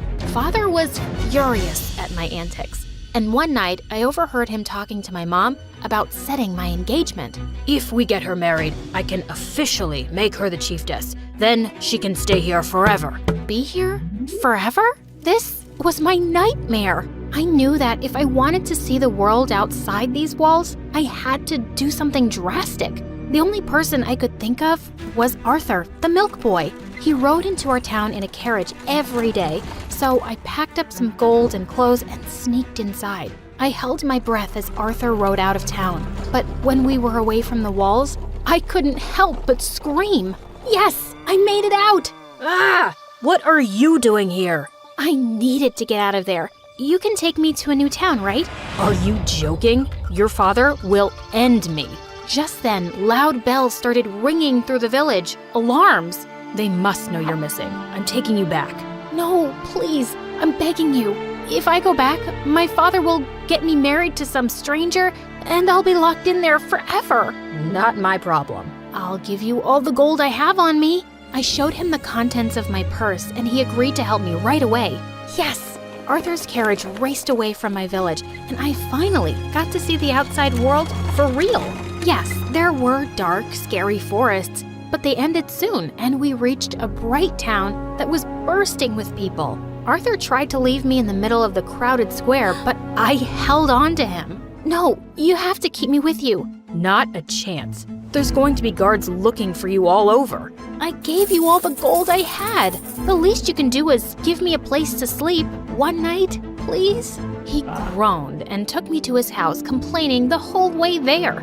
I got to meet Arthur's family, his mother and his little sister Gwen. When I told them the story of my escape, Gwen and his mother accepted me with open arms.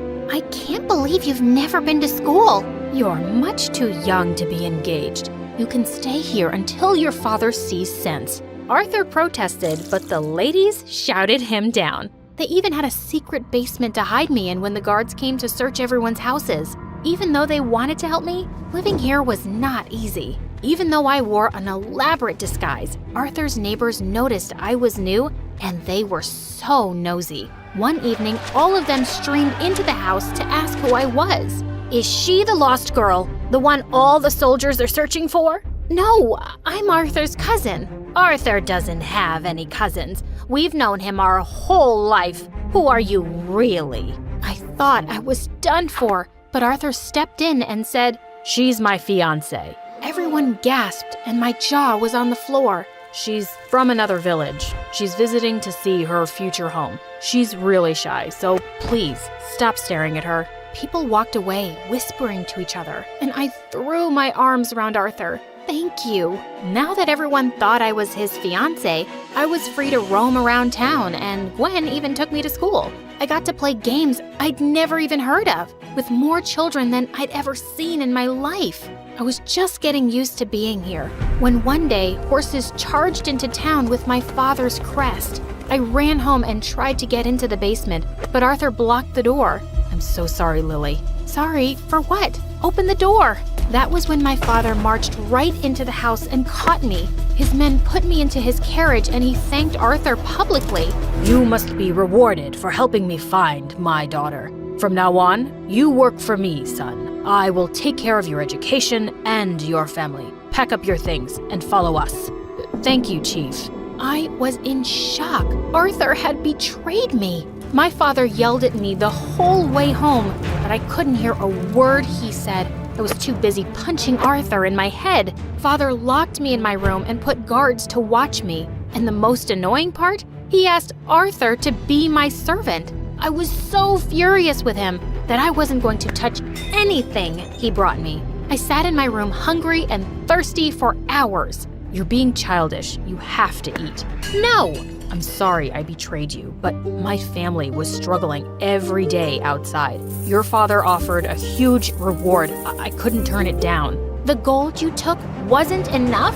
Just go away. Because of him, my father was about to marry me off to some weirdo, like the richest boy in my town, who showed up with his creepy smiles. You're the future chiefess, right? You're even more beautiful than they said. I can't wait to win your hand. He gave me a flower and he leaned forward to kiss my cheek. Arthur pushed him away. Who kisses a lady like that? The guy who's going to marry her. No way was I going to marry this idiot. But my father actually agreed to his offer. He didn't even care when I said no. He has enough castles to amuse you your whole life, Lily. You'll love it. The day of my wedding was fixed, and I knew I had to run away somehow, but the days kept passing and I could never get around the guards. There was no way out, and suddenly my wedding day was here. An hour before the ceremony, Arthur ran into my chambers. You look incredible. What do you want? I'm freaking out. You want to run away, right? I can help you. I will never trust you. I have a plan. No one will see us. Come on. I had no other option. Arthur pulled a rope and we used it to climb down the walls. The town was empty. Everyone was in church for my wedding. We ran out of there at full speed. Arthur's family was waiting in his carriage too, and they hugged me tight as we rode off into the sunset. Why did you do this, Arthur? You just lost everything you got from my father. I felt too guilty for ruining your life. I can't live with that. I'd rather go back to selling milk. He likes you. Shut up. Arthur rode to a friend's place 2 towns over. I'd hidden there for just 2 days when I started hearing the weirdest news about home. People were saying that a sickness was spreading through my town. Many were ill and some were even dying. Arthur thought this was my father's trick to get me to come back, but I couldn't just ignore this. We found some horses and raced back to my town. My worst fears came true when I got there. Our only lake was covered in algae. The water was toxic, all the fish were dead, and anyone who drank the water became severely ill. Father, I'm here. Lily, you're all right. I thought I'd never see you again. I saw the lake. We have to leave this town. It's not safe here anymore. No, we built this place with our own 2 hands. We can't just leave. We have to fix this. There was no way to fix this. I had to do something. I ran out of the castle and began to rouse the whole town to get out of their houses. All the guards were sick and there was no one to stop me. We have to leave. You all know it. This place has kept us safe for generations, but we won't last 3 days without water. I'm going to a nearby town, and anyone who wants to live can come with me. Lily, we can't do this. Yes, we can. You wanted me to be the chiefess, right? Don't stop me from doing my duty. One by one, the villagers packed up their things and followed me. We all marched to Arthur's old town, and the people there were ready to help our weary and sick. Even though my father resisted, seeing his villagers healing melted his heart. He agreed to merge with this town, and we shifted our gold and our possessions over the next few months. It was the start of a new beginning for our people. Everyone was happier to be out of the walls, especially me. A few months after our town shifted, my father knelt before me with apologies. If not for you, I would have doomed all of our people. Yes, you would have. I was a complete fool. We are all lucky that you came for us, Lily. Can you ever forgive me? Only if you promise to trust me. Let me make my own decisions and my own mistakes, Father. Can you do that? I promise. I will. It wasn't an easy promise to keep, but he tried his best. A few years after that move, Arthur and I fell madly in love with each other. I couldn't wait to be with him and his family. But when I broke the news to my father, he reacted poorly. I can't let you marry a milkman. You're a princess. Father, remember your promise? You have to trust me. He grumbled and gave Arthur an angry hug. Hurt my princess and I will end you. Yes, sir. Aw, you guys are adorable.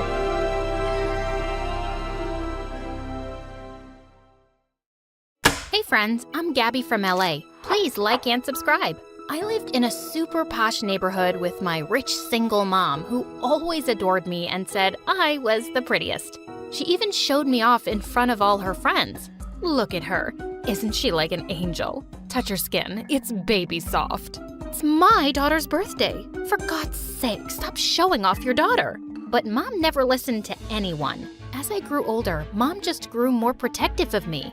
Gabby, why are you out in the sun? And get away from these dirty kids. Mom, they're my friends and we were just playing. Mates, get her inside and give her a shower. Now! Mom was crazy when it came to keeping my beauty safe. Since I was always indoors, I'd just end up watching TV. And it became my favorite thing to do. I loved watching how people acted, and I always tried to imitate them. And my passion for acting grew stronger when I joined the drama club right from first grade. And I was super popular in my class. Once during the school play, I was reciting the most emotional lines when I heard kids scream, "Run! Run! There's a snake in here!" Everyone started running out of the auditorium in panic. But just then, I spotted a boy from my class hiding in the corner and shivering in fear. I grabbed his hand and we both ran outside. But as soon as we were far enough, he shook my hand and ran away. What a weirdo. His name was Alan, and he was so quiet that I'd never noticed him much. But I saw in the next few days that he always sat alone, and the other kids from class kept picking on him. Why are you occupying the entire table when you don't have any friends? Get out of here. Well, I'm his friend and I'm gonna eat with him. You guys go someplace else. The other kids left, but just as I sat down, Alan walked away too. Ugh, I wasn't gonna bother being nice if he kept being a jerk. Later that afternoon, I was waiting to be picked up when I heard someone sobbing in the parking lot. I was shocked to see it was Alan. Hey, are you okay? But he shook my hand off his shoulder and I lost my patience. What's your problem? If you want to keep everything to yourself, fine. But you could be nice to the people who care. I lost my dog, okay? He was my only friend. Look, I'm sorry. I didn't want to be rude, but I've never had any friends, and I just don't know how to talk to people. Hey, chill, it's okay. I'm sorry about your dog, and maybe we can be friends. He looked surprised, but then he nodded with a smile, and suddenly it started raining. We both ran to the school building, and he held up his bag to cover me from the rain. From that day on, we became good friends. I even invited him to my place soon and introduced him to Mom, but she wasn't too happy about it. He doesn't seem like he's from a good family, Gabby. You should stay away from kids like that. He's my friend, and I don't care about anything else. Grades passed by, and my bond with Alan grew stronger. We went together on school trips, and he came to watch all my plays. In the 8th grade, I played the lead for the school's annual function. After the play was over, Alan came running backstage and hugged me. You were amazing, Gabby. I couldn't take my eyes off you tonight. Here, these are for you. And I wanted to tell you. But before he could finish, a man came running and moved Alan aside. Bravo! Bravo! You are amazing out there, little girl. I can't wait to sign you for my upcoming short film. Short what? The man introduced himself as a big producer and looked so eager to sign me for some big lead role. Just then, Mom came from behind me, screaming in excitement. That's just awesome, Gabby. Say yes. I was too stunned to speak, so I could only nod my head. Then I looked around for Alan, but he was nowhere to be seen. The next day, I waited for him at school, but he didn't show up. But when the driver was taking me back home, I saw Alan walking on the pavement in the rain. I asked the driver to stop the car and ran to him. Are you crazy? Where are you going in this rain? He was hesitant to speak, and I could tell something was up. What is it, Alan? Even yesterday you were gonna say something, but then you vanished. I like you, Gabby, okay? I really do. But when I saw you getting the chance to live your dream, I couldn't bring myself to tell you about my feelings. I didn't want to ruin anything. No, Alan, you're not ruining anything. In fact, I like you too. I pulled him close and kissed him gently. And after that day, we started dating. But things took a wild turn when my first short film became a hit. I became a rising star overnight. After that, I had to travel a lot to promote my projects. And the best part was, I could take Alan with me and enjoy these trips like perfect dates with him. One time, I took him to a shoot, and just as some of the reporters were interviewing me, Alan came running in with a box of desserts. Here, I got you these. Suddenly, all the cameras turned to Alan, and he just ran out of there. When the reporters asked who he was, Mom spoke up before me. Oh, he's just an errand boy for my beautiful daughter. Mom! I wanted to tell them the truth, but then I thought of all the unnecessary media attention Alan would get. I decided it was best if they didn't know. But the next morning, Mom woke me up with shocking news. There were pictures of me and Alan kissing all over the newspapers with the caption, "Young millionaire actress dating her errand boy."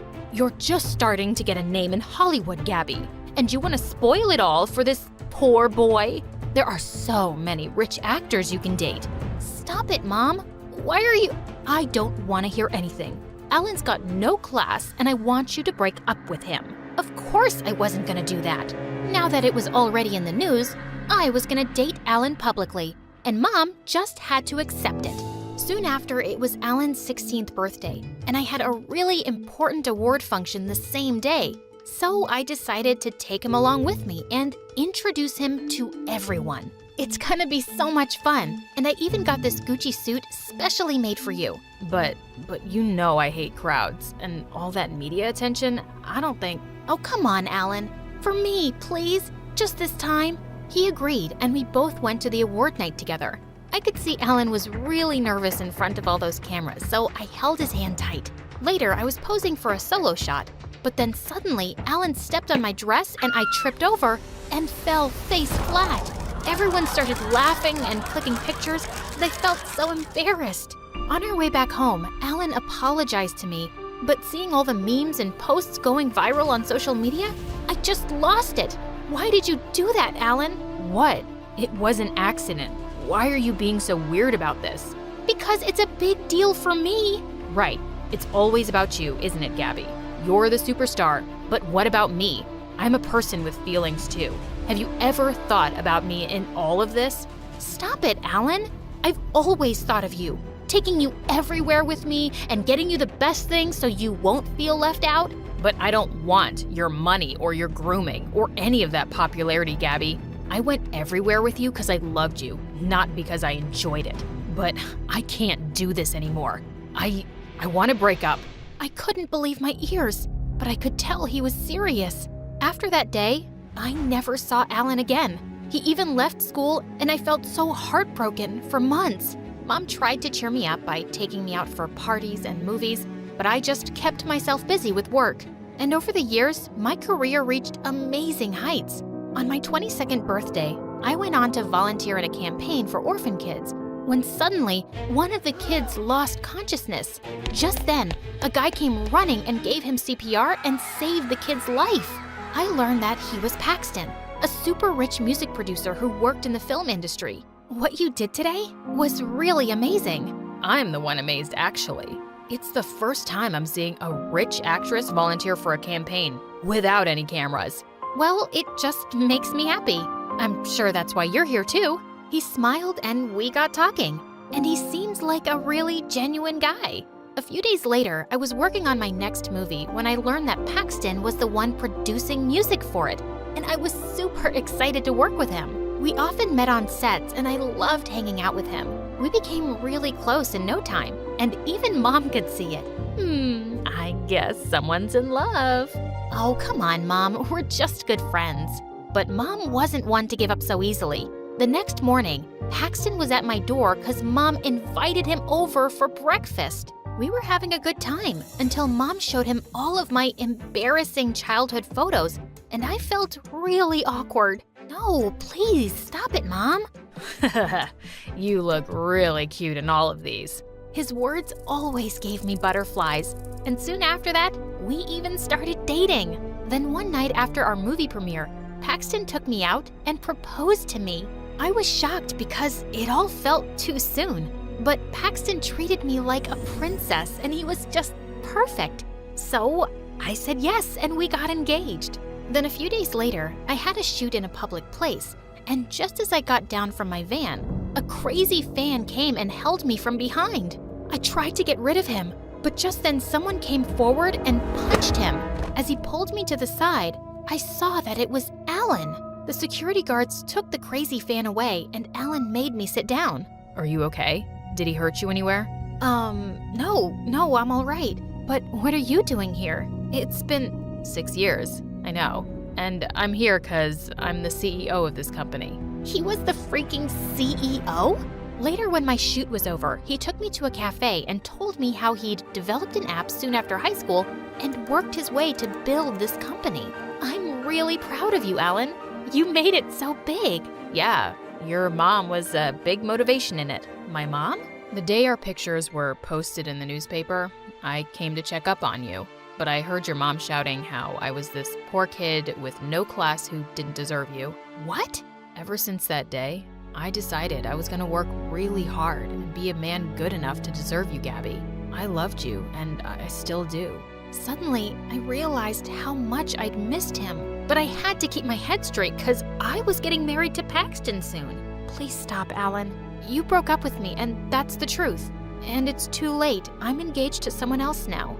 I showed him the ring on my finger, and his face turned pale, and I just left. Then a few days later, I went to try on wedding dresses with Paxton, but just as I stepped out of the changing room, I was shocked to see Alan, who was staring right back at me. Alan, what are you doing here?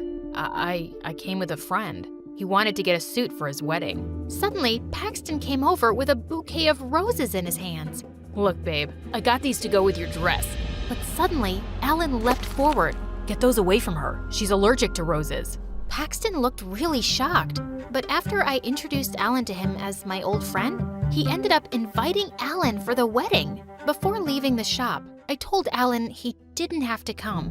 I'm leaving for London that night, Gabby, for good. And even if I wasn't going, I wouldn't be able to see the love of my life get married to another man. The pain in his words broke my heart. On the day of my wedding, I was walking down the aisle, but I kept thinking about Alan so much it was driving me crazy. And when I looked up at Paxton, I knew I couldn't do this. What's wrong, Gabby? I can't do this. I like you, Paxton, But you love Alan, don't you? When I saw you with him the other day, I could see it in your eyes, Gabby. You looked at him in a way that you've never looked at me. I'm so sorry, Paxton. Don't be, Gabby. If that's where your heart is, then go and get him. Oh, Paxton. I ran out of the church and got a cab to the airport. When I got there, I was running around looking for Alan when I heard someone call my name. Gabby? Alan! What are you doing here? It's your wedding. You shouldn't be here. This is where I should be, dummy. With you, the guy I've always loved.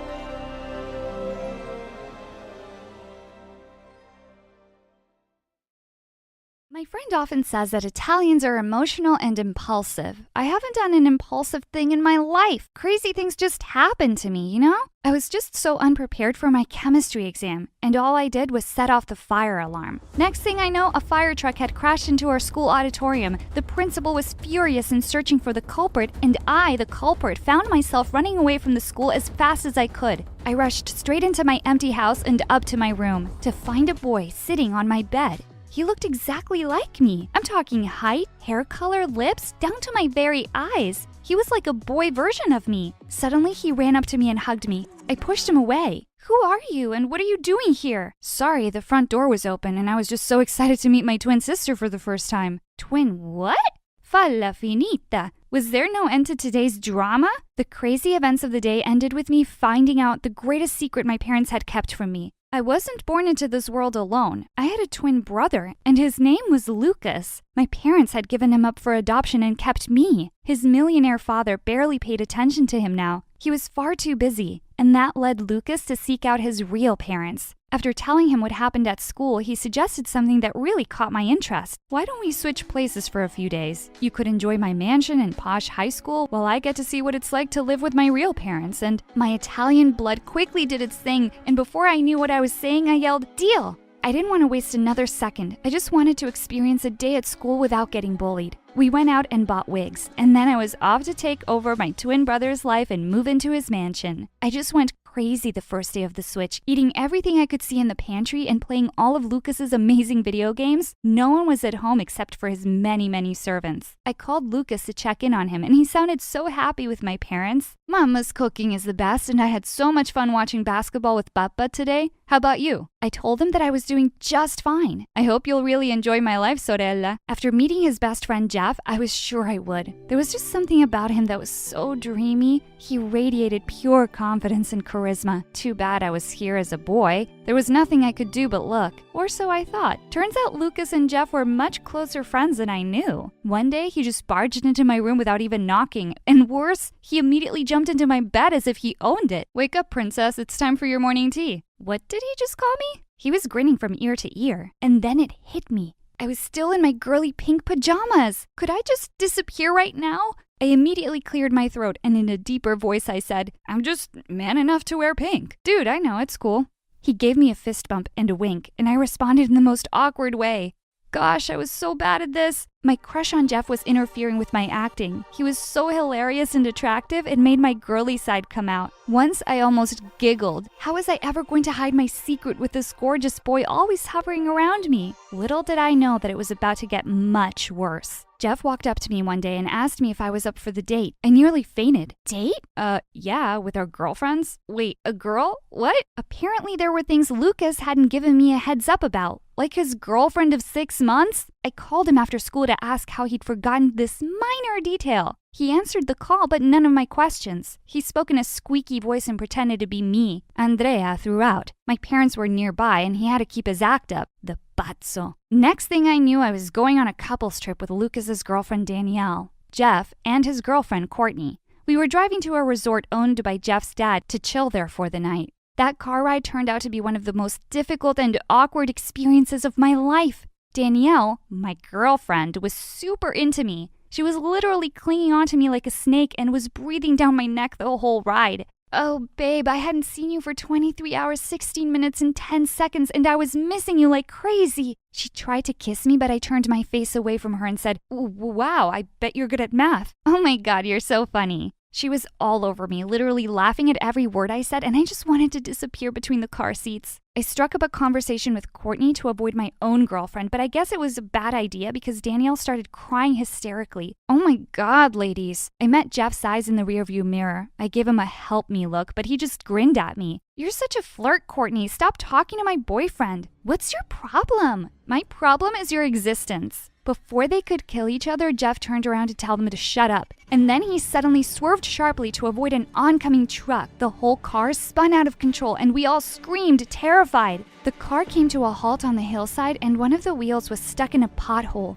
We jumped out and tried to push it out of the hole, but that wasn't gonna happen. And we were miles away from the city. We were stranded in the middle of nowhere. I found an inn nearby that had decent ratings online. We began to walk there when Courtney and Jeff began to fight. It was her car that had been wrecked. I was tired of their bickering, so I moved away from them, but then Danielle caught up with me. What have I done, Lucas? Am I not pretty enough? Don't you like my new hair? Wait, what did her hair look like before? I tried my best to hide my annoyance and forced a sweet smile on my face. You're the prettiest woman alive, mia bella, and you deserve everything. I love you. I almost threw up at my words. I hadn't expected that acting like Lucas was going to be this tough. As soon as we reached the inn, I rushed to the bathroom to take a breather. While looking at myself in the mirror, I was surprised to see Courtney behind me grinning. I turned to her. What are you doing here? She stepped closer to me and answered, No, Lucas. What are you doing here? This bathroom is for females. Oh, shoot. Was there no end to this? I was about to rush out when she suddenly blocked my way. We had such an amazing conversation in the car back there, Lucas. I love Jeff, but I don't think I've ever had as much fun with him. Wait, what? Before I knew it, Courtney grabbed my face and kissed me right on the lips. Holy cow, I was kissing a girl. At that moment, Danielle came in and saw us. There was a look of horror on her face as she screamed at the top of her lungs. She was ready to attack Courtney, but Jeff came in time to stop her. Danielle screamed at Jeff, Your stupid girlfriend kissed my boyfriend! Courtney started crying as she hugged Jeff. Babe, I didn't do anything wrong. Lucas followed me in here and kissed me. You know what? I'm so done with you. We're over. Courtney just rolled her eyes. Fine, whatever. Jeff ignored her and turned to me with a furious look on his face, and my heart sank because I had betrayed him. The pretty messed up situation was interrupted when the innkeeper came in to tell us that she had prepared 2 rooms for us. At that moment, I wanted to hug her so bad for being a lifesaver. Thankfully, the woman was very old-fashioned. She wouldn't let teenagers bunk together under any circumstances, so Jeff and I had to share a room, and the crazy girlfriends were in another. But then I started sweating bullets when I realized something. Jeff and I were sharing a room? A bed? How was I ever going to get through this? And he's mad at me right now. I literally just kissed his cheating girlfriend. What was he going to do to me? My heart was racing when we finally went to our room. While heading to the bed, I tripped over something and fell down on the floor. Jeff immediately came to my rescue. He looked so worried as he helped me to my feet. I swear I was about to pass out because of how close our faces were to each other. Jeff offered to take a look at my foot and took off my sock. Nail paint on your toes? Nice. I gasped and looked down at my feet. My blue nail paint was still on my toes. I couldn't think of a single excuse that would work. Before I could betray my secret, I yanked my foot away and changed the topic instead. I'm sorry about what happened earlier, dude. I know you're mad at me. Are you going to beat me up? Suddenly, he burst out laughing. Why would I beat up a girl? And in this case, Luca's twin sister. I froze in surprise. But how did you know? Jeff said he'd figured it out easily. I acted nothing like Lucas and remembered none of his plans. Lucas had mentioned to Jeff that he had a twin sister, so he put 2 and 2 together. Besides, Lucas's eyes aren't this beautiful, and I've never felt attracted to that idiot's smile. My whole face was red now. You're attracted to me? He just smiled at me and continued to bandage my foot. When he was done, he got up and said, wildly attracted. I kid you not, I nearly fainted. I finally opened up and told him the whole truth. I was a girl! Oh, it felt so good to say that out loud. Jeff listened to me patiently as I told him everything. My life at home and at school. He took my hand. You're the most beautiful girl I've ever met, Andrea. Inside and out. Not to mention funny, too. You don't deserve to be bullied and treated like that. Oh God, he was so sweet. How could Courtney cheat on a boy like him? I blushed harder when Jeff started leaning closer and closer. Before our lips could finally touch, Danielle, my girlfriend, suddenly barged in. Jeff immediately jumped out of the bed and pretended to be doing push-ups on the floor. She said, "Babe, I couldn't sleep. That witch Courtney was snoring like a pig." I said, "How did you get in here?" "Oh, the innkeeper was sleeping, so I took the duplicate key from the reception." Ugh, she was so annoying. I forgive you for kissing Courtney, by the way. Now let's go to sleep. She climbed onto the bed and told Jeff to sleep on the mattress instead. Jeff said, "Yeah, sure," while grinning at me. He was really enjoying my misery. I was forced to cuddle Danielle to sleep just to stop her from making out with me. "Babe, can you sing me my favorite lullaby?" I was panicking now. I started singing some random nursery rhyme when Jeff came to the rescue again. In case you guys have forgotten, I'm also here. Can I have some peace? After a few more minutes of pestering me, Danielle finally fell asleep. I carefully untangled myself from her and rolled to the edge of the bed. I whispered down to Jeff, "Are you still up?" He whispered back, "How can I sleep when I can't stop thinking about you?" Oh, my heart. Go to sleep already. We need to have enough energy to deal with these crazy girls tomorrow. Sure, but I need a goodnight kiss. I rolled my eyes as I grinned in the dark. Fine, carino. I reached down to him, intending to give him a kiss on the cheek, but to my surprise, he aimed for my lips instead. My heart almost jumped out of my chest when Danielle started snoring. Jeff and I were laughing soundlessly till our stomachs hurt. It was 5 a.m. when Jeff convinced me to sneak out and leave the two crazy girls behind. He paid for the rooms and we waited for help at the side of the road. Luckily, we were able to find someone to give us a ride back to the city. Jeff wanted to take me out on our first official date, so I wore the cutest pink dress and let my hair down this time. As he watched me walking towards him, he put a hand on his heart. Did it hurt? Huh? What did? When you fell down from heaven? His cheesy line had my heart doing hula hoops. Finally, I was able to giggle as much as I wanted. He took my hand and kissed it. "You're even more beautiful than I thought." He took his dad's car and we continued our love story that weekend in his dad's resort. Just the two of us this time.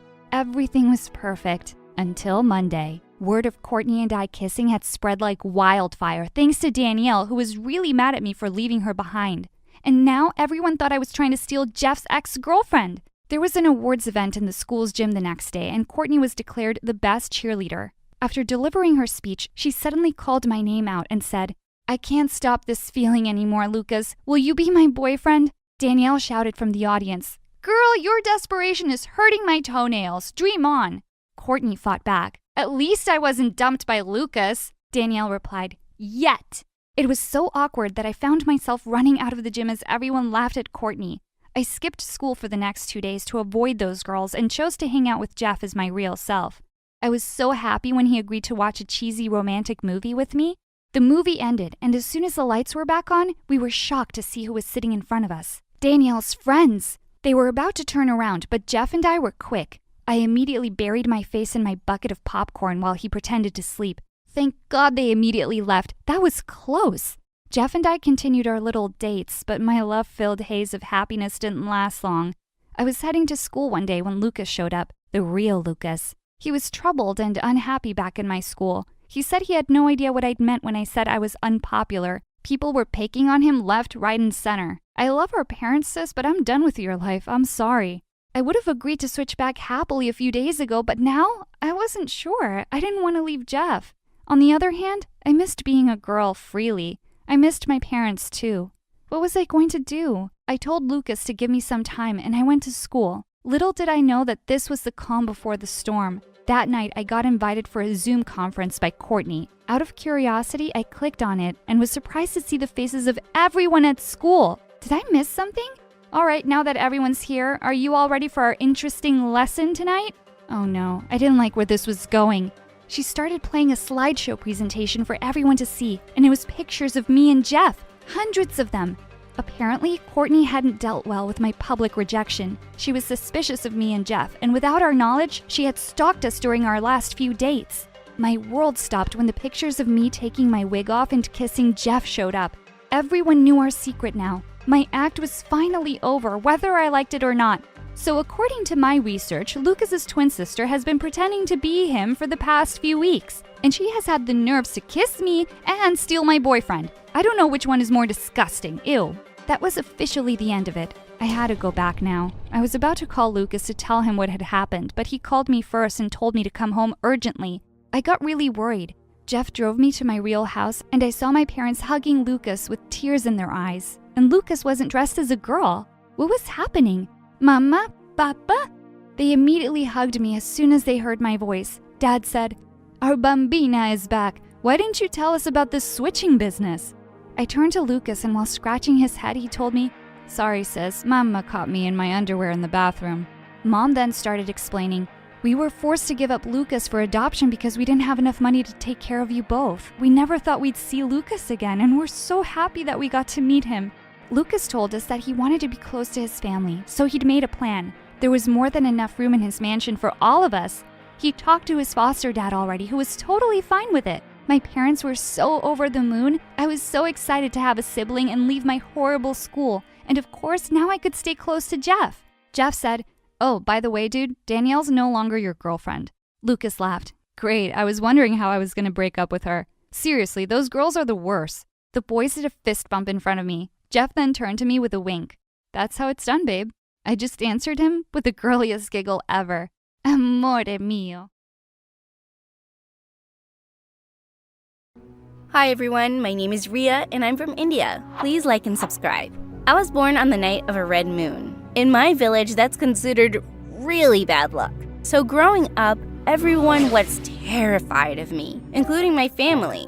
Mom was always making me necklaces to ward off evil spirits, and Dad never looked me directly in the eye. But the worst was my older sister, Uma.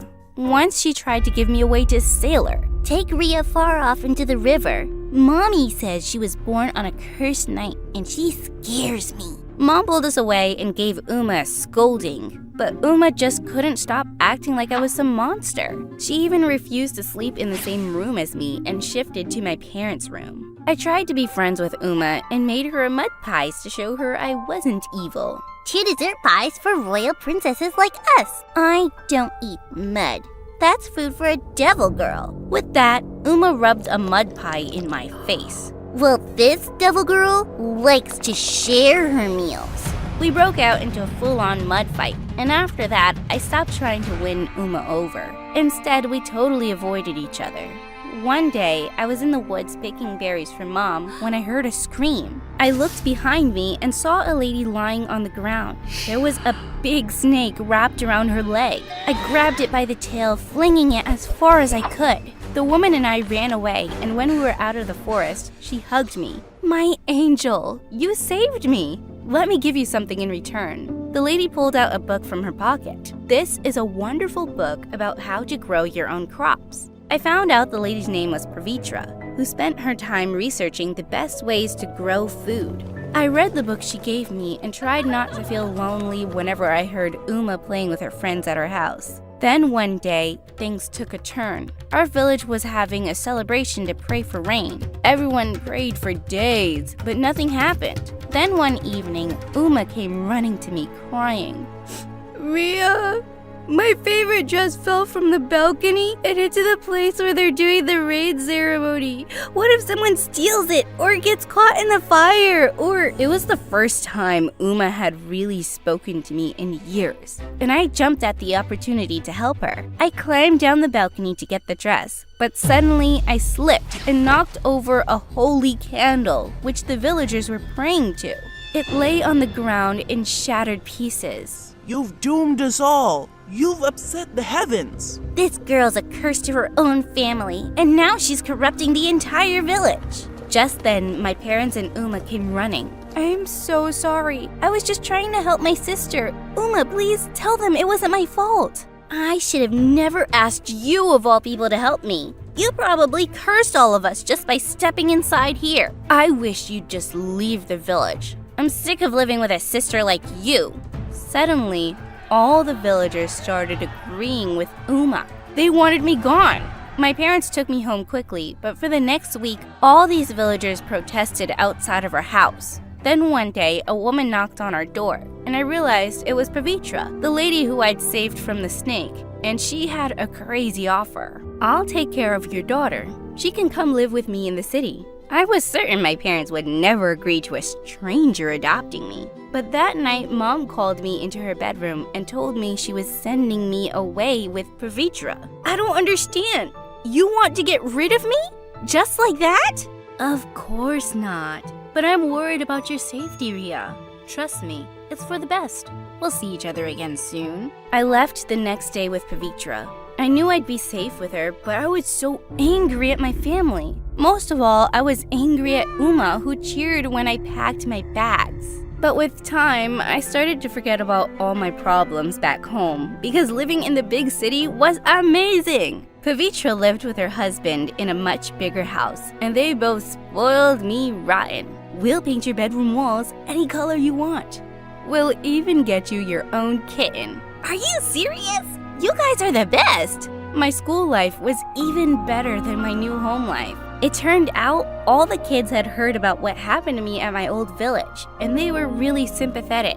I could never live in a place that superstitious. And you're way too pretty to be treated like that. You don't think I'm a devil child? I'm flattered. Everyone laughed, and I instantly became the most popular girl at school. Pavitra was overjoyed to see me so happy. On my 15th birthday, she threw me a huge party and invited all my classmates. Then suddenly, I heard people behind us, and when I turned around, I saw Pavitra with Mom and Uma. Ria, I have a surprise for you. Sweetheart, we've talked it over and decided that Uma will finish her senior year here with you. You girls shouldn't be kept apart anymore, and Dad and I aren't able to move right now. My heart started racing. I hadn't seen Mom and Uma in months, and after everything that had happened, I didn't want Uma living with me. But apparently, I didn't have a choice. Pavitra agreed to adopt Uma too, and just like that, Mom dropped her off. I locked myself in my room after the party ended. I didn't feel like talking to anyone. Then suddenly, I heard a knock at my door, and it was Uma. What do you want? I thought you didn't like being in the same room as the devil girl. Ria, I want to apologize, okay? I realized when you left that I really missed you, and I'd always been awful to you. I swear, as long as I'm here, I won't be mean. Uma sounded really sincere, even though I couldn't trust her yet, but we'd be living together again, and I decided to give her a second chance. And surprisingly, my sister and I got along really well. I introduced her to all my friends at school, and she was super impressed by how popular I was. Hang out with me more, and maybe my popularity will rub off on you. Uma laughed, and from that day on, we started going to parties and checking out cute boys together. Then one day, Uma came into my room with a surprise. I saved up my allowance to buy us tickets to a water park. We can even stay in a hotel for a night. What? How did you save up the money for that? Don't ask questions. Just be happy, sis. Also, pack an overnight bag. Uma hugged me then, and I felt myself tear up. I didn't care about the water park, but this was the closest I'd ever felt to my sister. Plus, we'd never really done anything fun together before. I spent hours packing an overnight bag, and even asked Pavitra if I could get a new bathing suit. But when I woke up the next morning, I sensed something was wrong. The house was dead silent, and I couldn't find my overnight bag anywhere. Then, when I went to the living room, I saw Pavitra crying as Uma comforted her. Oh my god, what's wrong? How could you, Ria? I loved you like my own daughter. What was she talking about? Then suddenly, Pavitra reached for my overnight bag, which was behind her. I zipped it open to find gold jewelry, Pavitra's wallet, and all kinds of valuables. Unbelievable! I had a feeling Ria was using you for your money, Pavitra. That poor girl's been through so much, she can't think straight. Don't worry, you can save your motherly love for me. I felt myself boil with rage. Uma! It was you who did this! Could you be any more obvious? I thought we were finally friends now. Pavitra, you know I'd never do something like this. I don't know what to believe right now. I need a moment to myself. Pavitra walked out of the living room, leaving me and Uma alone. I don't understand why you would do this. What, do you want this house all to yourself? You keep forgetting the fact that you're a cursed, wicked girl. You're not supposed to have this fancy life and perfect adopted mom. Girls like you are supposed to be miserable. You're not normal, and I have a duty to protect people from you. You've known me my whole life, and I've never tried to hurt you. I am normal, and I finally thought we could have a normal relationship. Listen to me, Ria. You and I will never have a relationship. Not as long as I live. Uma stormed out of the room, and I started to cry. Later on, Pavitra did find out that Uma tried to frame me, since the maid had overheard my conversation with Uma. My sister got sent home, but I was still so hurt. I couldn't believe I'd fallen for Uma's lies again. Months passed, and we didn't speak. I was done trying to make our relationship work. I would never be friends with Uma, and I just had to accept it. Then one day, I was listening to the news when I heard there was a famine in my village. I called my mom, and to my horror, I discovered she hadn't eaten in 2 days. I packed a suitcase full of food and traveled to my family as fast as I could. But as soon as I arrived, the villagers took one look at me and started screaming and running. It's the cursed girl! She's returned! I bet it was her who's cast this famine upon us. What? No! I just came here with food for my family. Before I could answer, someone grabbed my suitcase and opened it. Everyone started taking the food and fighting over it since I hadn't brought enough to feed everyone. Then suddenly, I had an idea. I snuck off to a corner and called Pavitra. Come to the village, quick! I just realized something. You can save the famine by helping these people grow their crops right. You can teach them about the soil and, darling, it's no use. Those villagers are convinced it's only the gods who can save them and make crops grow overnight. This isn't the first time they've had a famine, and when I tried to help, they just got angry. You can't give up that easily. These people's lives are in danger. But that second, I realized something. I still had the book Pavitra had given me years ago about growing crops. I got off the phone and fished the book out of my bag. Everyone was still going crazy and fighting. There was only one way to get their attention. I climbed on top of a shrine and let out a scream. This cursed girl needs to tell you guys something. I have a book here that's all about growing crops, especially during a famine. There's a science behind all this. We'll never listen to you. You don't have to listen to me. All you need to know is in this book. Come on, you have families to feed. If this doesn't work, then fine. I'll leave this village and never bother you again. But you have to try. The villagers really didn't believe me, but they were desperate. So I opened Pavitra's book and we all gathered by the soil, following planting instructions step by step. Days and nights passed, and slowly we were able to grow food. I stayed with my family for the next 10 months, and by the time the famine was over, the villagers started leaving presents outside our house. The girl is actually an angel. We never should have banished her from the village. She's a gift sent from the gods. The villagers started apologizing and started bowing their heads at my feet. These people were insane. Okay, guys, I accept your apology, but it wasn't me who saved you. It was my adopted mom, Pavitra. She studies agriculture and wrote this book, but she's not some gift from God, and neither am I. We're not witches either. The best thanks you can give us is to start believing in science over superstition. The villagers started cheering, and I hoped I'd gotten through to them. Then suddenly I turned around to see Uma behind me. I hadn't spoken to her since she'd left Pavitra's house. I'd been so busy helping the villagers, and I'd never really forgiven her. I can't believe you came all the way here to save us, even though everyone here has been horrible to you. I guess what I'm trying to say is, I'm sorry about everything. Thanks, Uma, but how do I know you mean it this time? I guess because I'm 20 years old now, and I'm not just some silly kid anymore who thought you were cursed. The worst part about this superstition stuff is it made me shut out my own sister. We're not gonna let any of that nonsense ruin our relationship. I love you, Uma, and it's not too late to start over. I'm so glad to hear that, Rhea. I love you too.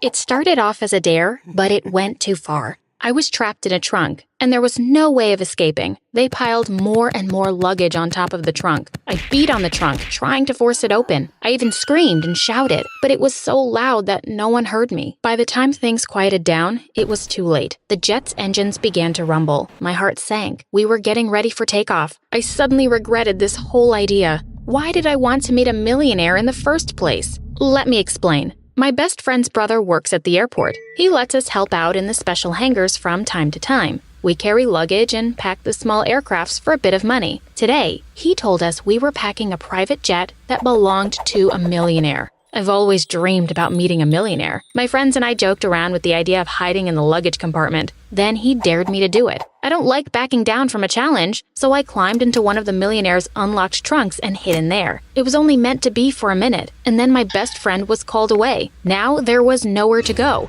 I felt the aircraft take off, and then I imagined what the police of another country would do when they found me. With nothing else to do and nowhere to go, I calmed down, measured my breathing, and started counting in 1, 2, 3, out 1, 2, 3. It worked. At some point, my adrenaline-drained body got tired. I passed out. I woke up in the dark, cramped trunk. My body was aching. My phone was in my pocket. I reached for it and found that it didn't have any signal. We traveled like this for what seemed like days. But when I checked my phone, 5 hours had passed. That was when I felt the jet touch down. I heard the luggage doors open. Then people were talking in a strange language. Soon they rolled the trunk I was in down a ramp. I was loaded into a car, I think. My heart was racing. I knew that any moment they would open the trunk and find me here. But no one opened the trunk. I remember hearing an elevator and someone grunting when they tried to pick up the trunk. Some guy sat on my trunk and farted. It was terrible as the smell seeped in. I had to stifle a grunt of displeasure and hold my nerve. A few minutes later, I heard the sound of people stopped. I heard a door click shut. I waited a few minutes to make sure, then I pushed open the trunk to peek out. This time, it opened. I was in a hotel room, a very nice one. This was a penthouse suite filled with beautiful furniture, Persian rugs, and the most breathtaking view of the city. And lucky for me, the suite was empty. I walked around and looked out the windows and figured out by the language I was seeing that I was somewhere in France. I found the hotel's Wi-Fi password and logged in. I remembered that my parents would be looking for me soon, so I sent my parents a message. I told them I was going on vacation with my best friend's family. They didn't mind. It was summer vacation and they'd encouraged me to get away for a bit. I called my best friend. He couldn't believe my story. He begged me to tell the millionaire what had happened. I couldn't though. If I did, my best friend's brother would lose his job. No, I was going to need another plan and I needed it fast. As a kid, I was always great at playing hide and seek. I knew how to be quiet and steer clear of people. So far, my hiding skills had worked. With a bit of planning, I thought I could keep hiding and have a nice little holiday in the process. I decided to try this out. What did I have to lose? Now that I was in the suite, there was no need to get back into the trunk. I found all the hiding places in each room and was always ready just in case the door opened. I ordered myself room service and charged it to the room. I ate quickly and hid the evidence. I hoped that no one would notice the extra billings. I went through the millionaire's luggage trying to find out who she was. It was definitely a woman. She had a good fashion sense, but a weird obsession with sweets. Half of her luggage was filled with gummy bears, licorice, and other exotic candy. I wasn't proud of what I did next. I took some money that she'd left in the hotel room. Not to spend it, but to have as a backup plan to get home. If this blew up in my face, I was going to need some cash to get me back home quickly. At 9 p.m. that night, the door opened and the millionaire came back. I couldn't believe my eyes. She was a fashion designer. I remember seeing her in different magazines. Fashion wasn't my thing, but this lady stood out. She was eccentric and colorful. She was also known for being impatient and even had a temper when it came to answering silly questions. In the photos, she always wore the most extravagant, even ridiculous outfits. Tonight, she was so exhausted that she literally flopped onto her bed and started snoring. When I was sure she wasn't going to get up, I fell asleep in the far corner of the next room. The knock on the door the next morning woke me up. I heard the millionaire fashion designer speaking to someone from the hotel. She was telling them that she didn't know what they were talking about. She didn't order any room service. She sounded irritated. My heart started beating faster. The door closed, and she started getting ready for the day. I relaxed. It was a close one. I was going to have to be more careful from now on. I spent the morning watching TV and reading the documents that she'd left behind from her meetings the day before. I also found her diary and looked at her schedule. I saw that this would be her final day in the city. For the next month, she would be visiting 15 countries around the world. Part of me was excited by the idea of all this travel, but another part of me cringed. It meant a lot of time hiding out in the trunk. The silver lining was that with her busy schedule, I may get a chance to see cities I never dreamed of visiting. Now I just needed a way of affording this little holiday.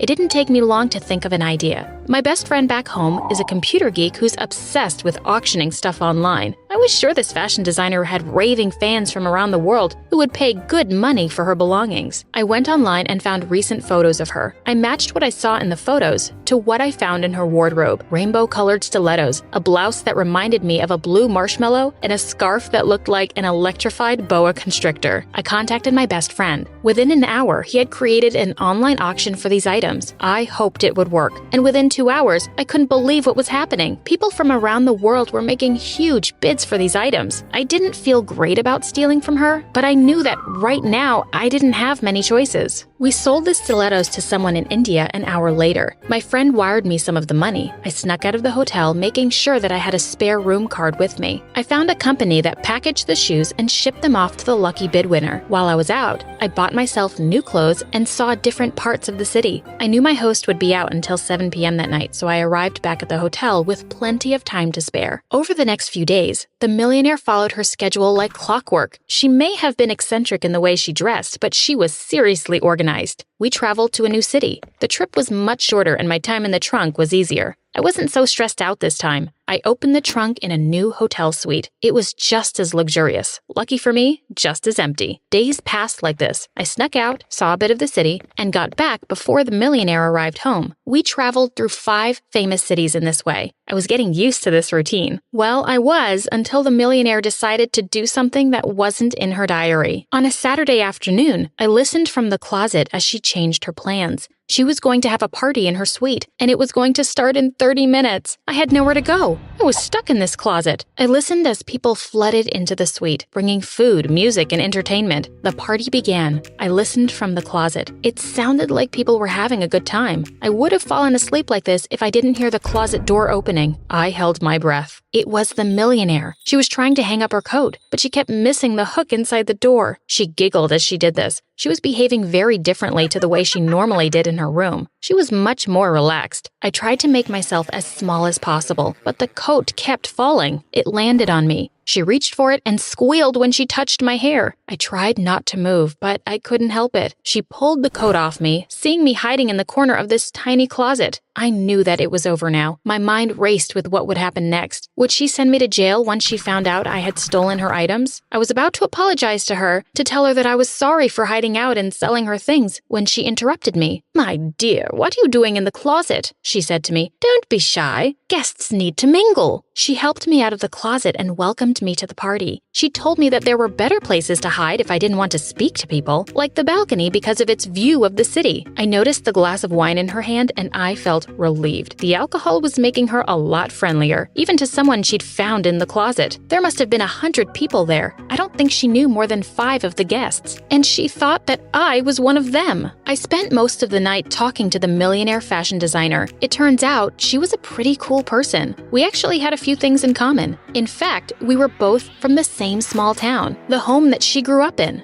She told me how boring most of these parties were, but she was really enjoying this one for a change. We spoke about what she planned next in her business and how she'd become so successful. We danced, laughed, and had an amazing time. I met some very interesting people at this party. I also ate a lot of candy, and eventually I fell asleep on the couch. It felt great not having to hide for the first time in almost a month. I woke up the next morning on the couch. There was a cleaning crew tidying up the mess from the night before. Most of the guests had left. Some were still sleeping on the couches in the suite. The millionaire was dressed and getting ready to leave. She saw me and thanked me for the company last night. She told me that the next time she was home, she'd stop by and visit me. She called the reception, and a few minutes later, 5 men were carrying her luggage out of the room. They took everything, including my traveling trunk. I tried to keep cool and smile, but seeing them carrying out my travel trunk made me panic. I shouted for them to stop. The millionaire looked at me strangely. I smiled at her and told her that it looked like something that belonged to me. Then she stopped and turned back to me. She asked me if I had seen anyone wearing a pair of rainbow stilettos. By the way she looked at me, I was sure she knew that I'd taken them. I took a deep breath and shook my head. She paused for a moment and then shrugged. She said it was one of the reasons she didn't like these parties. So many strangers would take little souvenirs home with them. They were her favorite pair of heels. She shook her head and gave me a goodbye wave. I waved back and watched her leave.